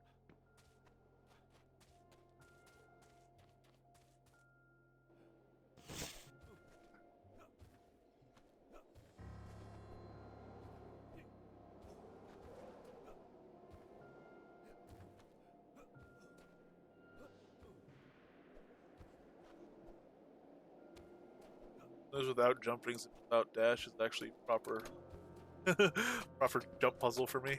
Right. There we go. Alright, we have one or two up there. Two, it's like.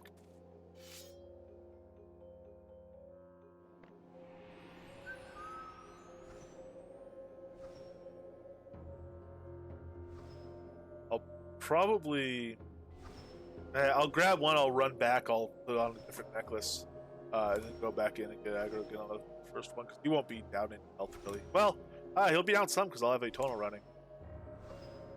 We'll see. We might try to switch necklace midway through. You know, once we get one game.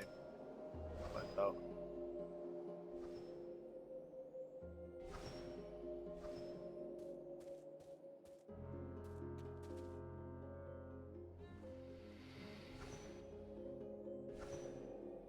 Indeed. We're getting the deluxe models. They come with flesh, organs, fur. There's some of the nicer skeletons that you can tame.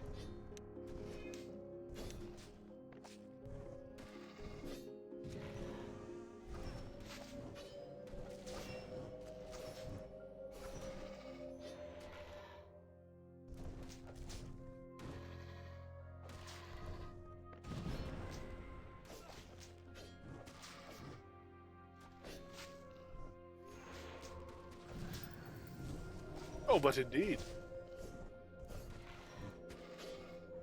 I'm not sure how high we're taking Fireflies right now. We might as well let it rip. We want that high anyway for other builds. It certainly doesn't hurt in this one, but it is redundant. I'm atonal running.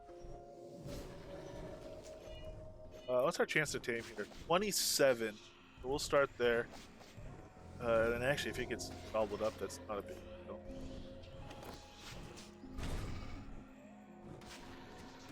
Just throw another neck on.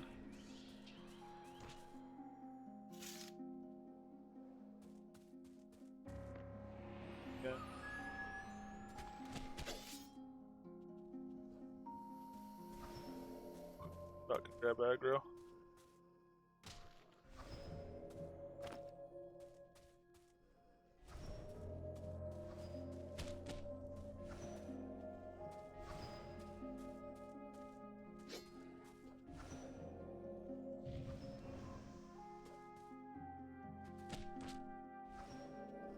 Maybe what I should do is stay here, let the croc get some extra bites in, just take that for a while.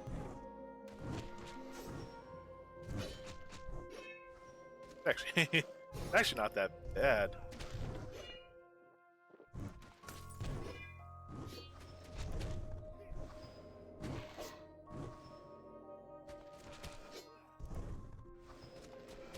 Yeah, the alligators are weird like that.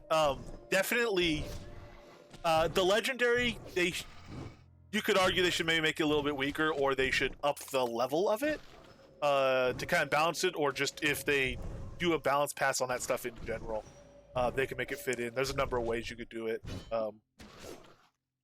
but we do already have larger crocs than the legendary, so you could just make, you know, Sobek spawnable, tameable, and have him be the level 89 or whatever if you wanted to.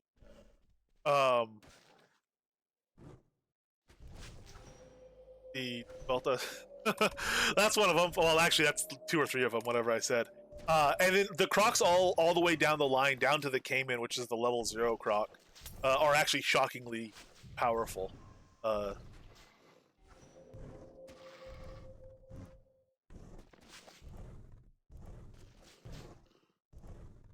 So they could, you know, they could adjust them all the way down, really, and have it fit a lot more in line with numbers that are on there. Tailable Noble Stag, yeah, that's an interesting one. I'm not sure why you can't. The highest stag is the Obsidian Stag, which is what? Is it a 79? I don't remember what the Obsidian is. I mean, that's a huge part of it. According to Mondravis, they do have an attack. It's just like a quadruple bite. I don't know that that's the case. Let's see about taming this guy. But that is definitely a huge part of it.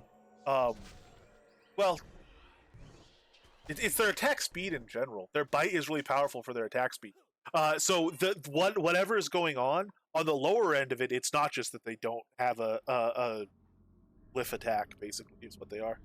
Um, because even with the glyph attack, those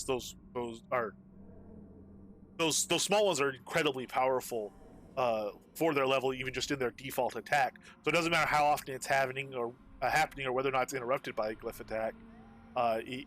Each instance of it is very powerful for their level, so that's a little bit odd. Yeah, I mean, there's logistical problems with them having large pets. The pets shrink for reasons of being able to fit through stuff and stuff, as well, and as well, the Aethers are not tameable and all that.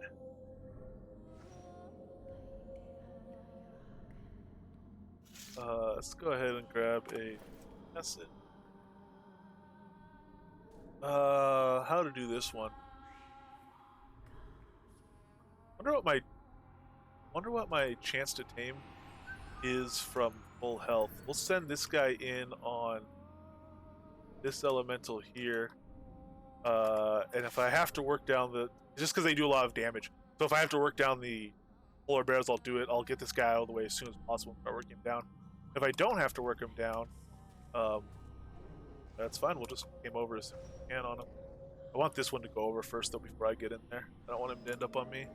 And I'm not going to use Atonal here because I definitely don't want full aggro of these two bears. This is rough. I don't want that other bear over there.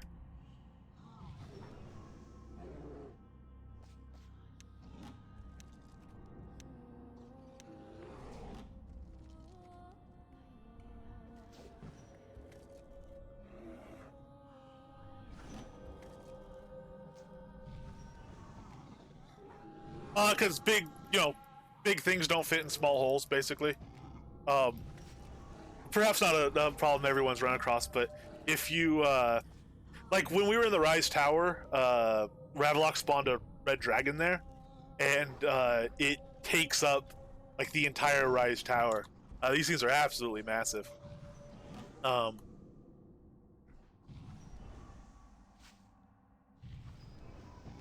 And so clipping through doorways and all that stuff ends up becoming a real problem, or just again fitting in the room.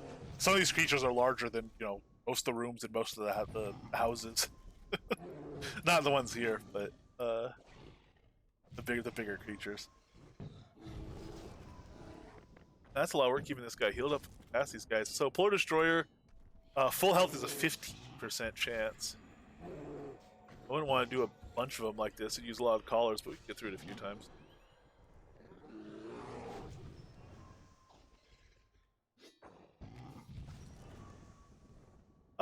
Yeah, all right, if you say so.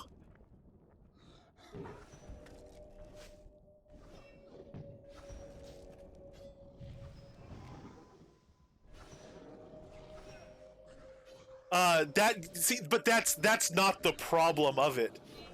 They have that for stuff. They have that for being able to get on your mount and stuff. That's not the problem. The problem is whether it's a worthwhile gameplay experience having a pet that you can't do 95% of the stuff. It creates pathing issues. All the stuff that was detailed pretty thoroughly again around the mount problem. There's just so many areas they end up getting hung up. Even he's dead. Even in the open areas. I mean, if you say so.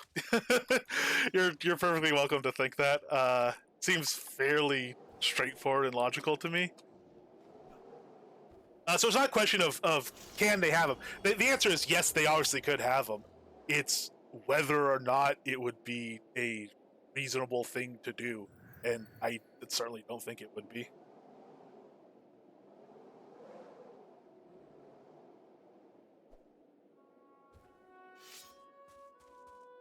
Aha! We have gotten ourselves into quite a good situation here. I can actually cancel this guy out and wait. The bear's gonna win this, so the wolf's gonna go down.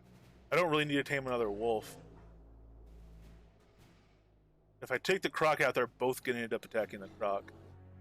So I could just wait, and right before the wolf dies, tame the bear.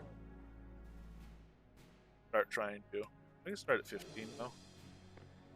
I don't need more than one or two of them, so the extra collars don't matter that much.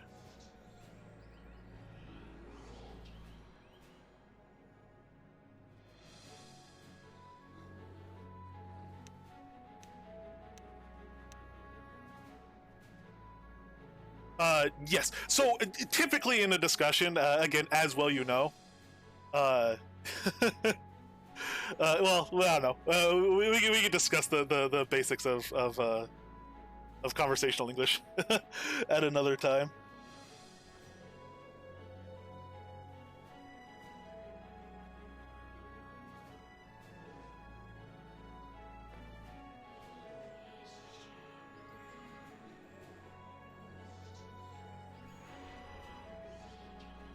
Ah, he saw me. I thought he might. So I will summon the croc and have him tank the lupine here, and stay focused on Polar Destroyer. How quick's grab aggro?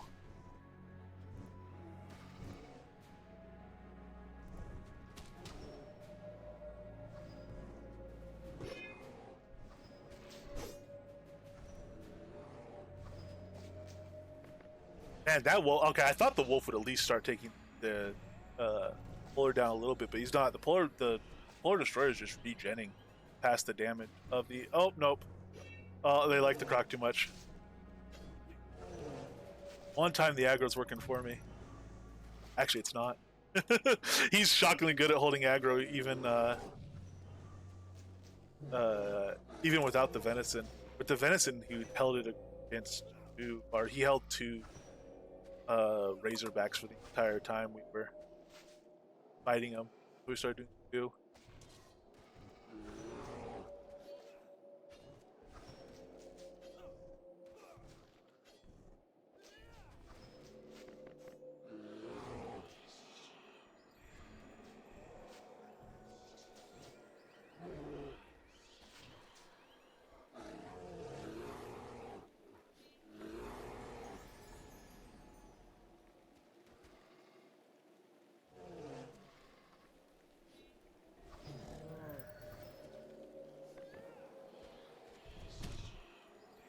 Maybe I should have left that guy unresummoned.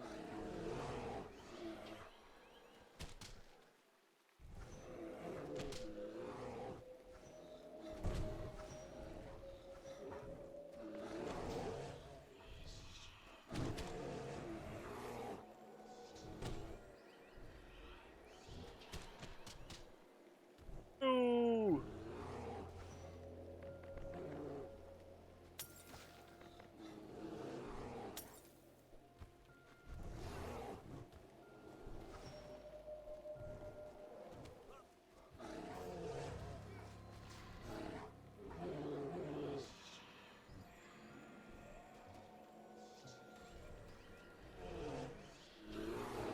It's like I'm standing here going, calm down, guys, calm down.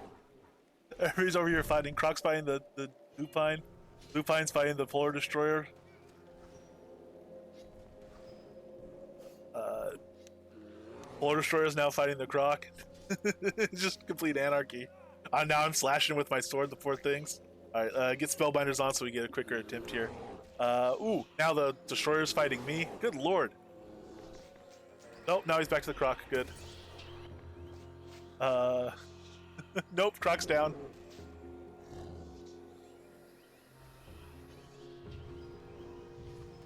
Or as him again, I guess.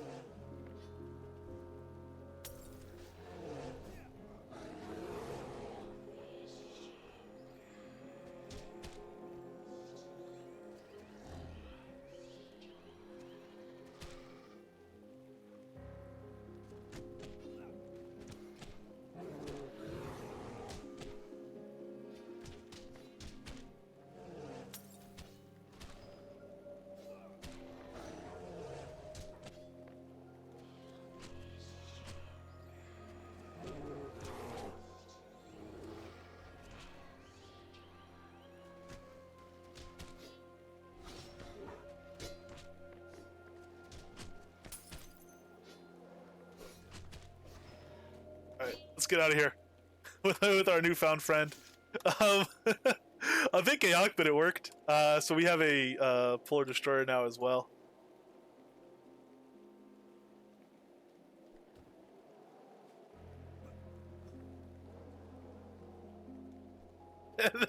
Yes, that would definitely. We would pack in this whole respec. We'd have to refund Dr. H's channel points and just call it a day if our croc starts fighting us. That's when you've definitely failed as a tamer.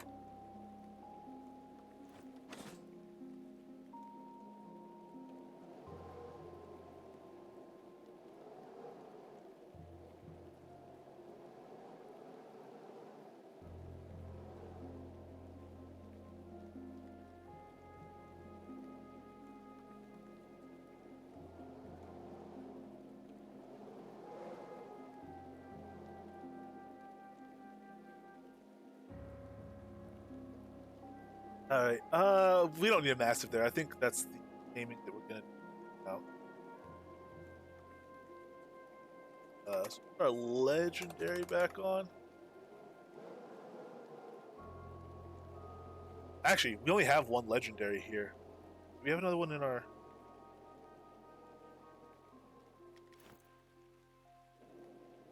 Oh no. Okay, we have a backup still.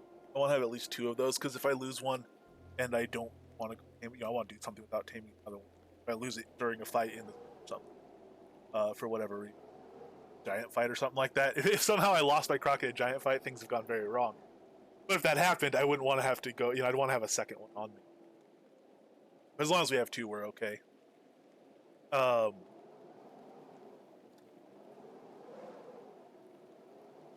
So I'll keep.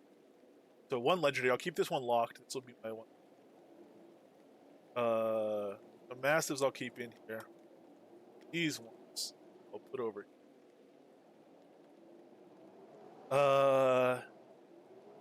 And then there's also plus ones that I think we have stuff on.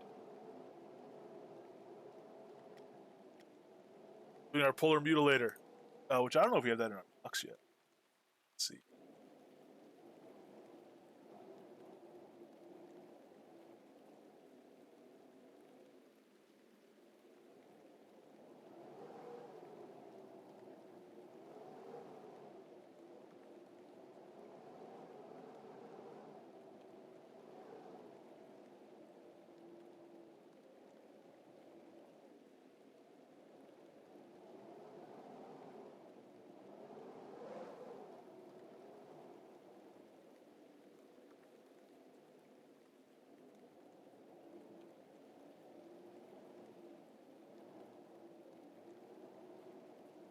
Uh, all right. So where did we end up on our levels and stuff? We locked some stuff on there. Are we ready to unlock anything else now? So over here in Taming Tree, we got pet strength up to 131, which is good.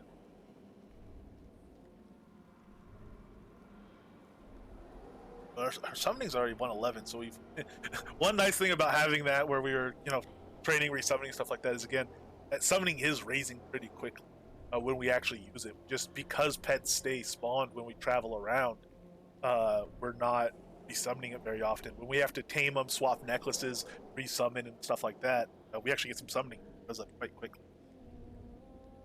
So maybe if we do that kind of gameplay, I won't have to spam train it very much, but we'll see. I might come back and do so. Speed training would be nice. I'm not super concerned about it. Oh no, because it's also the dexterity. Yeah, I am super concerned about it. So we'll do speed training up next. I should. Because high toughness, I'm not about either. Obedience, we're leaving. Fresh is done. Concentration has not been a problem for us yet.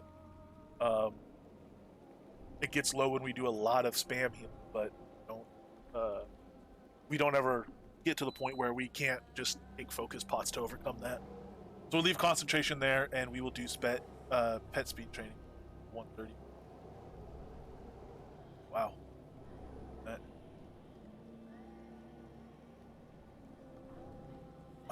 Then Bard, we finished off Sonata at 141. I'll be staying there. We're not leveling anything else in Bard tree now.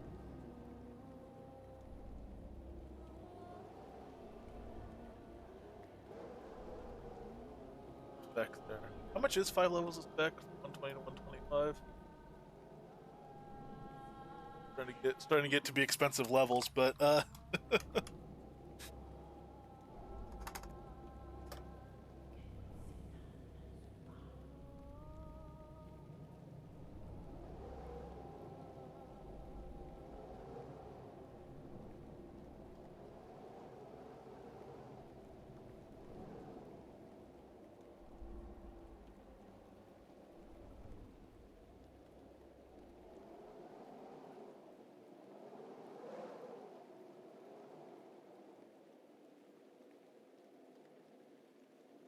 120 to 125, 99 million.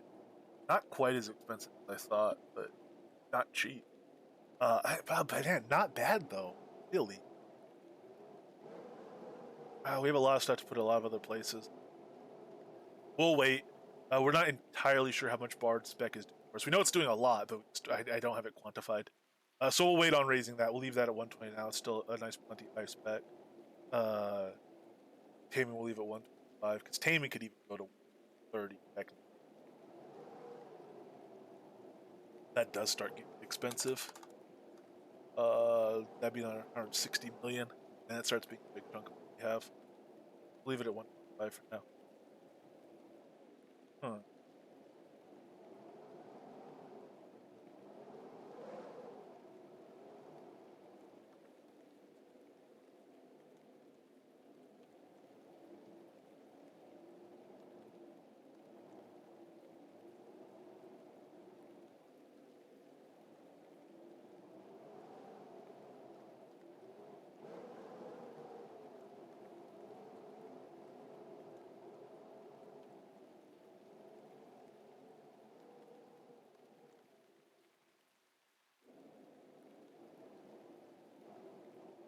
Alright, on Earth, I don't really have a reasonable way to incorporate it. I guess I could just start shooting off stone fists while we're fighting and start raising that stuff. But it's all like active stuff that needs to be raised. And what's rough about it is it's not just active stuff. It's stuff like root, which you have to go out and raise on rootable stuff. You can't do it on the dummy. I don't think on the dummy. Earthquake has a slow cast time. You can do cast time modifiers to spam train and stuff, but Torpor has the same thing. Torpor has that knockback, and unless you're training spec, that knockback, it doesn't get reduced with level. It reduces with spec level, but not just with Torpor level. So you have to have that pause every time. The good news is Torpor trains twice every use because of that.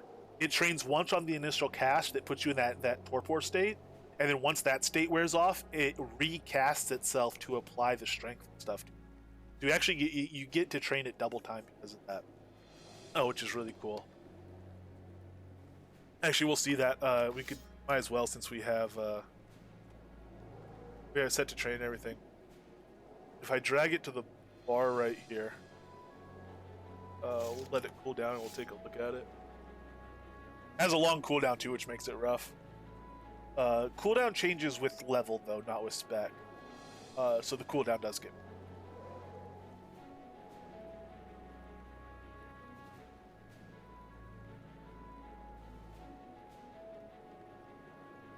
We'll look at the bar, we'll see when I cast it, it'll train, and then we'll look at the tooltip, and then the tooltip will change, and then we'll train again.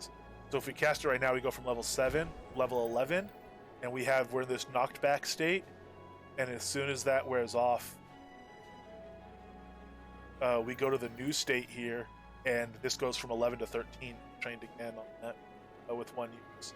So that is nice, and as soon as you get to that new state, as long as you can cast it again, you can reset it. You don't have to wait for the second part to wear off. And it also rolls against your crowd control. So if you put on a shield and put on bolster balance, you'll be rolling against that. So a lot of times you won't get locked up. So those things make it less painful to spam train Torpor actually. It's really rough on the face of it, but I guess there is quite a bit of mitigating stuff you can do to make it easier to spam train it, which is good. Leveling root by that's not maybe I should get a deck going. Basically, the combat tame deck we have that taming slot we're not using it when we're fighting pigs, for instance. Uh, so maybe I should just keep something locked there to spam every now and then while we're fighting them. Probably not a bad plan.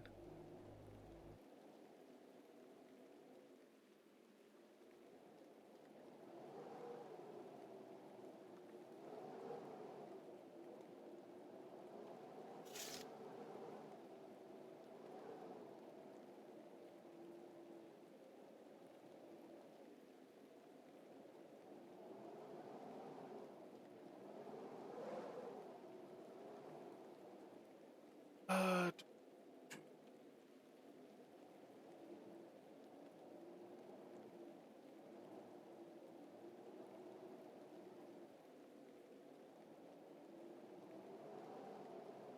yeah, for sure, and especially with the slower pets, there's times when a mob will move, the pet has to go and chase it down. Obviously, um,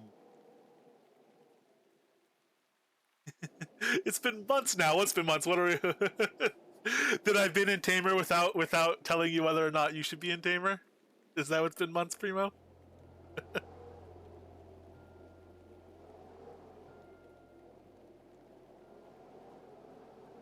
Ooh, we can go through Compendium. I wonder how well.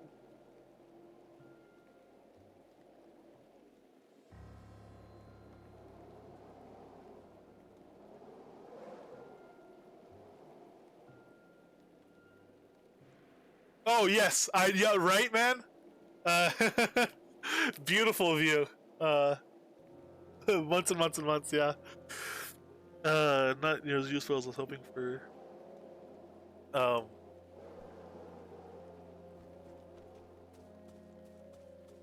to bond up again.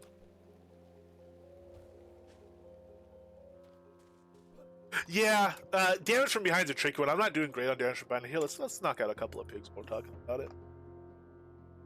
Uh,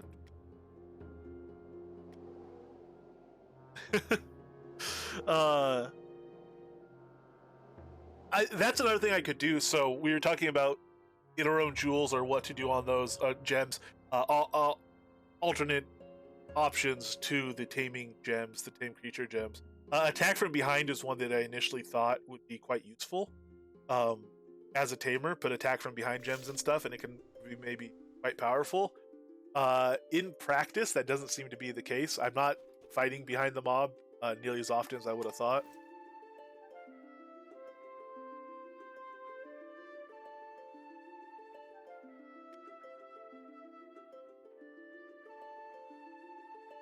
Um, and a lot of it's just the types of mobs. Dragons are always moving around anyway. These boars, they go all around because they knock the pig around. They knock the pet around. They come at it from different angles and all that stuff. So.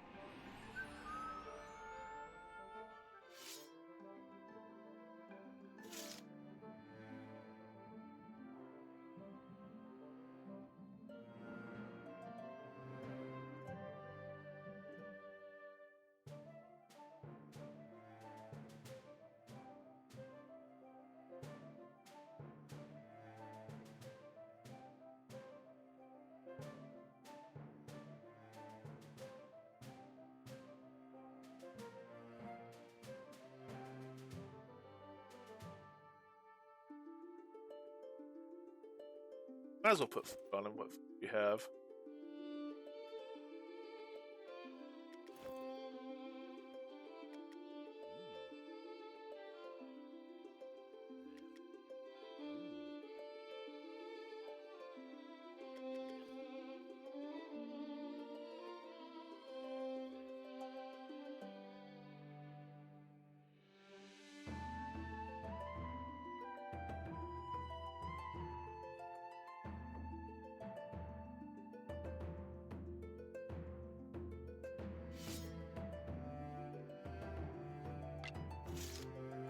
I don't think decks.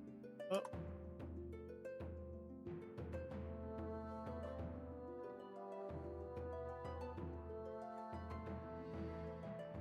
Yeah, I mean, there's a lot of advantage to. I mean, you see, even amongst people that don't tame, ranged weapons are incredibly popular. and for good reason. Um, it's definitely very powerful and very widely applicable. I would say the most widely applicable combat style you could see player, followed by, you know, any of the other melees really. Bludgeon or pole arms probably. I would say actually, it's just not as nice. You know, it gives you a little more accessibility, but it's not as nice as bludgeon or as blades in most places.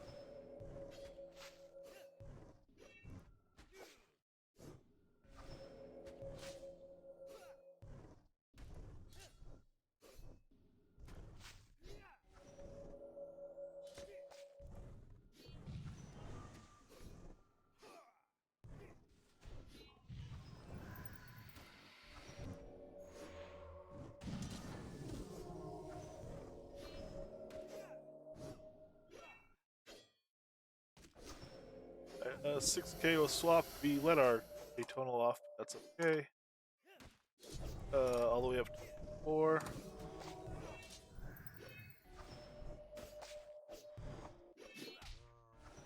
Sweet.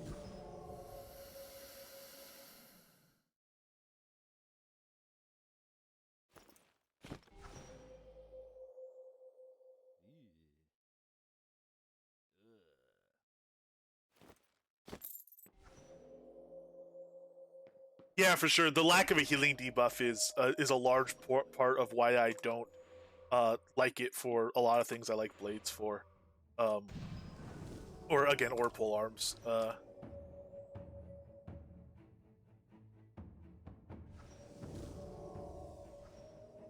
not that I think it should have one.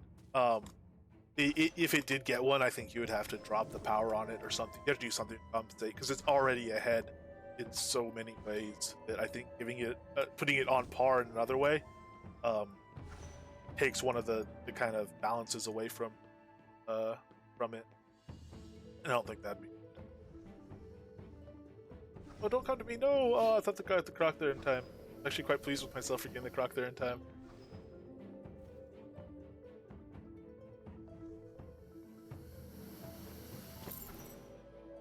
Well, so in my opinion, it does. You know, healing modifiers are useful up until the thing is at negative 100%. So, and possibly in the case of Paley, more. Paley might need 100% healing modifier, but he might be like 110 or something. I don't know. JJ, I know the poor little babies. I don't know what kind of monsters would run around here. There's people. At least this is, you know, a natural chain of animal eatery. There's people who come here and just roast the piggos and leave them. Can you believe that? The cruelty, the absolute cruelty of it. Where is that in nature?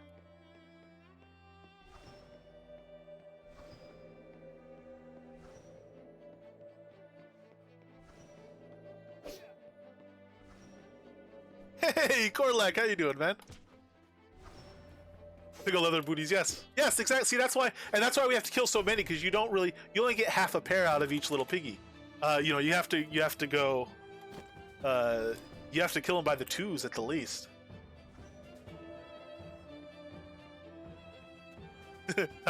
True, bacon does pretty much pretty much close that case and provide justification. I'm gonna try this without a tonal. He has venison on him, so I should actually. You know what? I'm gonna try it with atonal. He has venison jerky, so I should be okay.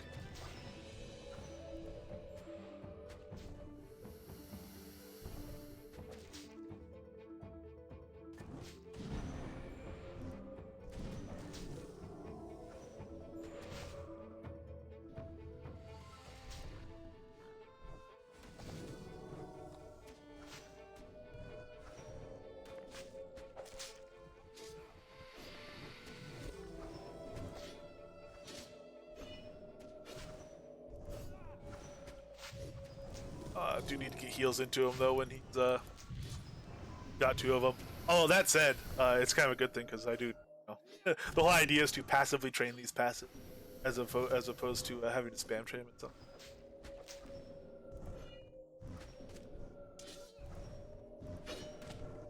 Only spawn to find the ice giant. Yeah, I mean that'd be kind of fun. I do. I do wonder what the relationship is between the tame creature level and the spec, and how exactly it's modifying it. We might be able to figure out the exact amount it's modifying, or Jath might know already. I could ask him, but 175. The really exciting thing is 175 tame creature means you probably get polar mutilators reliably. Speaking of reliability, I thought this croc could be trusted to hold more aggro than this. I wonder if it's because I opened up with atonal when it's usually my last thing I take or drop. We will. I'm not gonna switch to the coup deck on him. I'll let him get finished off by the croc, and then I will debate.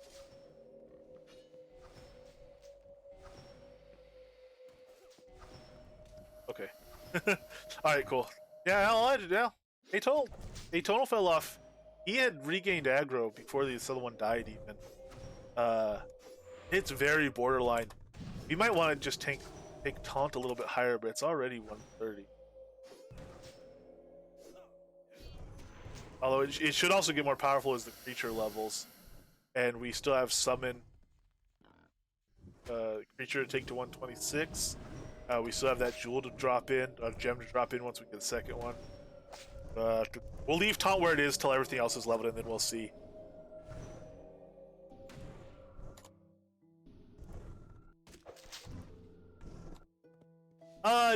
No, not really. I don't really ever actually sing. Obviously, I do nice bard here for the crocodile, and sometimes do a little bit of barding for myself. But as far as actually walking around the house singing, no, definitely not a singer.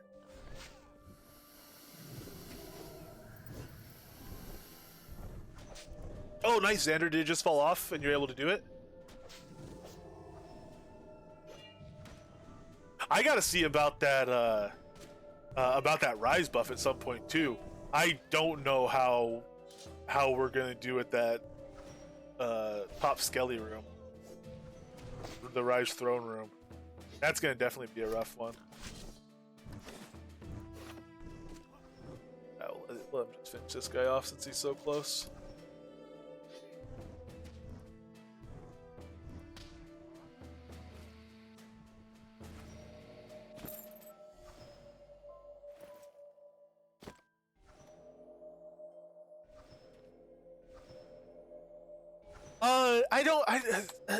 My brain just doesn't index stuff that way. I don't have a favorite most things. Like I don't have many favorites, or many least favorites for that matter. But I mean, I don't know. The guy that shouts "proud feet" is fun. He seems like he's not bad to have at a party.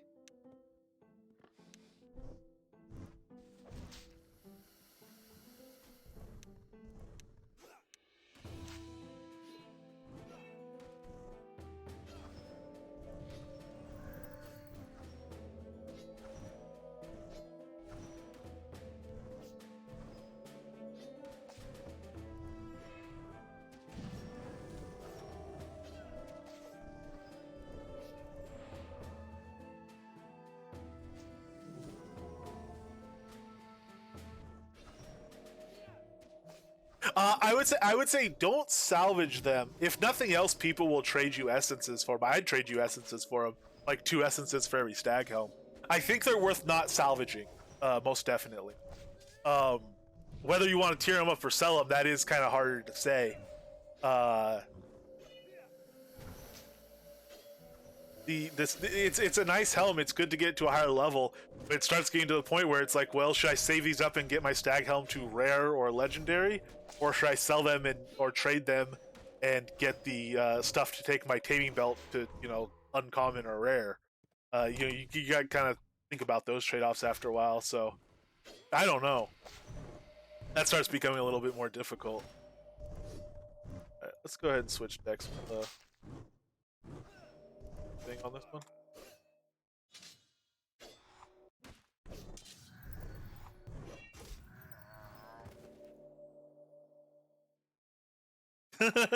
I will not. I will be eternally grateful for the highlighted message, but I will sadly not sing.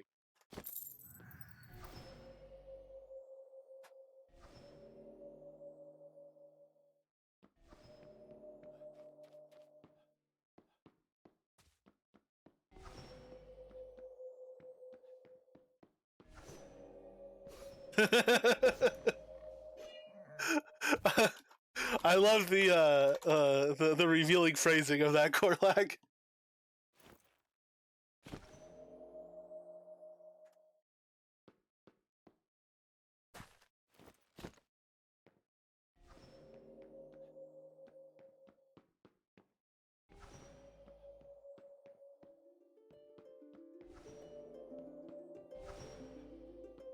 Hey, happy birthday, Korlag.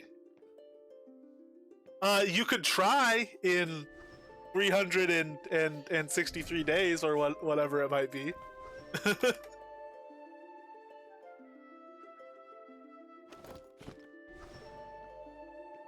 Believe me, if I sang for you, it wouldn't sound like a song either.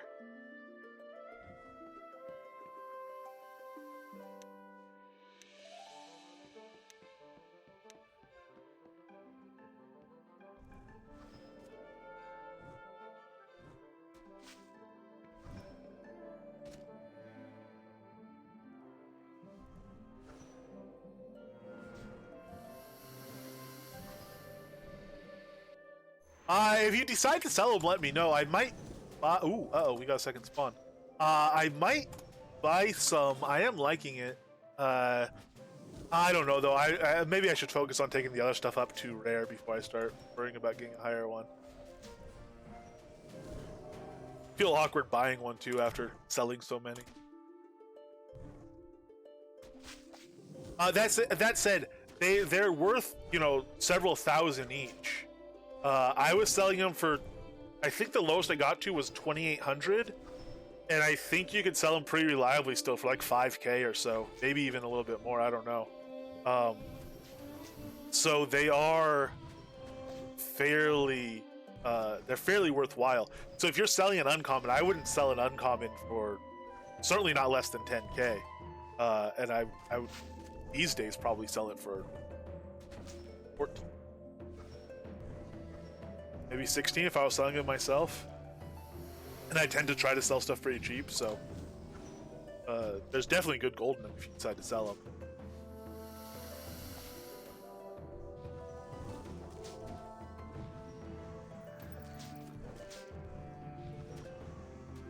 Yeah, for me personally, I'm saving all mine. I was selling them before I wasn't a tamer. But yeah, I could see. I mean, it's a balance. It's like anything. Like when you're wanting to be a crafter and your only income is gathering, you do end up wanting to sell some of your ore so you could buy stuff. As a tamer, if it's already your highest level piece and it's coming in really quick, I could see wanting to sell it to pay some bills and maybe even buy some other taming bits. Or someone might trade. You might be able to trade some. Oh yeah, if you're switching helms as well. Although the stag helm is quite nice.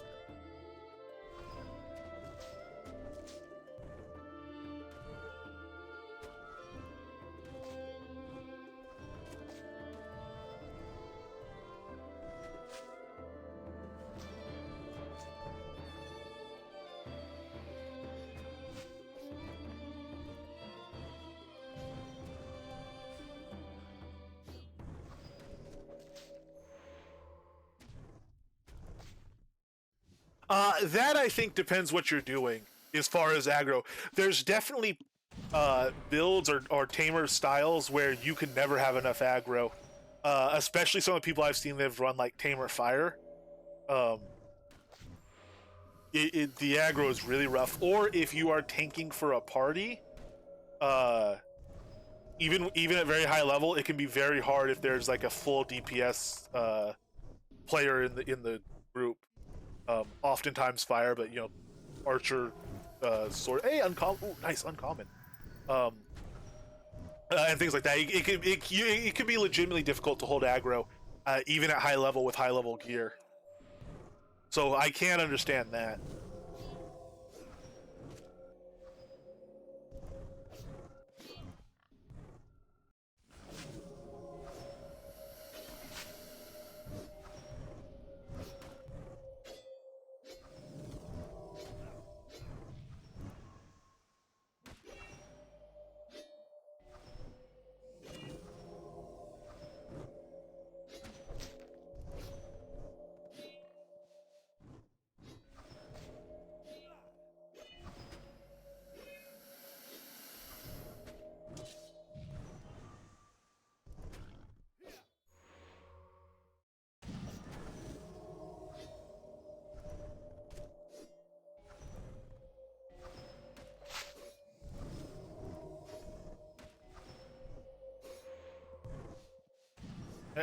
Well, on the one hand, we kind of slowed down here because we're kind of lackadaisically going here fighting stuff.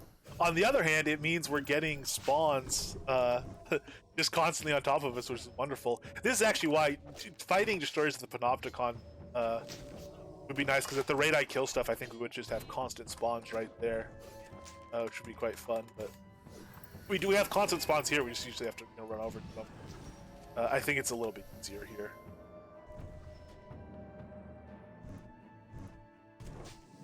And I don't need those other helms. I already have those other helms to rare. Need more boots. Boots are kind of a long way to go before we have another upgrade, but I do use them in pretty much every build. So I don't even know how I would work them in this build. I mean, for this build, strength makes the most sense. When I use them as a mage, it's a shame to lose the int off of them, but I think I probably would just work them, try to do full strength on the enchant side and as much dex as possible. I'm not sure if I would put sprint on them. I don't use sprint in most of my light armor builds. There are some light armor builds it's nice, where dash is difficult, or I don't want to have to recast it as often, but I don't think I would use a slot on sprint unless it was basically an out.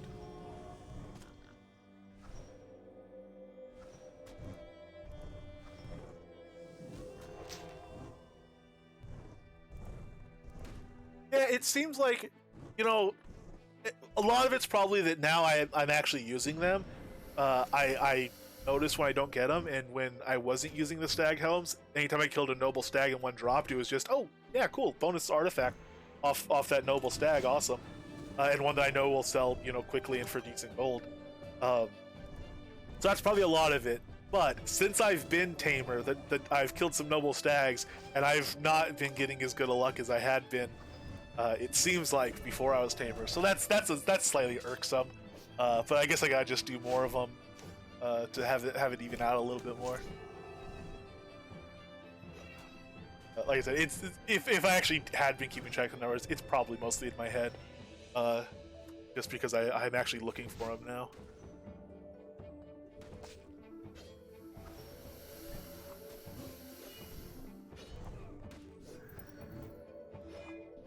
Focus. These is still only 19 focus on this. Not sure how high I'll get, but doing it dynamic like that is pretty.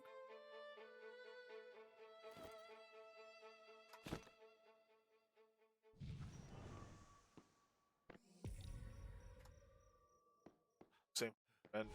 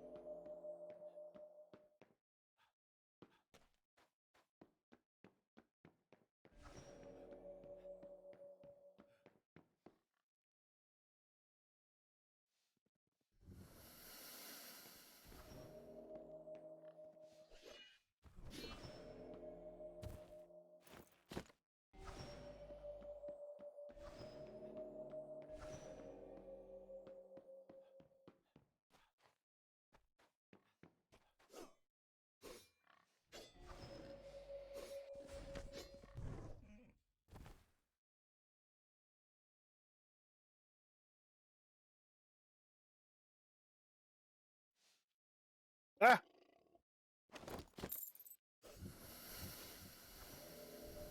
Spawn right on top of us. No, not me, not me. The croc, the croc.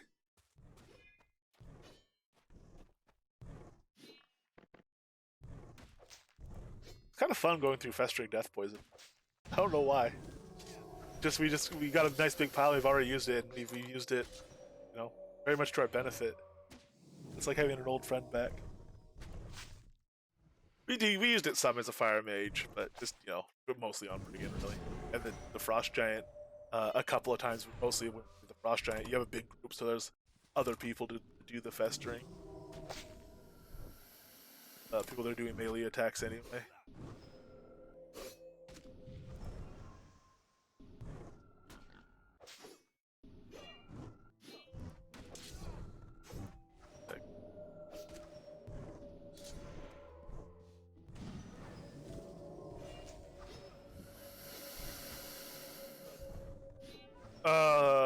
The gem that drops off of them is the one for +10 bludgeon combat, and then obviously like ancient essence, and a pattern. Do you get a pattern from that one? I don't know if you get a pattern from that one actually. I don't think so.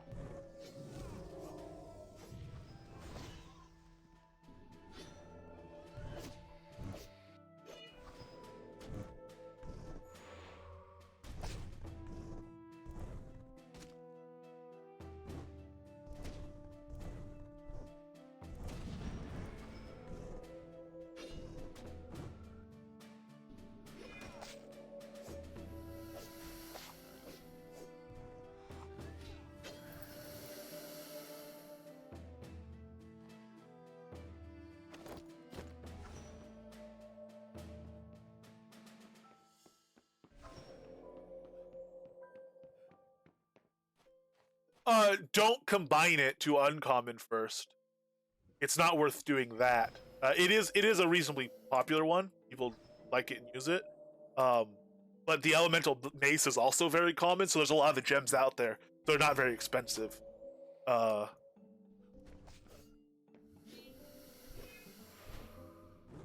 I would say salvage that one at common and get the essences out.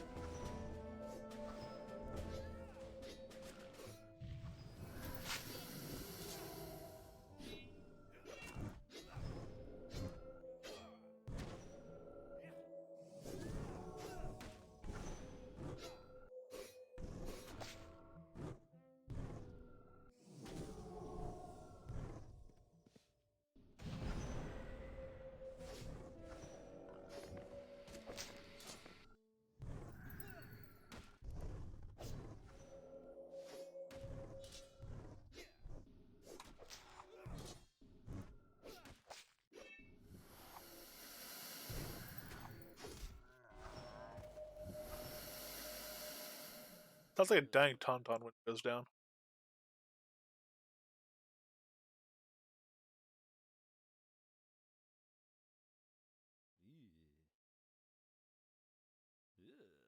Yeah, it's a daily reward. It drops preferentially off of a few mobs. It's actually a fairly common. Oh dear lord, let me. It's actually a fairly common. Thing, supply bundle drop as well.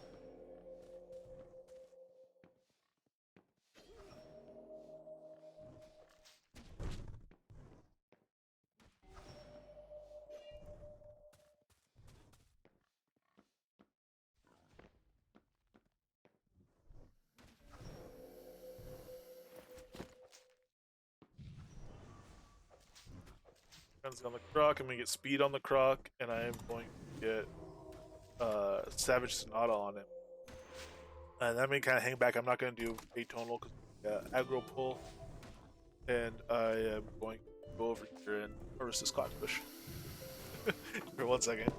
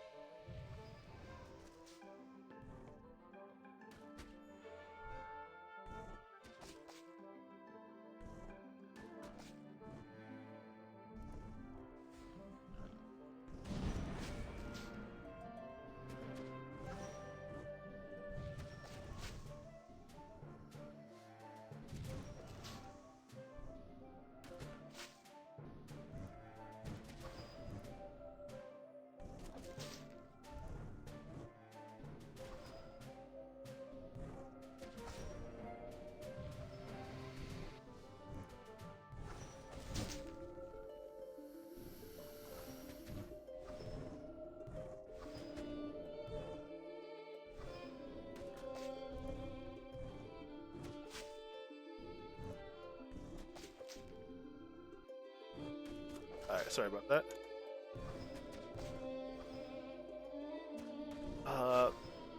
So this is a different way of thinking about stuff. I need to. What are some very nice, worthwhile targets to kill that are near a lot of resources? Is now what I'm thinking. Oh man, I just realized something. When we were fighting Brigand, I could like go over and farm those high tier nodes while fighting Brigand, provided I can get through them quickly enough.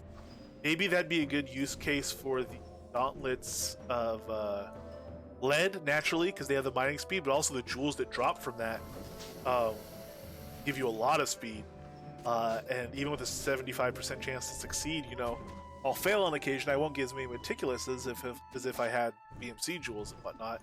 But I could get through them, harvest through it quickly enough that I could come back and heal my pet. Afterwards, I'd be able to get through a full thing of it without the pet dying. Get 40,000 producer XP while killing Brigand, because I think there's 2 nodes there. They should be base 20,000. Maybe they're base 15,000. 30 or 40,000 producer XP while killing. Wouldn't be bad. I think other situations like that. There's 120 pet speed. We're still taking pet speed up. We're gonna take it to.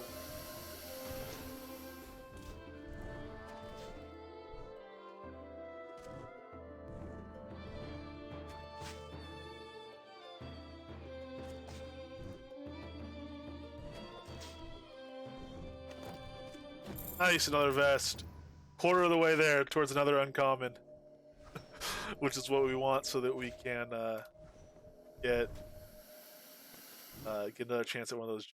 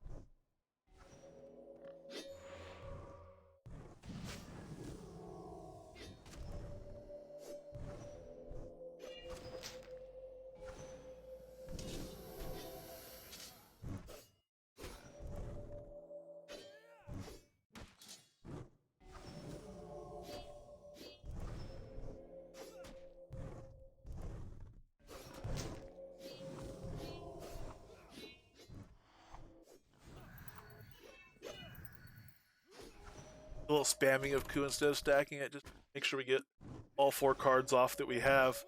Then we get to level it 4 times. Or train it. Do 4 trainings on it. We only got it up like a level or 2, but... Ew, another ringmaster ring. Alright, so that's another common. Man, those ones are rough though, because you have to get all the way to... Well, I guess I'm at 2 uncommon, so I just have to get to a rare anyway, but... Oh man. There's a lot of gear that's required for this. That said, we are moving through it reasonably quickly, and we're pretty well suited to find stuff that drops it. So, if we were going to be in this longer than, I keep calling it 2 weeks, we are going to be in longer. But if this were going to be like, if we were a normal person that stayed in builds for a reasonable period of time instead of respecking all the time, it would definitely, you know, we'd get up to epics on it with as often as we get to play, and we would end up having a few chances on some stuff like the helms that drop a lot to actually get pretty good work on them.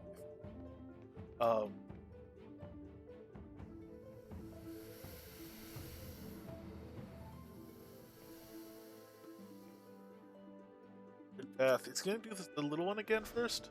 Yep.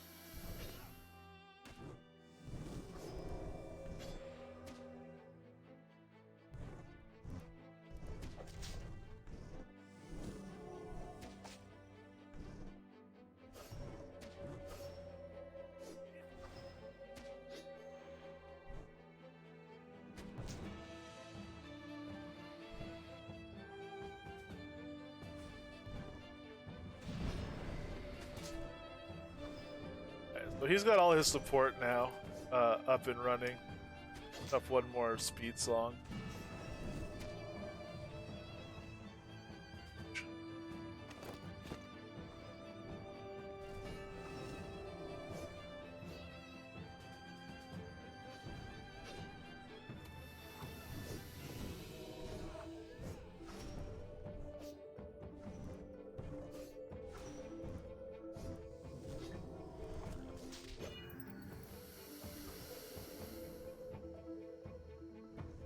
Very nice. Very, very, very nice.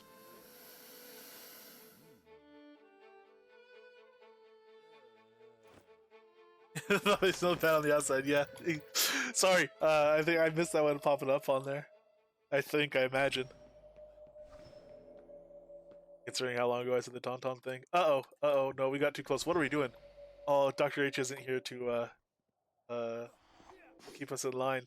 Starting to run in too early again.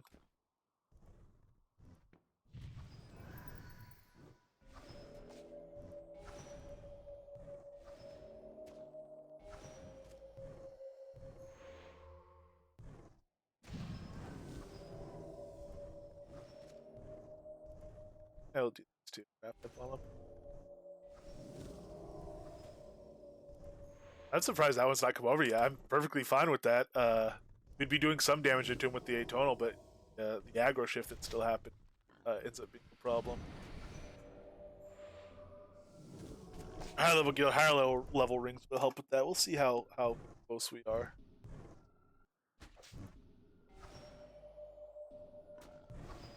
In fact, I mean that's something. If you're only fighting one, that's something. Oh, we're fighting.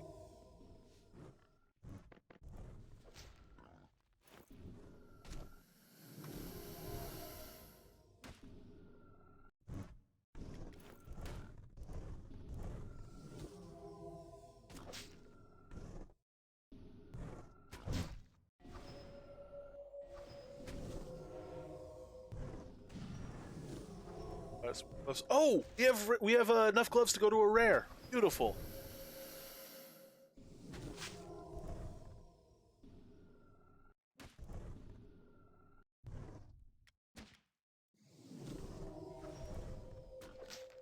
Belt of Control. We have another uncommon. So we're kind of getting there on Belt of Control.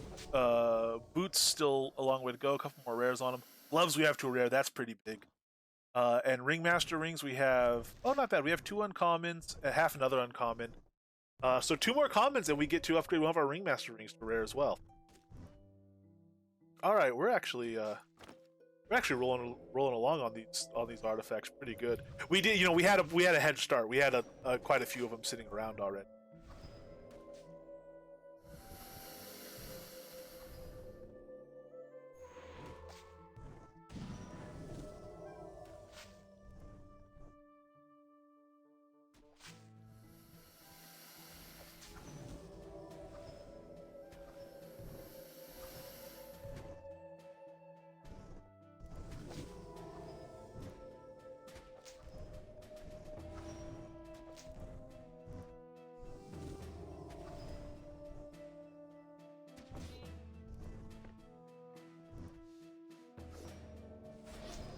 Why is this one taking so long to die?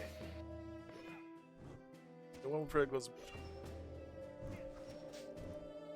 Oh yeah, for sure, man. Like this is, and then it's gonna snowball. So once you have those gloves to uncommon, it's gonna go even faster. And then once you have your rings up a level, it's gonna go faster, and all this. It's just gonna keep getting faster and faster. Because this really is. So it used to be like this for a lot of builds. You basically had to wait till you could get to torque or do something that could get you artifacts, and then you took off in terms of your build and just your ability to earn gold and stuff like that. That's mostly gone now for most builds. Hey, another pair of gloves. But it still exists in Taming because all the Taming artifact drops, except for the helms, drop off high level creatures, and except for the stag helm, the drops off lower level creatures are very rare. Getting a wolf helm off an elder timberwolf, you can kill a lot of the elder timberwolves, but it's a low drop rate, so it's not like super common thing, or the obsidians or what have you. So there's still a little bit more of it's not a barrier because you can get going. It's just it's not a nice linear progression. It's kind of a step type of progression.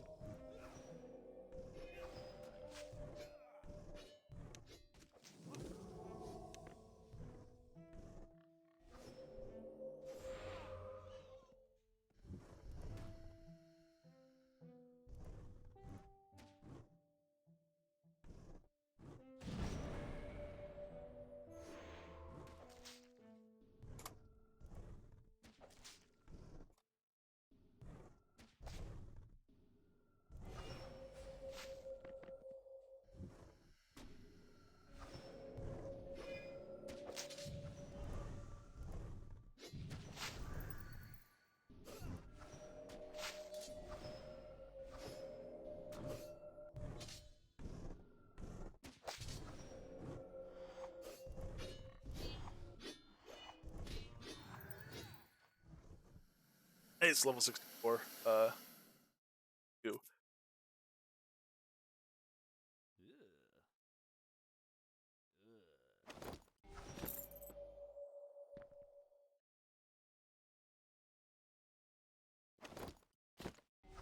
Sweet.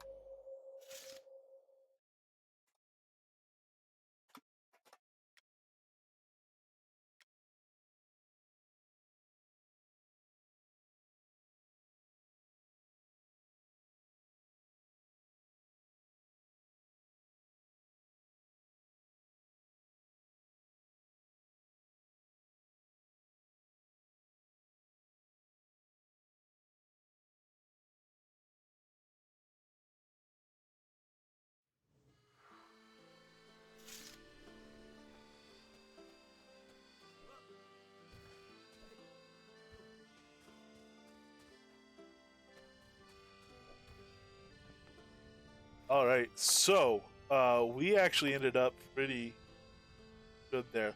Let's get these essences out of here. Let's get full out of here, and let's see what we can do about these gloves.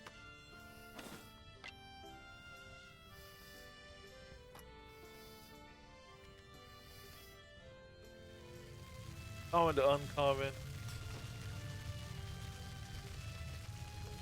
Uncommon to rare.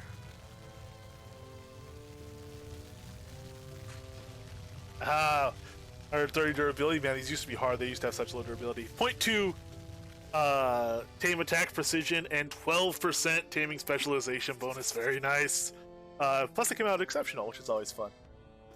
Let's put those on. So, our gloves are 2 rare. We're getting really close on some other things. 2 more common rings to get a ring to rare.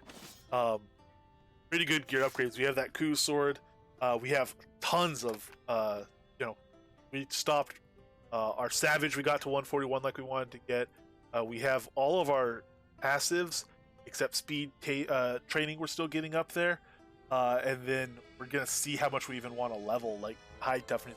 That probably end up leveling some, but we're getting like the primary stuff out of the way, and summoning's coming up.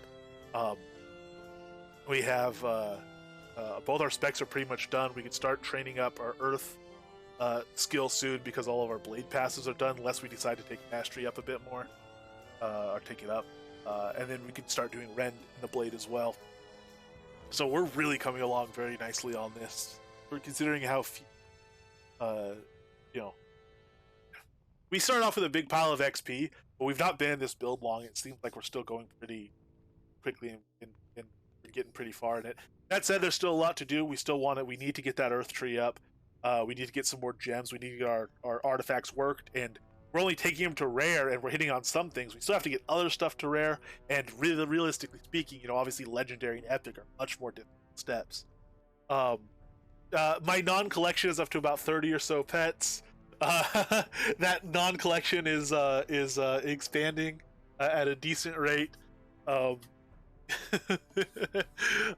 have a lifetime supply of taming necklaces for us, and for putting on vendors, so that when people go to towns like I did and look for taming necklaces, they can actually buy some, as opposed to having to buy them with the pets already in them, or just buy a couple from every town because the rest of them were expensive or whatnot. But we're having a lot of fun. I guess that's the important thing. But also, I'm learning a ton of stuff about taming and about different combat styles. But mostly, we're just having a whole lot of fun. This has been a really nice respec, and given in such a wonderful way too, with the pages laid out, and actually having to make the decision. This could have gone a different way. We could have been taming spec, and it would have been a completely different way of going about it. Completely different build. I mean, a lot of the fundamental stuff would be the same, but even pretty big choices about how we did combat and stuff would be different if we had gone that other path. That was really fun way to do it. So thank you, Dr. H, if you're still. I know it's pretty late for you right now. If you're still around, Dr. H, genuinely thank you. This has been a ton of fun, and it's going to keep being a ton of fun because we're gonna be doing it at least for another couple weeks, and then who knows how long we'll be hanging around taming. And taming adjacent stuff, but at least for a little while after, as long as we're kind of learning stuff and having fun still, we'll be doing some taming adjacent stuff. In the meantime, though, we're going to raid over to a Spanish Shroud streamer who is up right now, Antica Games. I'm not really familiar with them, but they're running through right now, and it looks like they're going through, they're in the Sunless Barrens right now. Not sure if they're going through and doing quest stuff or not, but we'll check them out. Take care, everyone. Yeah, and just, I mean, most definitely. We need to use other pets too. I need to try the nightmare. I need to do a whole lot of stuff still. We're gonna be taming for a while. We're gonna keep doing stuff. So much more to do. Take care, everyone. Thank you again, and I will catch you next time.